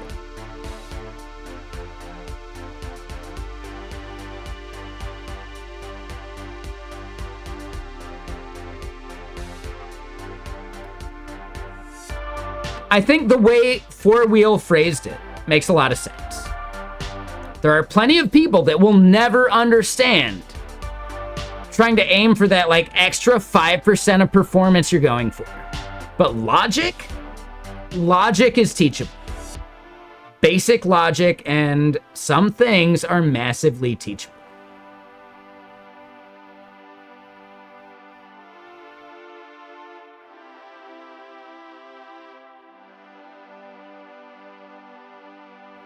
So yeah, I don't know. Again, not trying to lecture. I don't know. I'm not a teacher. I think I'm a terrible teacher, actually. I like to explain some things, but at the end of the day, if you don't get it, I just think you don't get it. Because it's not my goal here on stream to make everybody understand. I'm sorry, that's not my goal. I'd rather be here making something. And then there are streams that are out there to help people understand things in a different way, you know? You can't solve every problem with a Twitch stream.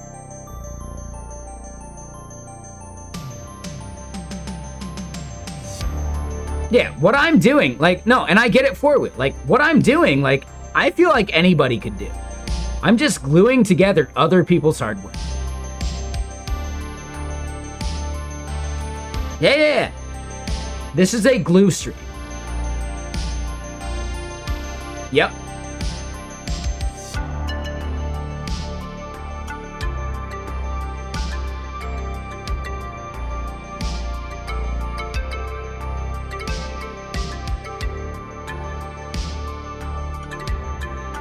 The majority of programming is just gluing together other people's hard work. Changed my mind.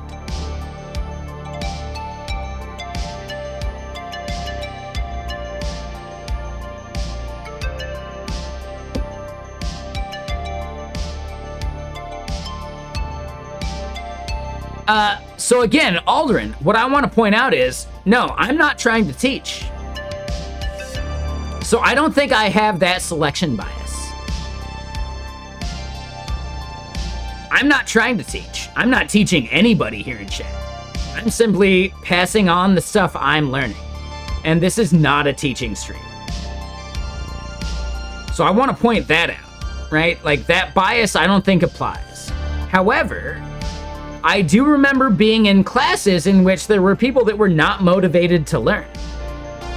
I totally remember that. And you can't teach someone that doesn't actually want to learn. That's impossible.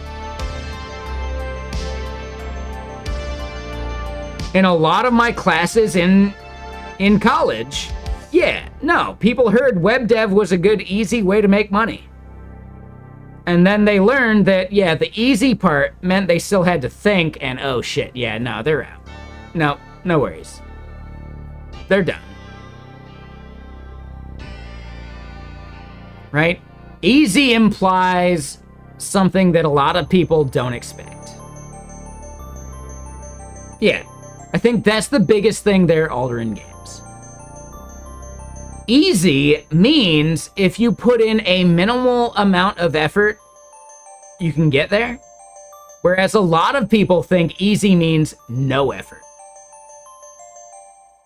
So I think there is like a somewhat like adjustment of what easy actually means on the context.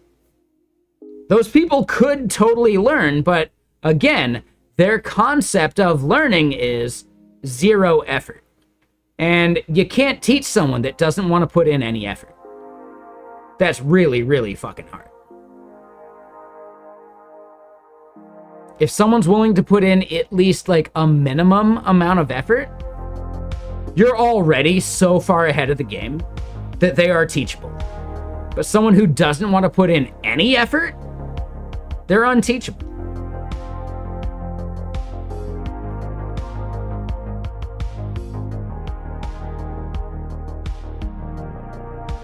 I fully believe that, right? When someone hears the word easy, they think no effort. In a lot of cases.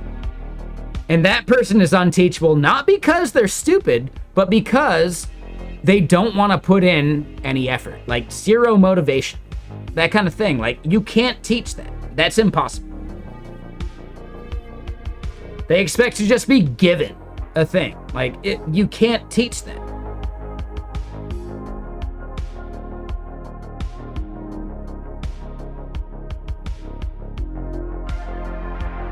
But keep in mind, that is not an intelligence problem. That's a motivation problem. And that is so much different than anyone can learn how to program. It's about the motivation of wanting to program at that point.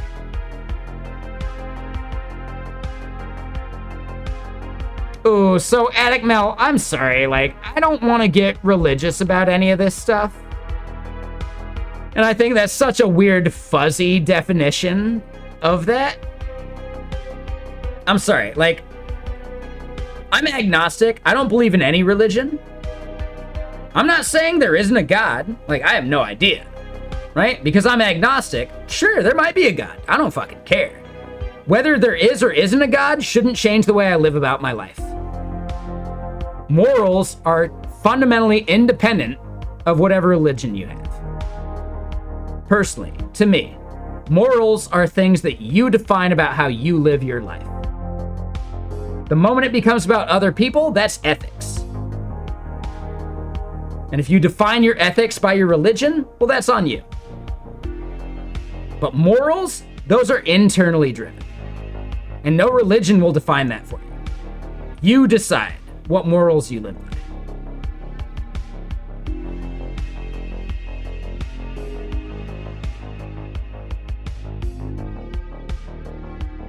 So again, like, I am agnostic. I don't know if a God exists or doesn't. I could never prove or disprove any of it because I'm only human. If you believe in it, fucking awesome. If you don't believe in it, I don't care either, right? Like, fucking awesome. Letting that lead you is actually a problem because instead your internal morals are more important than your external ethics.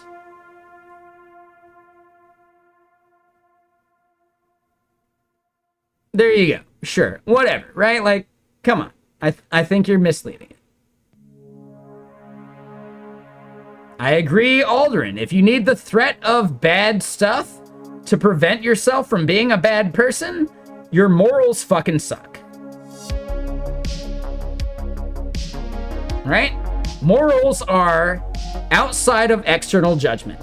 Morals are how you judge yourself, not how society judges you. Not how your religious compatriots judge you. Morals are internal.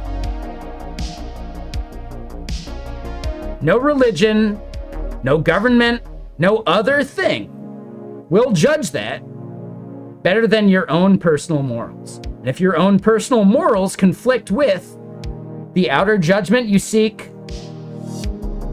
approval from, that is something you really need to come to terms with.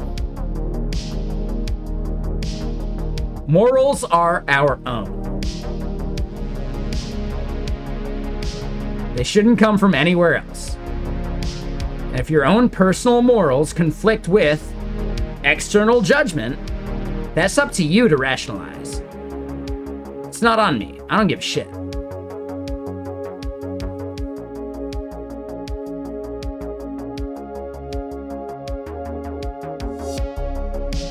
Yeah, it's hard writing a PC response. I believe what I've said is totally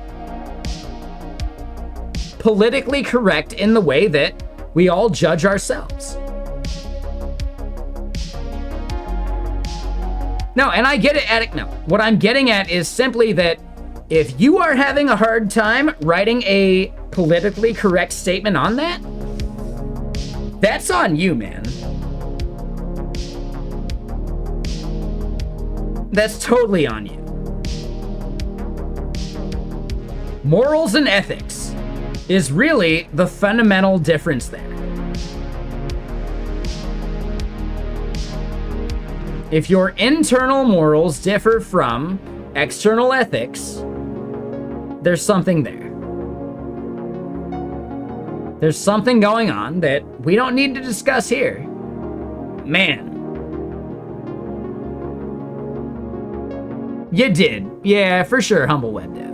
Right? We're getting towards the end of stream, right? I'm allowing stuff to go more off the rails than normal. But at the end of the day, I think if you obey your own internal morals, you're being true to yourself and whatever belief you might have. And whatever belief you might have, if it differs from your internal morals, that is something you have to deal with yourself. So many people have external belief and internal morals that are not actually congruent. And that's up to them to decide where the problem lies. I don't fucking know. It's not my problem. I live only by my internal morals because I'm agnostic and I don't have some external thing deciding what my morals should be. I don't fucking know. I don't know if anyone's right or wrong. I only know what I feel internally.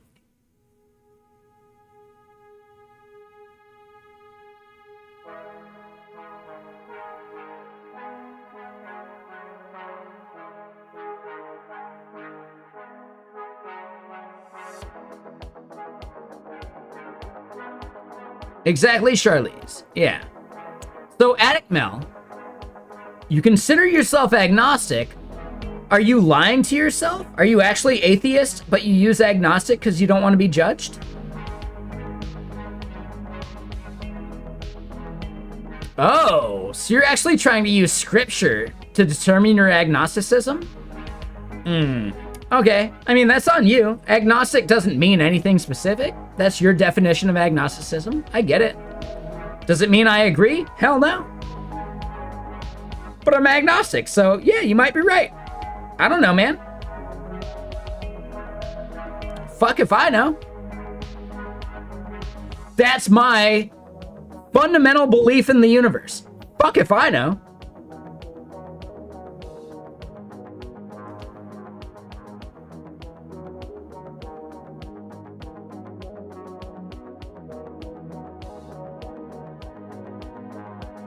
Absolute indeterminism.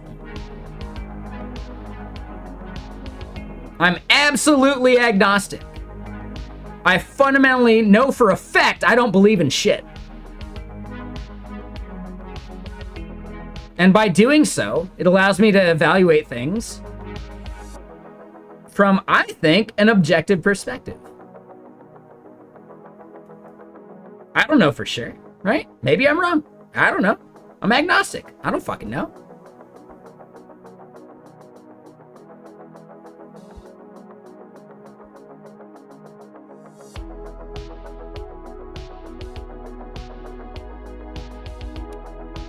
Right? And Charlize, I might disagree and say, like, the world to me feels real, but we could still be part of a simulation. Does that change how we should live our life? Hell no.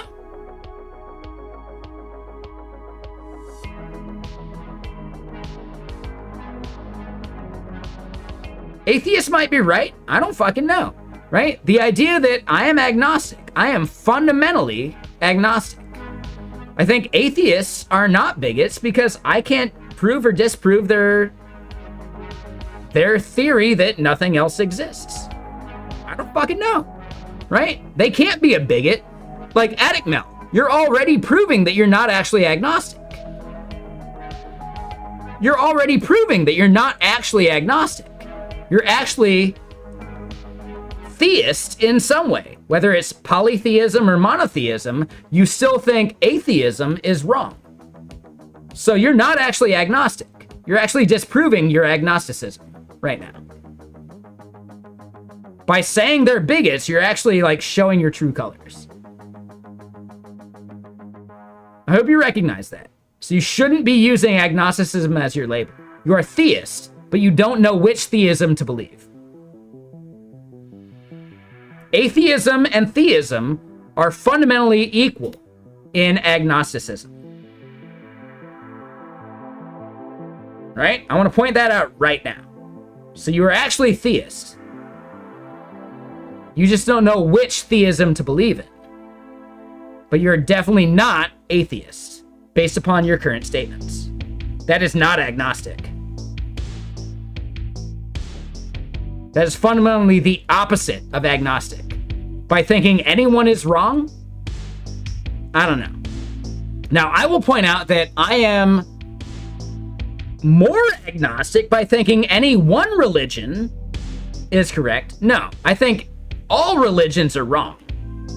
Because they're probably the interpretation of what is actually real. Right? It's the human, fundamentally skewed perspective of what is actually real. So I don't think any religion is actually right. I don't think anyone is fundamentally wrong.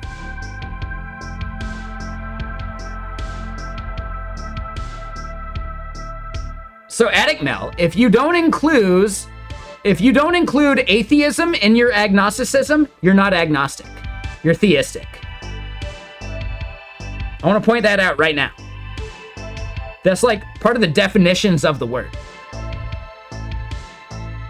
I'm gonna say everybody's fucking wrong.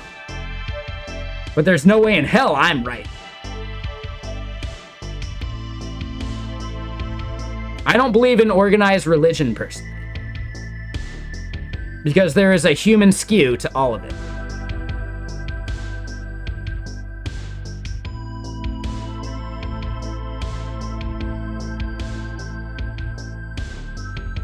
That said, to ignore the existence of a god? Nah, I don't know, man. Maybe it exists, maybe it doesn't. Atheists and theists are both equally correct in my opinion.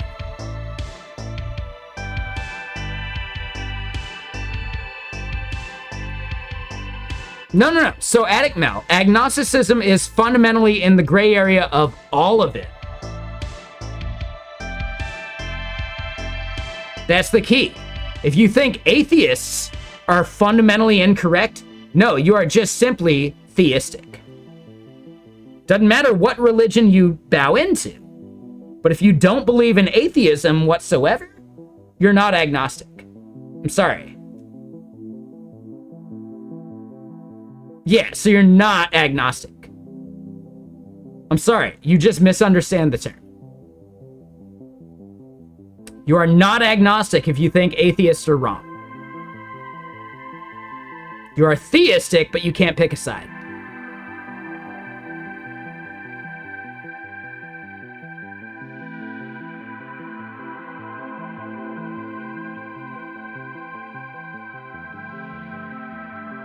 Right. Yeah, agnostic is anyone could be right, including atheists.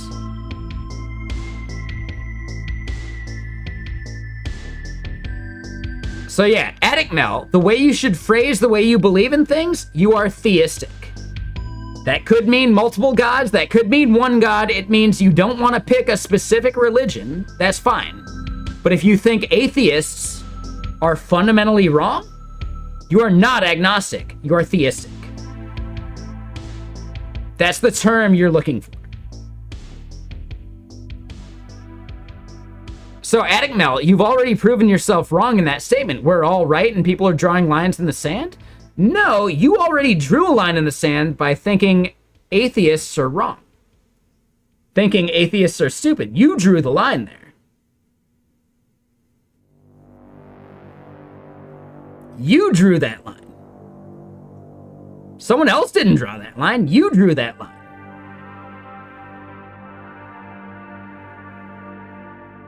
I mean, Attic Mel, you're misunderstanding these terms. These terms mean something. Agnostic means you don't have an opinion one way or the other. Agnosticism is a belief in not knowing.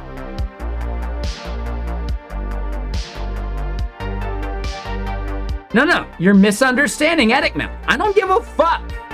You are not agnostic. That's it. There's a very fundamental definition of what agnostic means, and you don't fit it. So you should stop using it as a label for yourself. It's that simple. You are theistic. You believe in something. If you were properly agnostic, you'd believe in something and nothing at the same time, because you don't fucking know.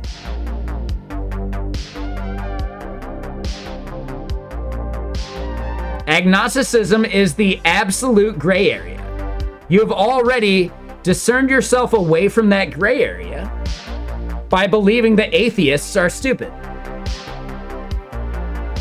You have already picked a side in the gray area. You're no longer gray.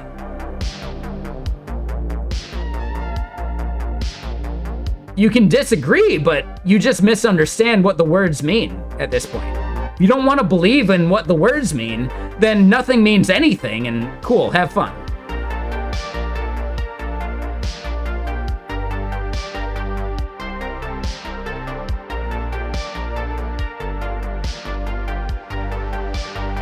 So, Link, I am absolutely gray. Whether it is theistic or atheistic, I don't fucking know. I toe that line, truly, as an agnostic.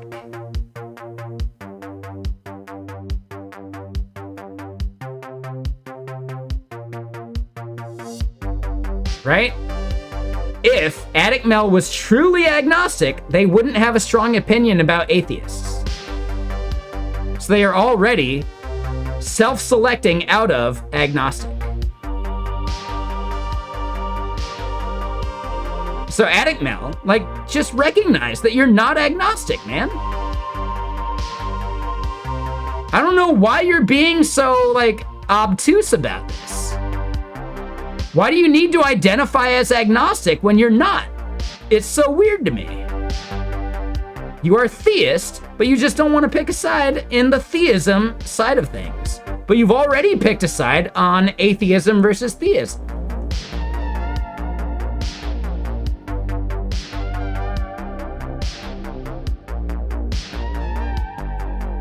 Yeah, I am living by the definition term of agnosticism. I don't fucking know. Atheists versus theists. All equally correct, because how could any of us know?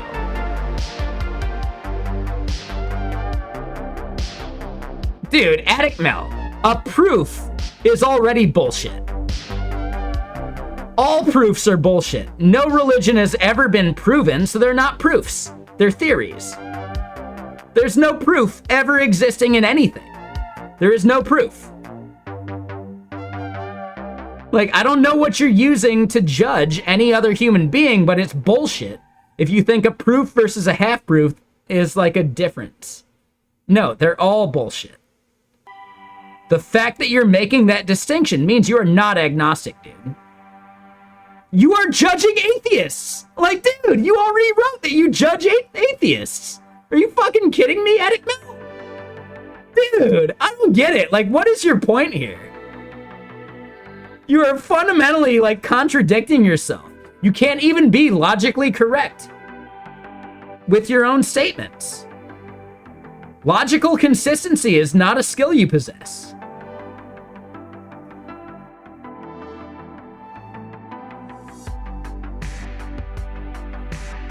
Logical consistency is not anything you're actually, like, representing at this point.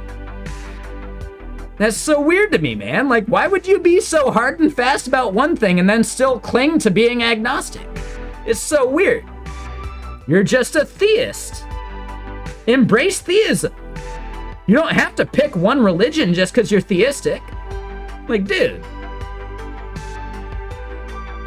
That's so weird to me. Like, Edicmel, like, come on, man. That's so weird.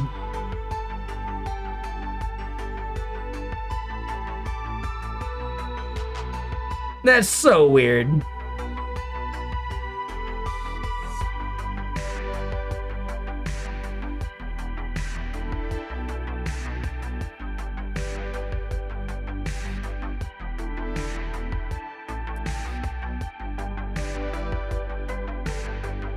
So, humble web dev, I'm going to go true agnostic in that we can't even prove an individual's existence.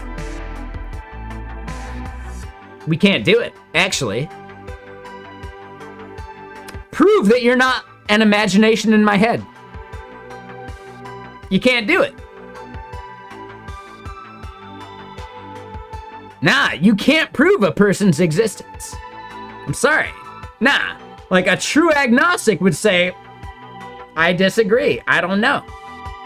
You can't prove to me that you exist. You might just be another figment of my imagination.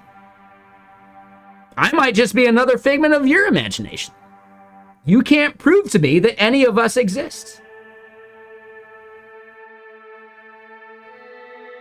That is true agnosticism. I just want to point that out right now.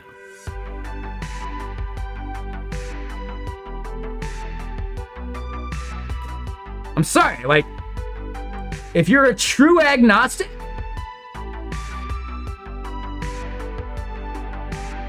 no one's right or wrong. And does it change the way we should live? Not at all. A true agnostic doesn't believe or disbelieve any of these theories about philosophy or religion or whatever, right? Whatever it is, we're living in it and we deal with it. That's it. Should the existence or non-existence of a higher power influence how I treat other people around me? Should the existence of me as a figment of someone's imagination change the way I treat them? Or them being a figment of my imagination change the way I treat them? Fuck no. At the end of the day, treat people how you want to be treated and move on with your life, whether it's real or not.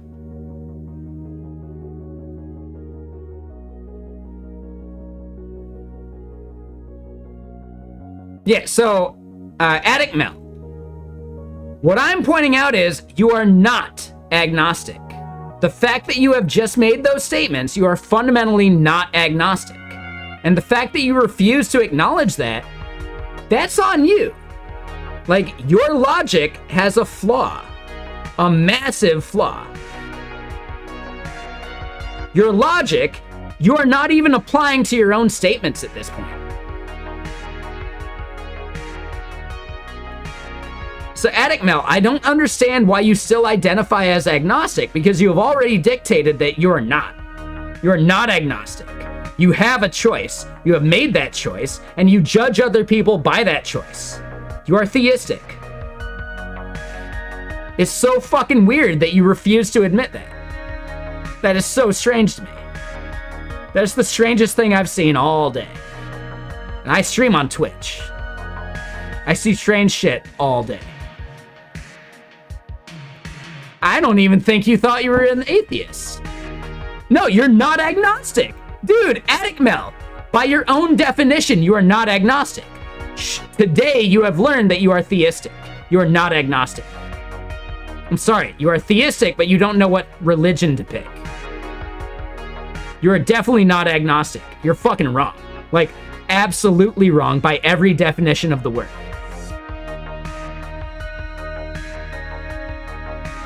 You are so fundamentally wrong by your own definition that it's crazy that you don't recognize that. Like, fucking insane that you don't recognize that.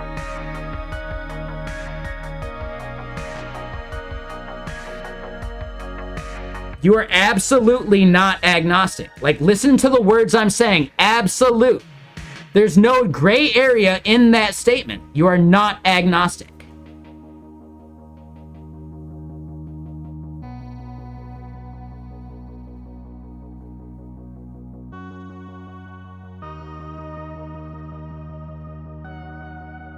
I don't care about 2012/r/atheism. Like, dude, Attic Mel, listen to what you're saying.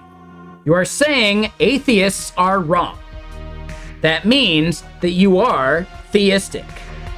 That is the exact opposite of agnostic. Agnostic would be saying either side is correct because you don't know. Your definition of agnostic is so fucking skewed that no one can actually convince you of anything because you are so fucking theistic that no one else can be correct. Like, it's so weird, man. It is extremely strange. You are not agnostic, dude. Agnosticism is you don't know. You're saying that you know atheists are wrong. That's so fucking weird to me, for someone to actually think they're agnostic by saying so.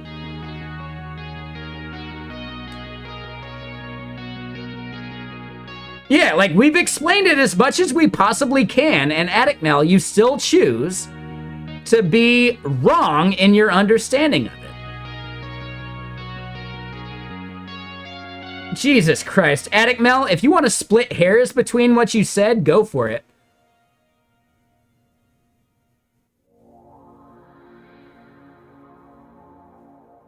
Like, dude, Attic Mel, just please evaluate your comments here. Think about them. Actually have some self-reflection. You're not agnostic. It's that simple. You're definitely not agnostic. If you don't want to listen to what I'm saying to you and how I've rationalized how you're not agnostic, that's up to you, man. You're being, like, defensive about agnosticism.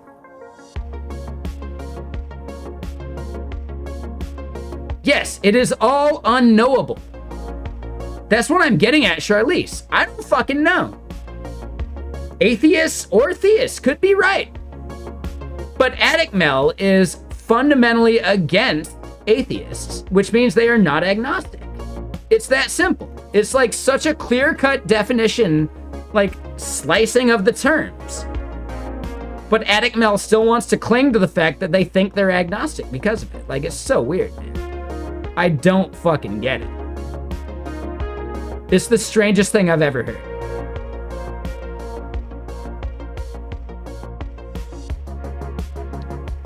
Exactly, Bick Nosa, right? Like, Attic Mel has said a bunch of statements that fundamentally go against agnosticism, and they still want to cling to being somewhere in the middle.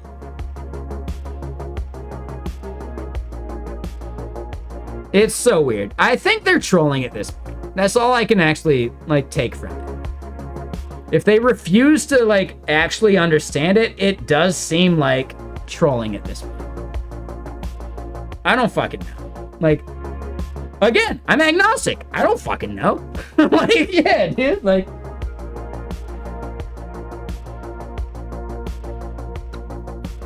I don't fucking know. Like, I don't know what's wrong with this person.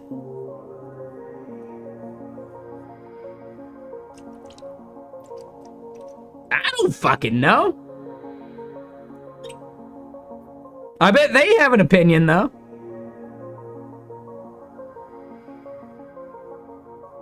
Yeah. Hold on, Attic Mel. 1,000-year-old traditions that are agnostic? No. That sentence right there disproves itself. No.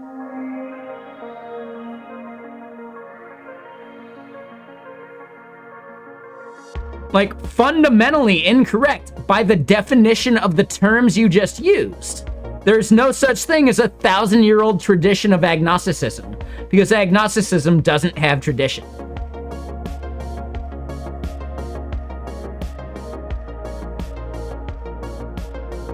Like, dude, are you kidding me? You've got to be joking at this point, Attic Mel. Like, you've got to be joking and kidding. You've got to be just trolling us at this point.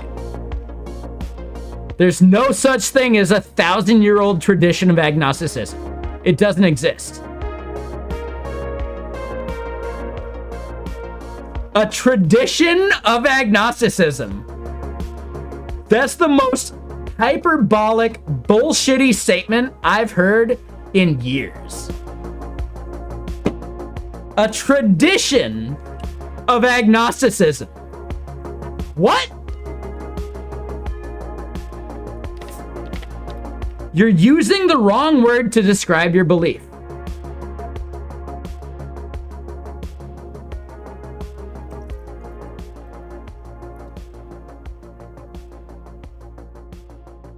You're using the wrong word to describe your belief. Yeah, you are Gnostic, not agnostic. You believe in something, you don't know what. Agnostics don't know what the fuck they believe. It's that simple, right? You're misunderstanding the word.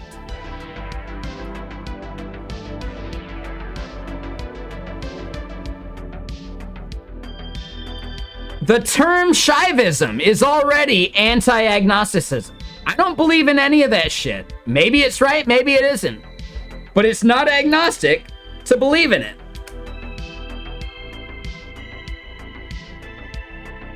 That is not agnostic.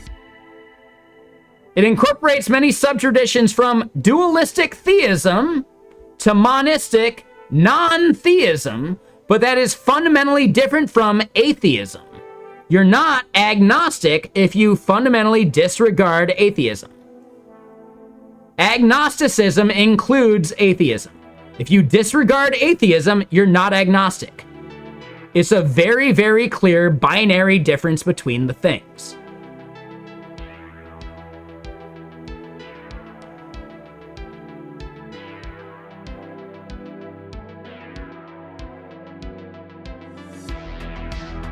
Jesus. All right, so Attic Mel, I'm timing you out because you're fucking up, man. And your definition of agnosticism is actually harmful, and I think you're being a dick about it. Like, dude, I just think you're choosing to be an asshole now. Right? If you're calling other people stupid, you need to take 10 minutes and think about your comments. You're not agnostic if you consider any other person stupid because of it. Agnostic means you don't know. You're already pretending that you know. So fuck off, man. You're already pretending that someone's right and someone's wrong. You are not agnostic, dude.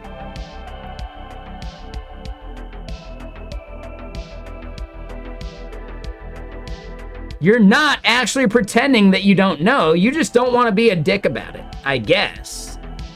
It's so fucking weird, dude. So Attic Mel, take 10 minutes and think about it.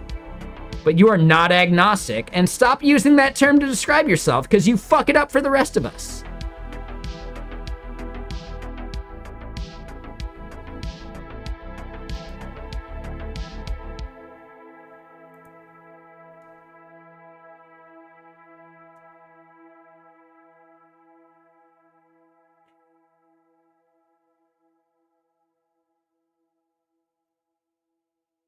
Dr. Kagster, thank you so much for the bits. I appreciate that. Dude, yeah, such a weird thing for them to, like, hang their head on, like, no, I'm definitely agnostic, even though I think other people are totally fucking wrong. You know, like, again, I do have the aspect of, like, most major religion is wrong, but if their God exists, I can never disprove it.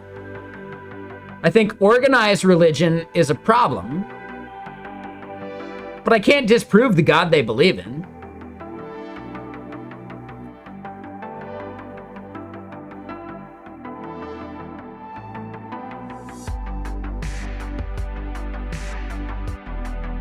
I just think human-created religion is a problem. But whether that higher power exists? I mean, yeah, it probably does. I don't fucking know.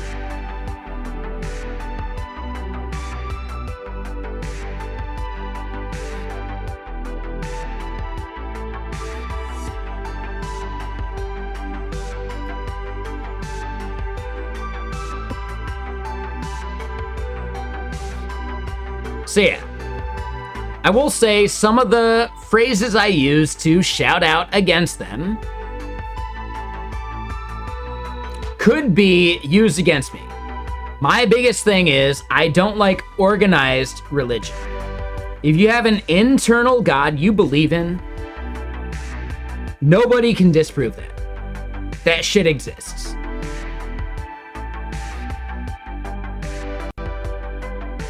If you believe that fundamentally, internally, awesome.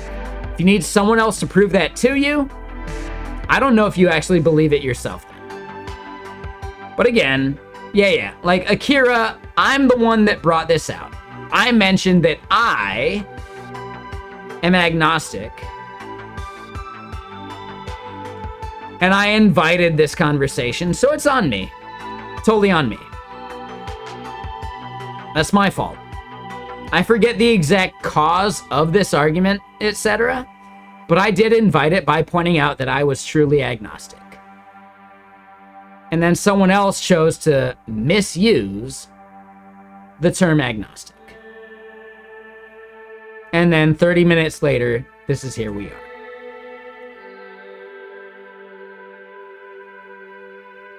Real quick though, Charlize. Yeah. Oh, yeah, there was a thing that I think someone saw the link for. That was Nightbot. They saw that link. How to use auth as a service for a RESTful backend. If you're using, if you're using GraphQL, it doesn't affect you being able to use Firebase auth, right? Isn't it stupid? You still can't find a guide to achieve this using Mongo and GraphQL for Firebase auth. I don't know. I don't use Firebase for any auth. So I'm not sure, Charlize. I apologize. Yeah, I have no idea. I don't know.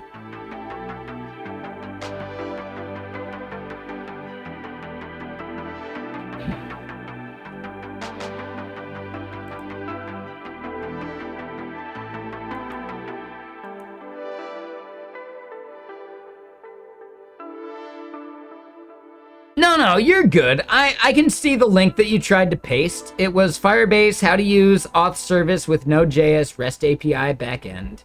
Yeah, I don't know. I don't do that typically. I refuse to use Firebase for most things.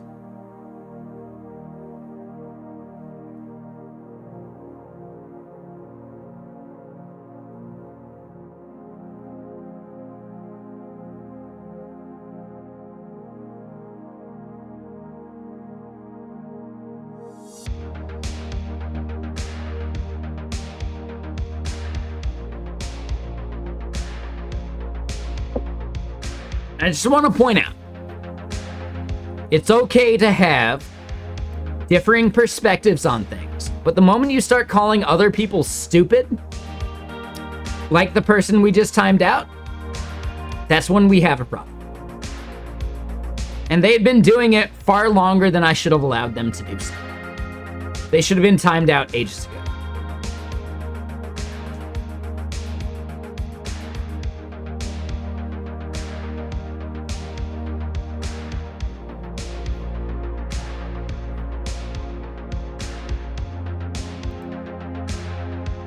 I know, I've gone soft. How dare I? Right? Yeah, for sure. Just one of those things where I know for a fact I have banned people and timed people out too quickly in the past, and now I'm giving people more benefit of the doubt, but that person didn't deserve it. We gave them every chance to understand how their comments were abrasive and wrong and not agnostic. So yeah, I don't know. At some point, that is the problem with dealing with Twitch chat in general.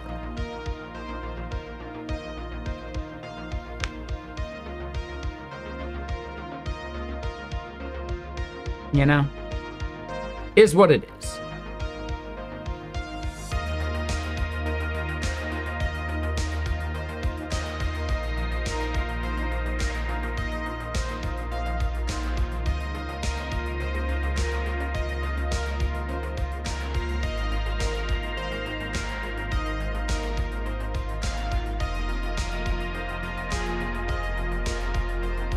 Yeah, you're totally right, Linked. Yeah, for sure. I get it.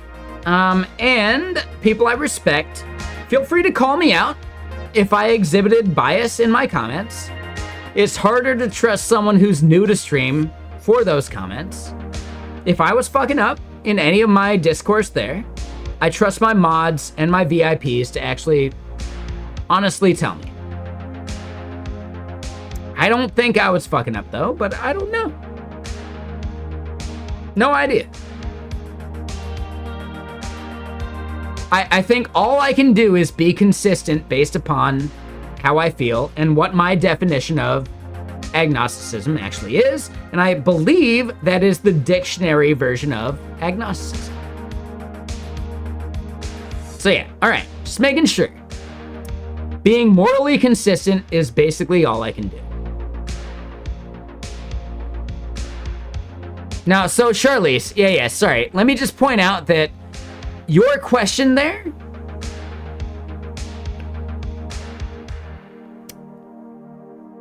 I don't use enough Firebase to know how Firebase ties into that. If I were building out what you're talking about without Firebase, it would be a back-end concern, and my front end really shouldn't care that much. I don't think that answers your question exactly, but it might like tie into a little bit of it.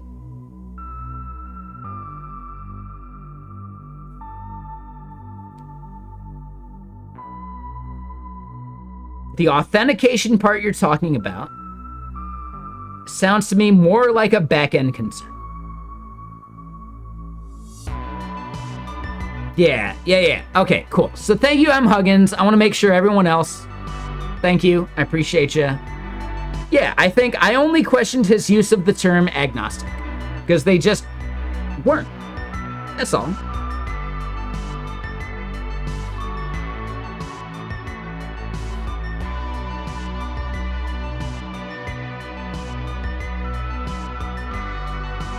Charlize, let me point it out. Highlight.io, a major product.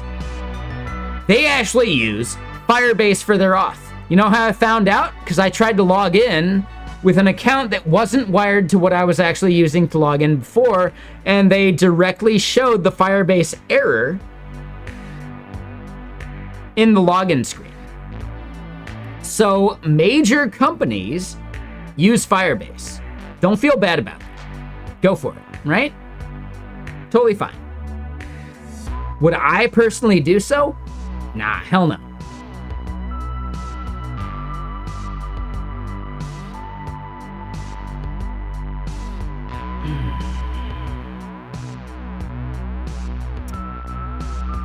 Addict Mel, if you're not going by the dictionary definition of agnosticism, you're not agnostic. You're actually attaching stuff to that term. You're not going by the dictionary definition. You're definitely not. The fact that you think you are is a major problem that I can't dissuade you from. You just simply need to understand it. But the fact that you chose to spam us with many lines of cope is a problem, dude. You say let's drop it, but you're the one that came back after a 10-minute timeout and decided to bring it back up again. No. It's 10 minutes of we didn't talk about any of that shit, really. Right? We brought it up and put it behind us, and then you brought it back up again. So, no, your faux let's drop it is you wanted to have the last word in. No. You wanted to have the last word on my stream. Recognize that. I'm the streamer here. I get to have the last word. That's the fundamental definition of having a Twitch stream. You wanted to get in your words for it and then say, let's drop it on my stream. Do you recognize how that's not congruent with how things work on Twitch? Like, dude, what the fuck? You're a very serious believer in agnosticism, but you already discount all atheists. You're not agnostic. You're fucking lying to yourself that you're agnostic. You're fucking wrong. Your definition of that word is fucking wrong. I don't know how to explain that any further to you, dude. Your denial is a problem. You need to figure that out. This isn't the place for you to actually recognize your own lying to yourself about the definition of what you believe. But I just want to explain to you that you are fucking wrong on the definition of that.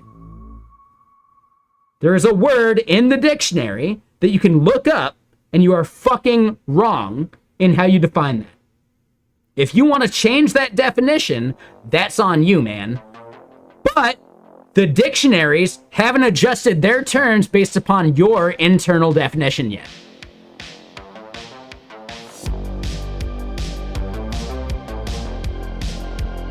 The theists hold on to ancient knowledge of society and nature, which we've been using to define society with. Dude, just admit that you're not agnostic. You're actually trusting 1,000-year-old documents over other shit? Like, dude. No, like, dude. Attic Mel?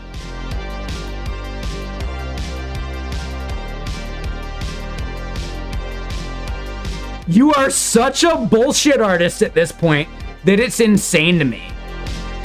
Your definition of agnosticism is so untrue to the dictionary definition of it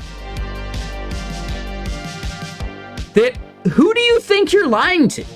You're not lying to us. You're just lying to yourself, man. You're gonna treat 1,000-year-old documents as truth in some way? Are you fucking kidding me?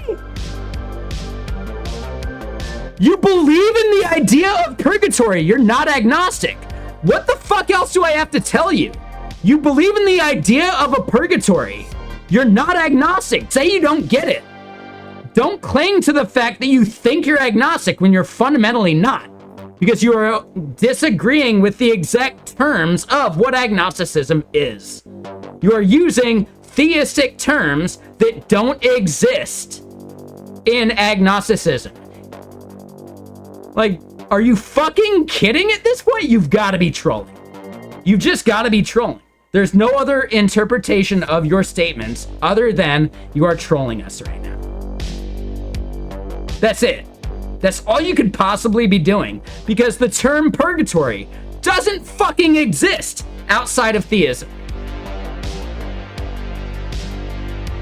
Purgatory is a meaningless fucking term outside of theism.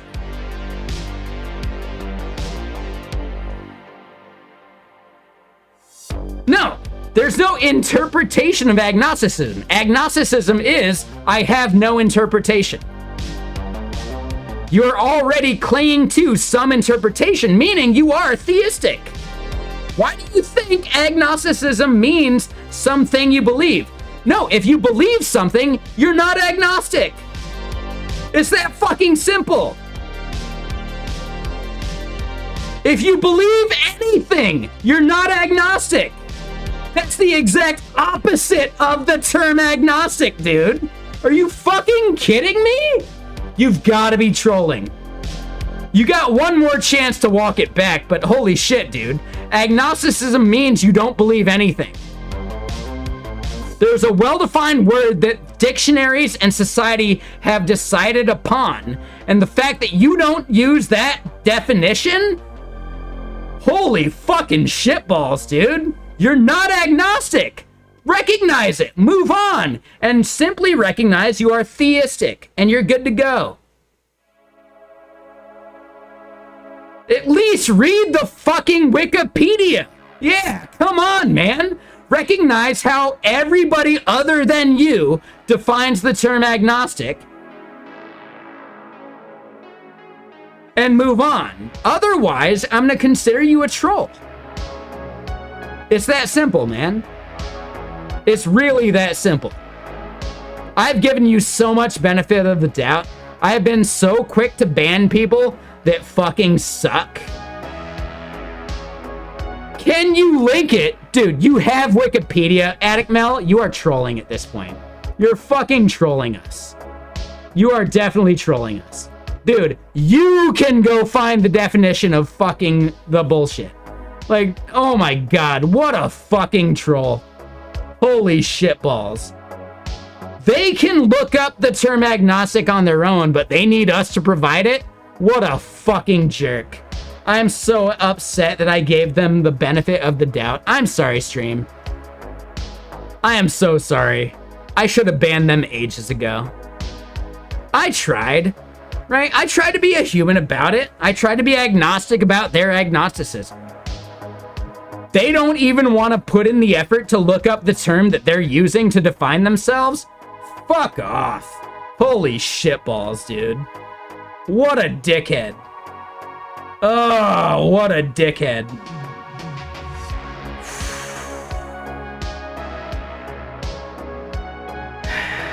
What a fucking dickhead. You can only give someone so much rope to hang themselves with.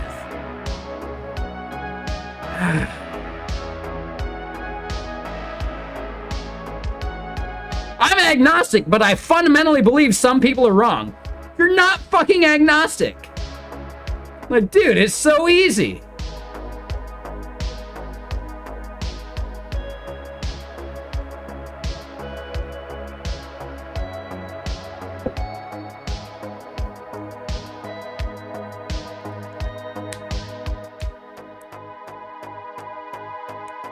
I am so sorry I let chat be misled and derailed by such a fucking asshole. My bad. Like, dude. That person fucking sucks.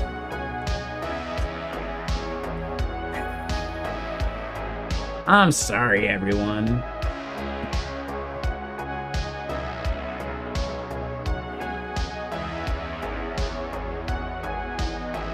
Ooh.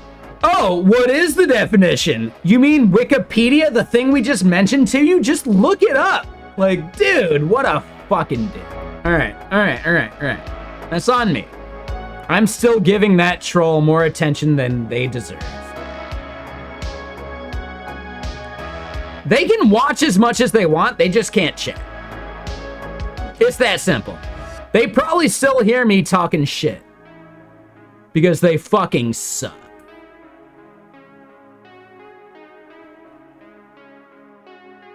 Nah, dude, they just fucking suck. They're not agnostic. They are theistic. But they don't want to admit it.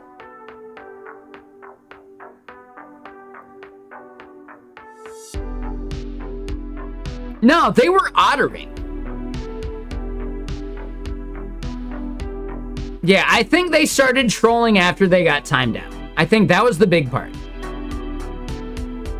But if you're not aware, the term is ottering. I'm not saying a thing, I'm just asking questions.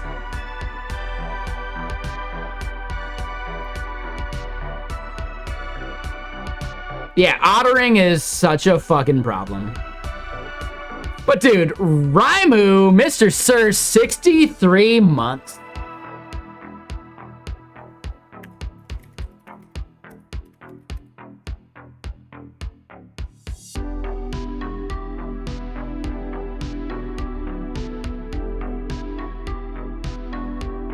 I think it's ottering. I might have fucked it.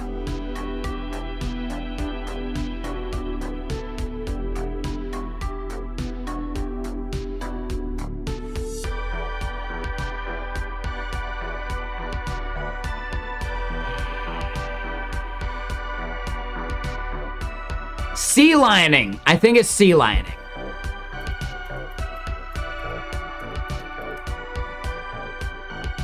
Sea lioning is a type of trolling. A form of trolling meant to exhaust the other debate participant with no intention of real discourse. I've always used the term ottering, but sea lioning is actually the definition. They were sea lioning by the end of it, for sure. Oh, well, what is the definition of atheism or agnosticism? I don't know. I can't Google it for myself.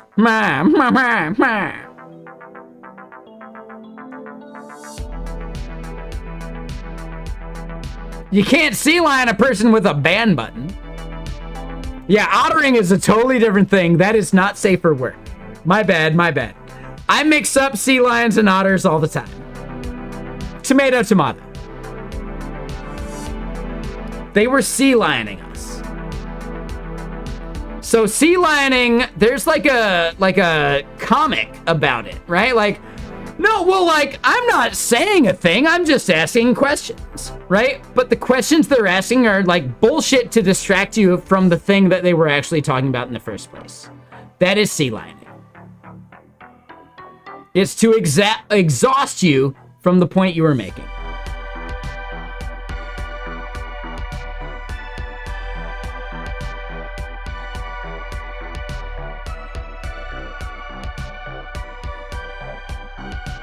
And here they are trying to sea lion us a bit.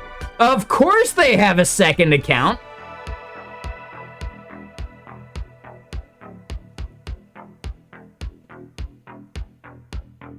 If you think the alcohol I've had is the reason for your ban, oh my god, your lack of self-awareness is insane at this point.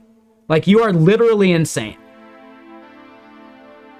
G-Mama, Attic, holy shit balls. Like, dude. You chose to use a second fucking channel, a second account, to be totally fucking wrong on your definition of a word that is looked up easily in a dictionary, easily on Wikipedia. Dude, you're a fucking troll. Have fun sea lioning another stream.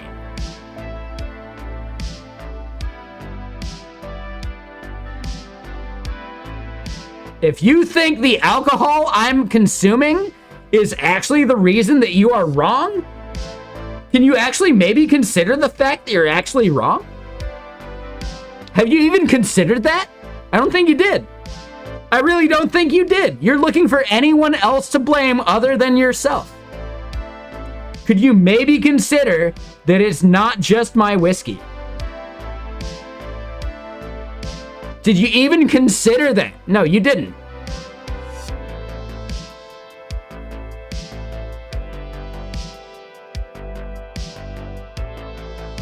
Yeah, no, it was immediately blocked because Twitch knows it was a suspicious user immediately.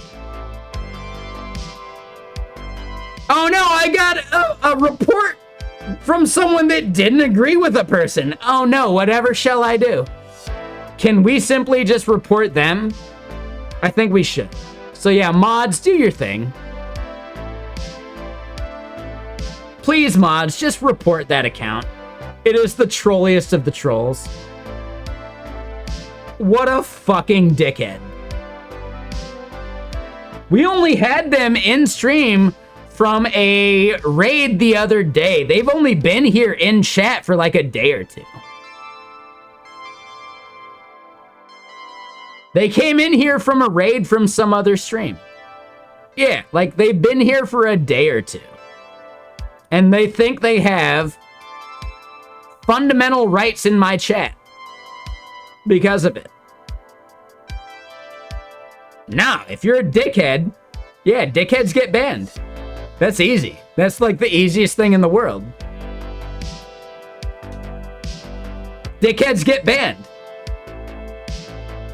Oh, woe is me. Whatever shall I do?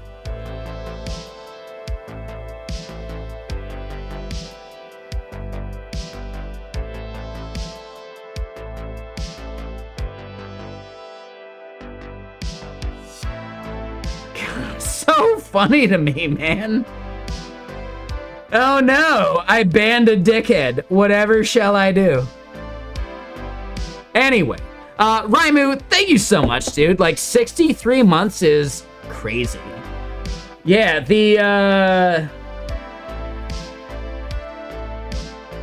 let me just double check. I'm curious about this. And I won't shout it out if it's not true.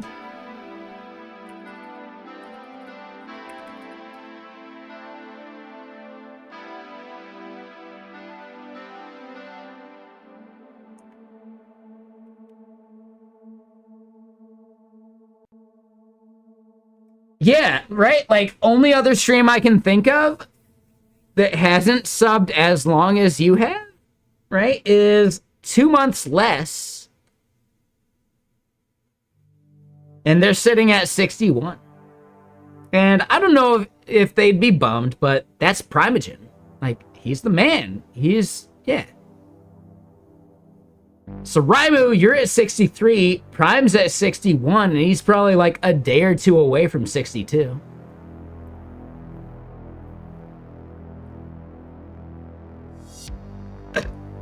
You did arrive in the middle of some drama. Dramalama Ding Dong. Now, I let someone actually, like, troll me at this point. That's my fault. I thought someone was sincere in their wanting to be here. I think they were just trolling at this point.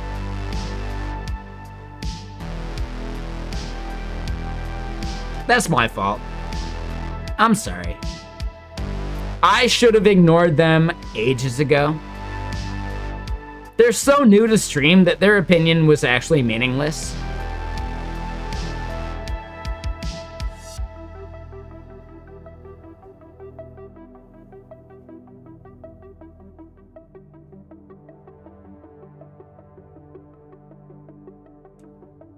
Somewhat related, hold on. William Berwin. Ooh, okay.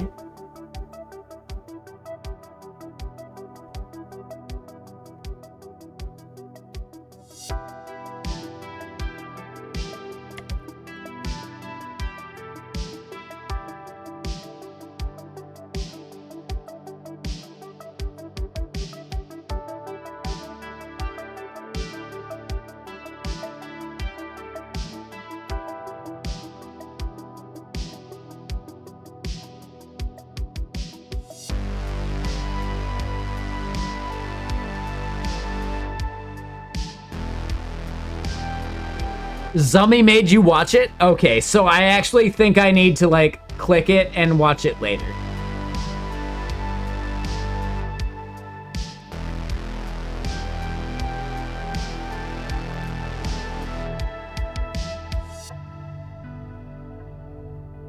Alright, there we go.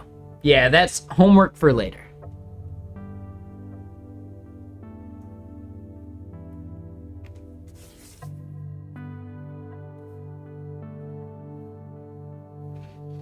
We might watch it over on Gaming Stream. And honestly, Gaming Stream might be coming up soon.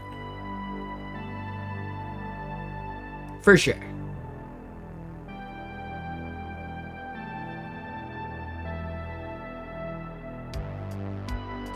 Dude, sea lioning is totally a thing.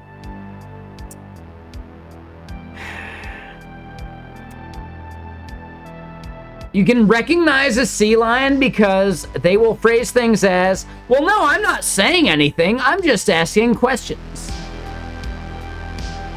Ooh, that is a sea lion, like, phrase for sure.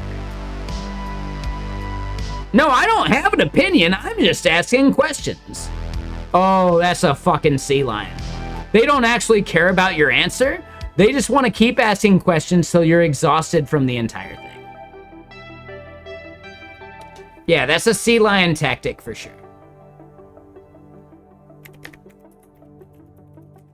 Their goal is to exhaust you. Their goal is to not prove what they're saying, just to simply make you doubt what you're saying, because they ask enough questions.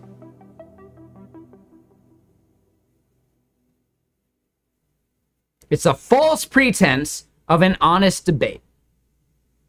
And it's very common in social media, and it's basically a subset of trolling. Basically, the troll constantly peppers the victim with seemingly sincere requests for further discussion. Please, define agnosticism to me from Wikipedia, when they could easily look it up themselves. Further evidence, further reasoning, without any desire to actually engage in a good faith conversation. They're just trying to pester and annoy the victim to the point of frustration. If at any point the victim seeks to leave the cycle to debate the troll, or leave the cycle of debate, the troll will declare victory. That they are actually the genuine thinker and that the victim was the troll or fool or wrong.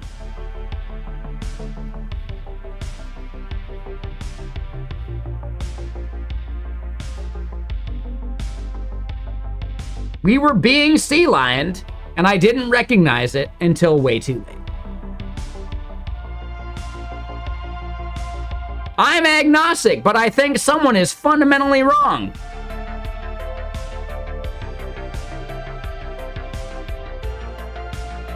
They had an exhausting argument with an actual sea lion. Exactly. Duh.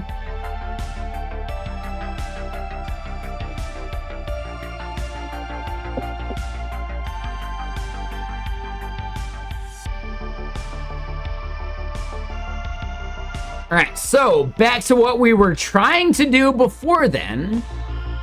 Our goal was to actually try and create some type of runtime validation that creates a type at runtime based upon a response from an API that would allow us to identify if an ID tied to other names and language and accents, such that they would be eventually provable at dev time. Or at least, at the bare minimum, provable at runtime. And at this point, I don't think we can do it. Nah, so I think our goal for tomorrow is to simply define our Deepgram 11 Labs and PlayHT voice values at runtime and then define them at compile time and call it good. Unless Colin from Zod can shout us out a pattern on Twitter that does what we need. And maybe I try and invite him here onto stream to help solve it.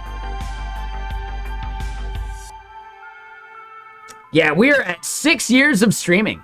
I know, it's like a long time. It's like a super long time.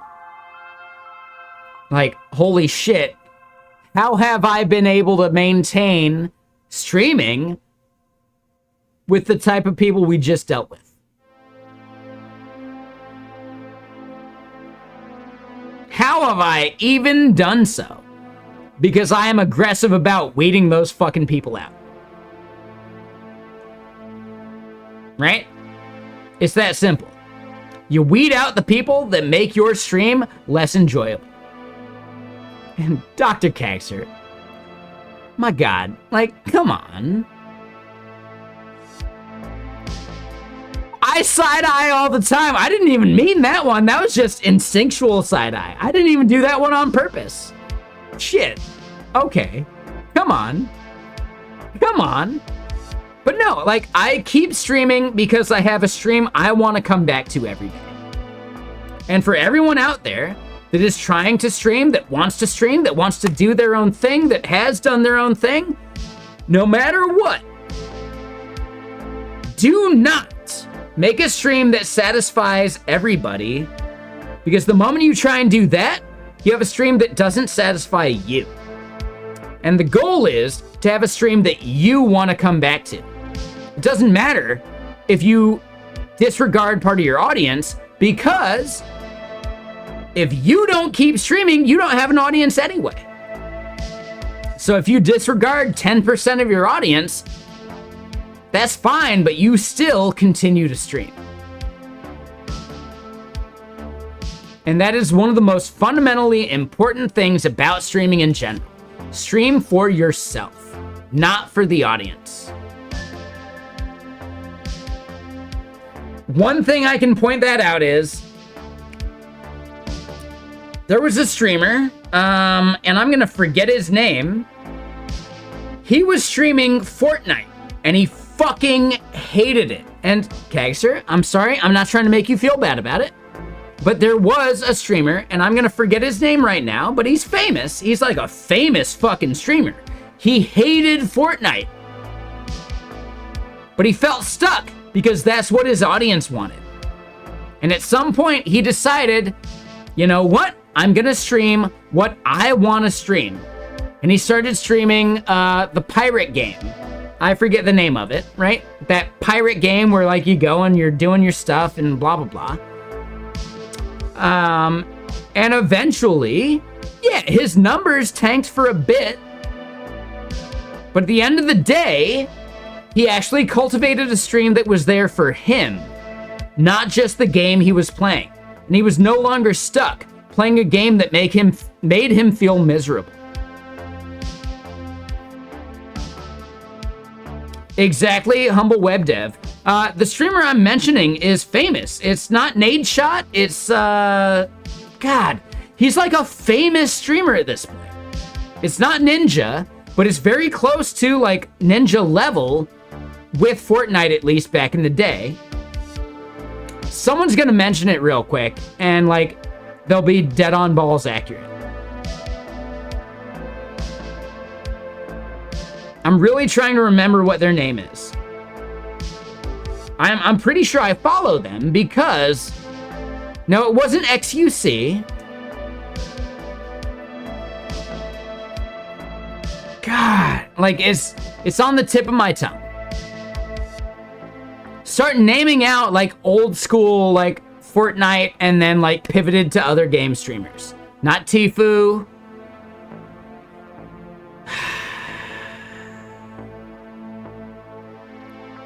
Not Dakota's. This is like old school Fortnite. He doesn't play Fortnite whatsoever anymore. So probably not anything you might recognize from recent memory. This is like easily 10 years ago type stuff. Maybe 8 years ago.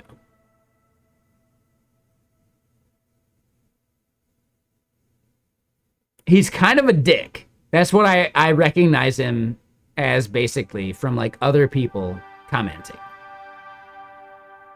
If I have to, I'll look it up.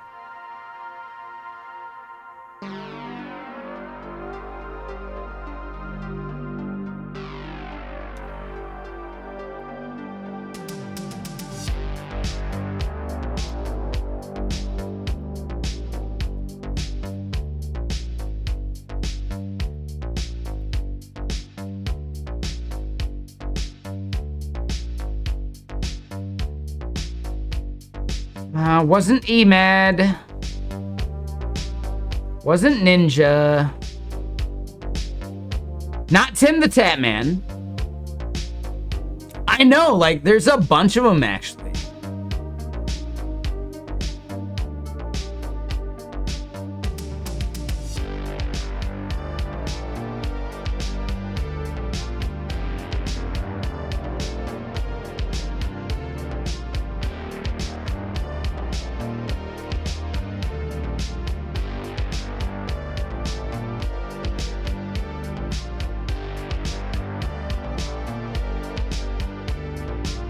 Summit. It was Summit 1G.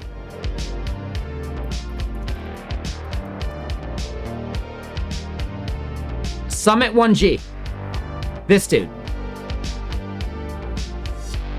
He is actually famous for clips of like, I don't get why you fucking people like this game while playing Fortnite. And he thought he couldn't do anything else because he had an audience for Fortnite. And then he pivoted, and he had a tank in numbers, and then eventually built back up an audience for him rather than the game. It was Summit 1G. For sure. It's for sure Summit 1G. This is the dude I was thinking of. There's actually videos about how he quit Fortnite because he hated it. And he was worried he would lose his audience. And at the end of the day, he pivoted and made videos about why he pivoted. And his numbers tanked for a while. And he built back up because people actually started watching for him rather than the gameplay. And I think that's the biggest thing.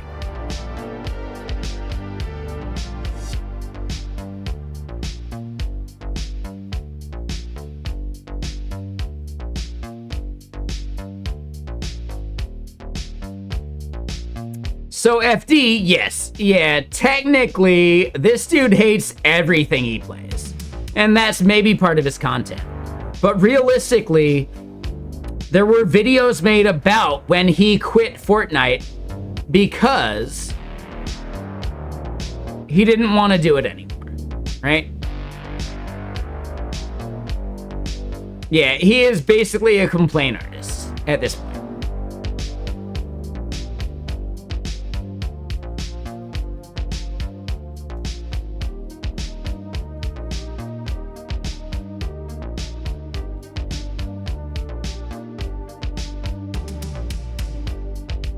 So yeah, like, it's not even in his Wikipedia, but there was definitely some, like, streamers, or sorry, like, YouTube creators that made videos about this dude quitting the thing that made him his most money because he wasn't having fun playing it anymore. And really, he switched, like, PUBG and other stuff and gained back his audience.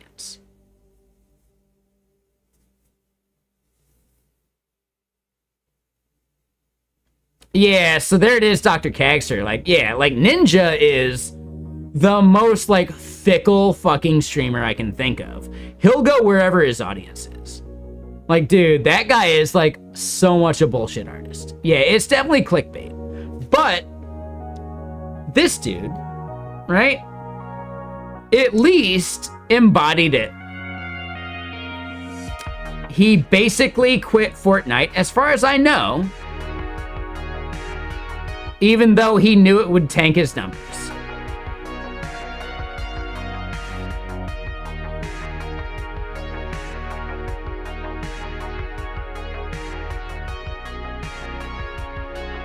Ooh, M. Huggins, you're probably right. I bet I could. And if we want to chat about it tomorrow, I think that's a good jumping off point. I'd love to chat more about it tomorrow. I think we're, like, getting towards the end of stream here, and I got a steak to cook, and then some, like, video editing to do. I think I've gone long enough on this stream. This is a really fun, really fun stream today. Yeah, I'll be over on gaming stream tonight. Obviously, like, you know, I got stuff to do. I got video editing to do.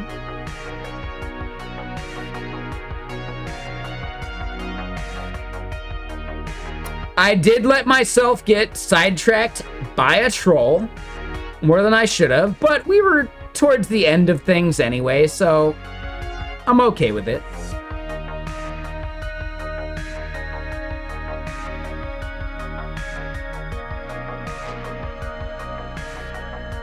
The fact that they had to bust out their, like, second channel, their second account, they have a second account because they are definitely a troll. Right? That's obvious at this point. Yeah? They wouldn't have the second account if they didn't know that their opinions were shit.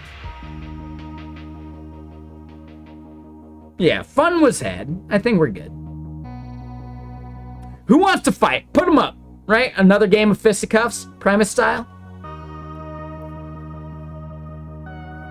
Whose turn is it to go over the falls? Damn right, Primus style.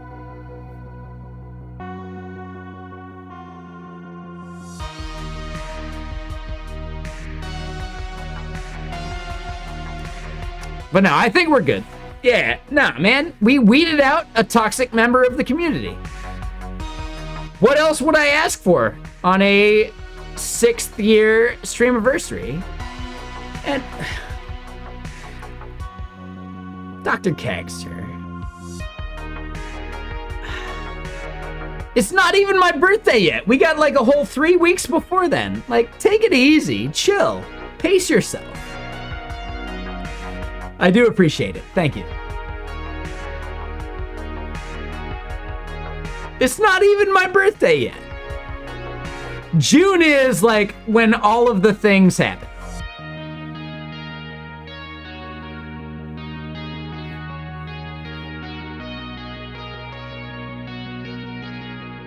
But yeah, I appreciate you. I'll see all y'all soon. 46 this year. I'm 40 this year, so It's a milestone. It's a thing. Whatever. No big deal. I don't feel 40.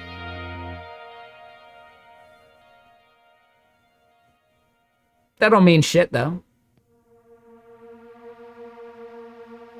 Yeah, I turned 40 this year. Yeah, exactly.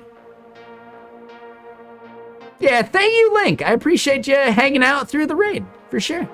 Until the next time I snowboard. No, I feel young when I snowboard. I feel even younger when I snowboard. The fact that I can still snowboard makes me feel even younger. Like, holy shitballs. Do you realize how many people younger than me think they're too old for snowboarding now? For doing tricks in the park and stuff? Ooh-wee. I love doing some tricks in the park just to make them feel even older. Fuck it. Why not? Why not? But yeah, instead, who do we go raid right now? Who's even streaming?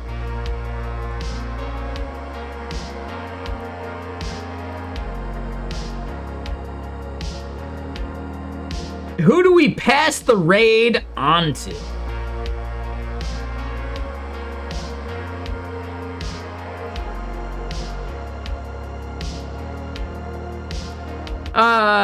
We see Chris Titus Tech. We see Snow Cone. That's a big, probably snow cone.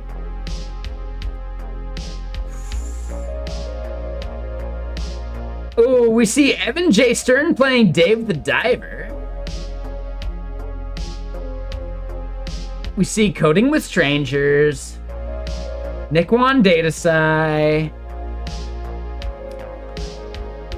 Danny Boy, thank you so much, dude. I'm saying you should snowboard as soon as humanly possible because, you know, you can't do it more as you get older. You tie into what you can do. I don't know, man. If you've never snowboarded, I wouldn't recommend getting into it late 30s or early 40s, but I don't know, man. Do whatever makes you feel happy. How about that? How about that?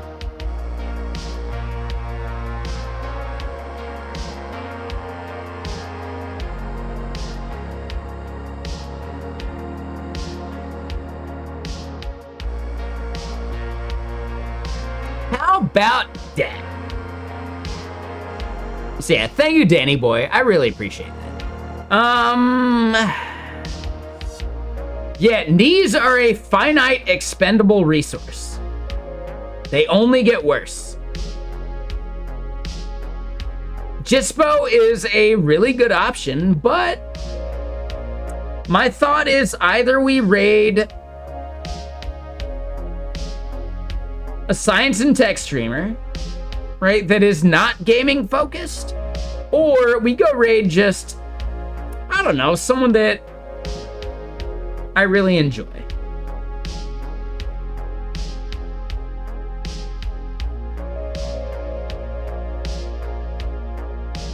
Oh, Dr. Kagster definitely is a person who has ruined their knee.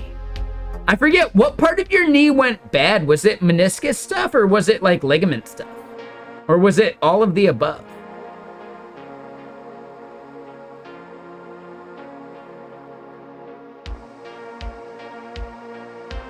ACL, MCL, and the cartilage, meaning meniscus?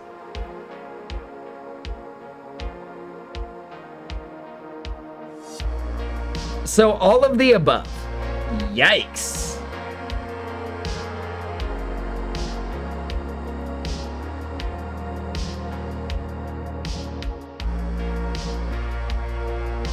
So hold on.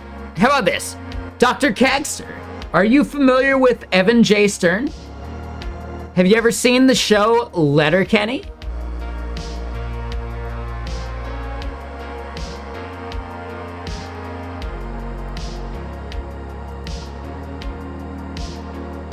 You've seen Letterkenny. Evan J. Stern plays Roldy from the Skids.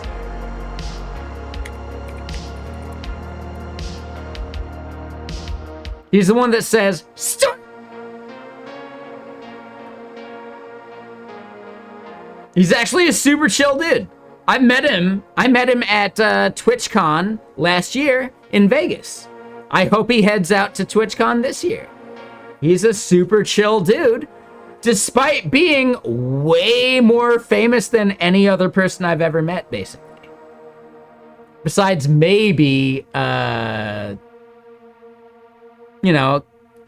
dude from The Birth and Death of JavaScript. What's his name? I'm spacing on it right now. But Evan J. Stern, one of my favorite non-coding people. We're gonna go raid a non-coding stream. I apologize. We're gonna do it. He's at one of the best parts of this game. Dude, he's playing Dave the Diver. If you've never played Dave the Diver, it's a good game. And yeah, you weren't kidding. You said you play with Jason Mewes, like from Mallrats, etc. He's Jay, part of Jay and Silent Bob, and I bet he's fucking hilarious. That's awesome. Yeah, that sounds great. Yeah, I'd love to see some of those clips if you have any, right? But let's go raid. Let's go say hi to Evan J. Stern. People on YouTube, I'll see you later. And yeah, see the rest of people on Twitch over here on Gaming Stream.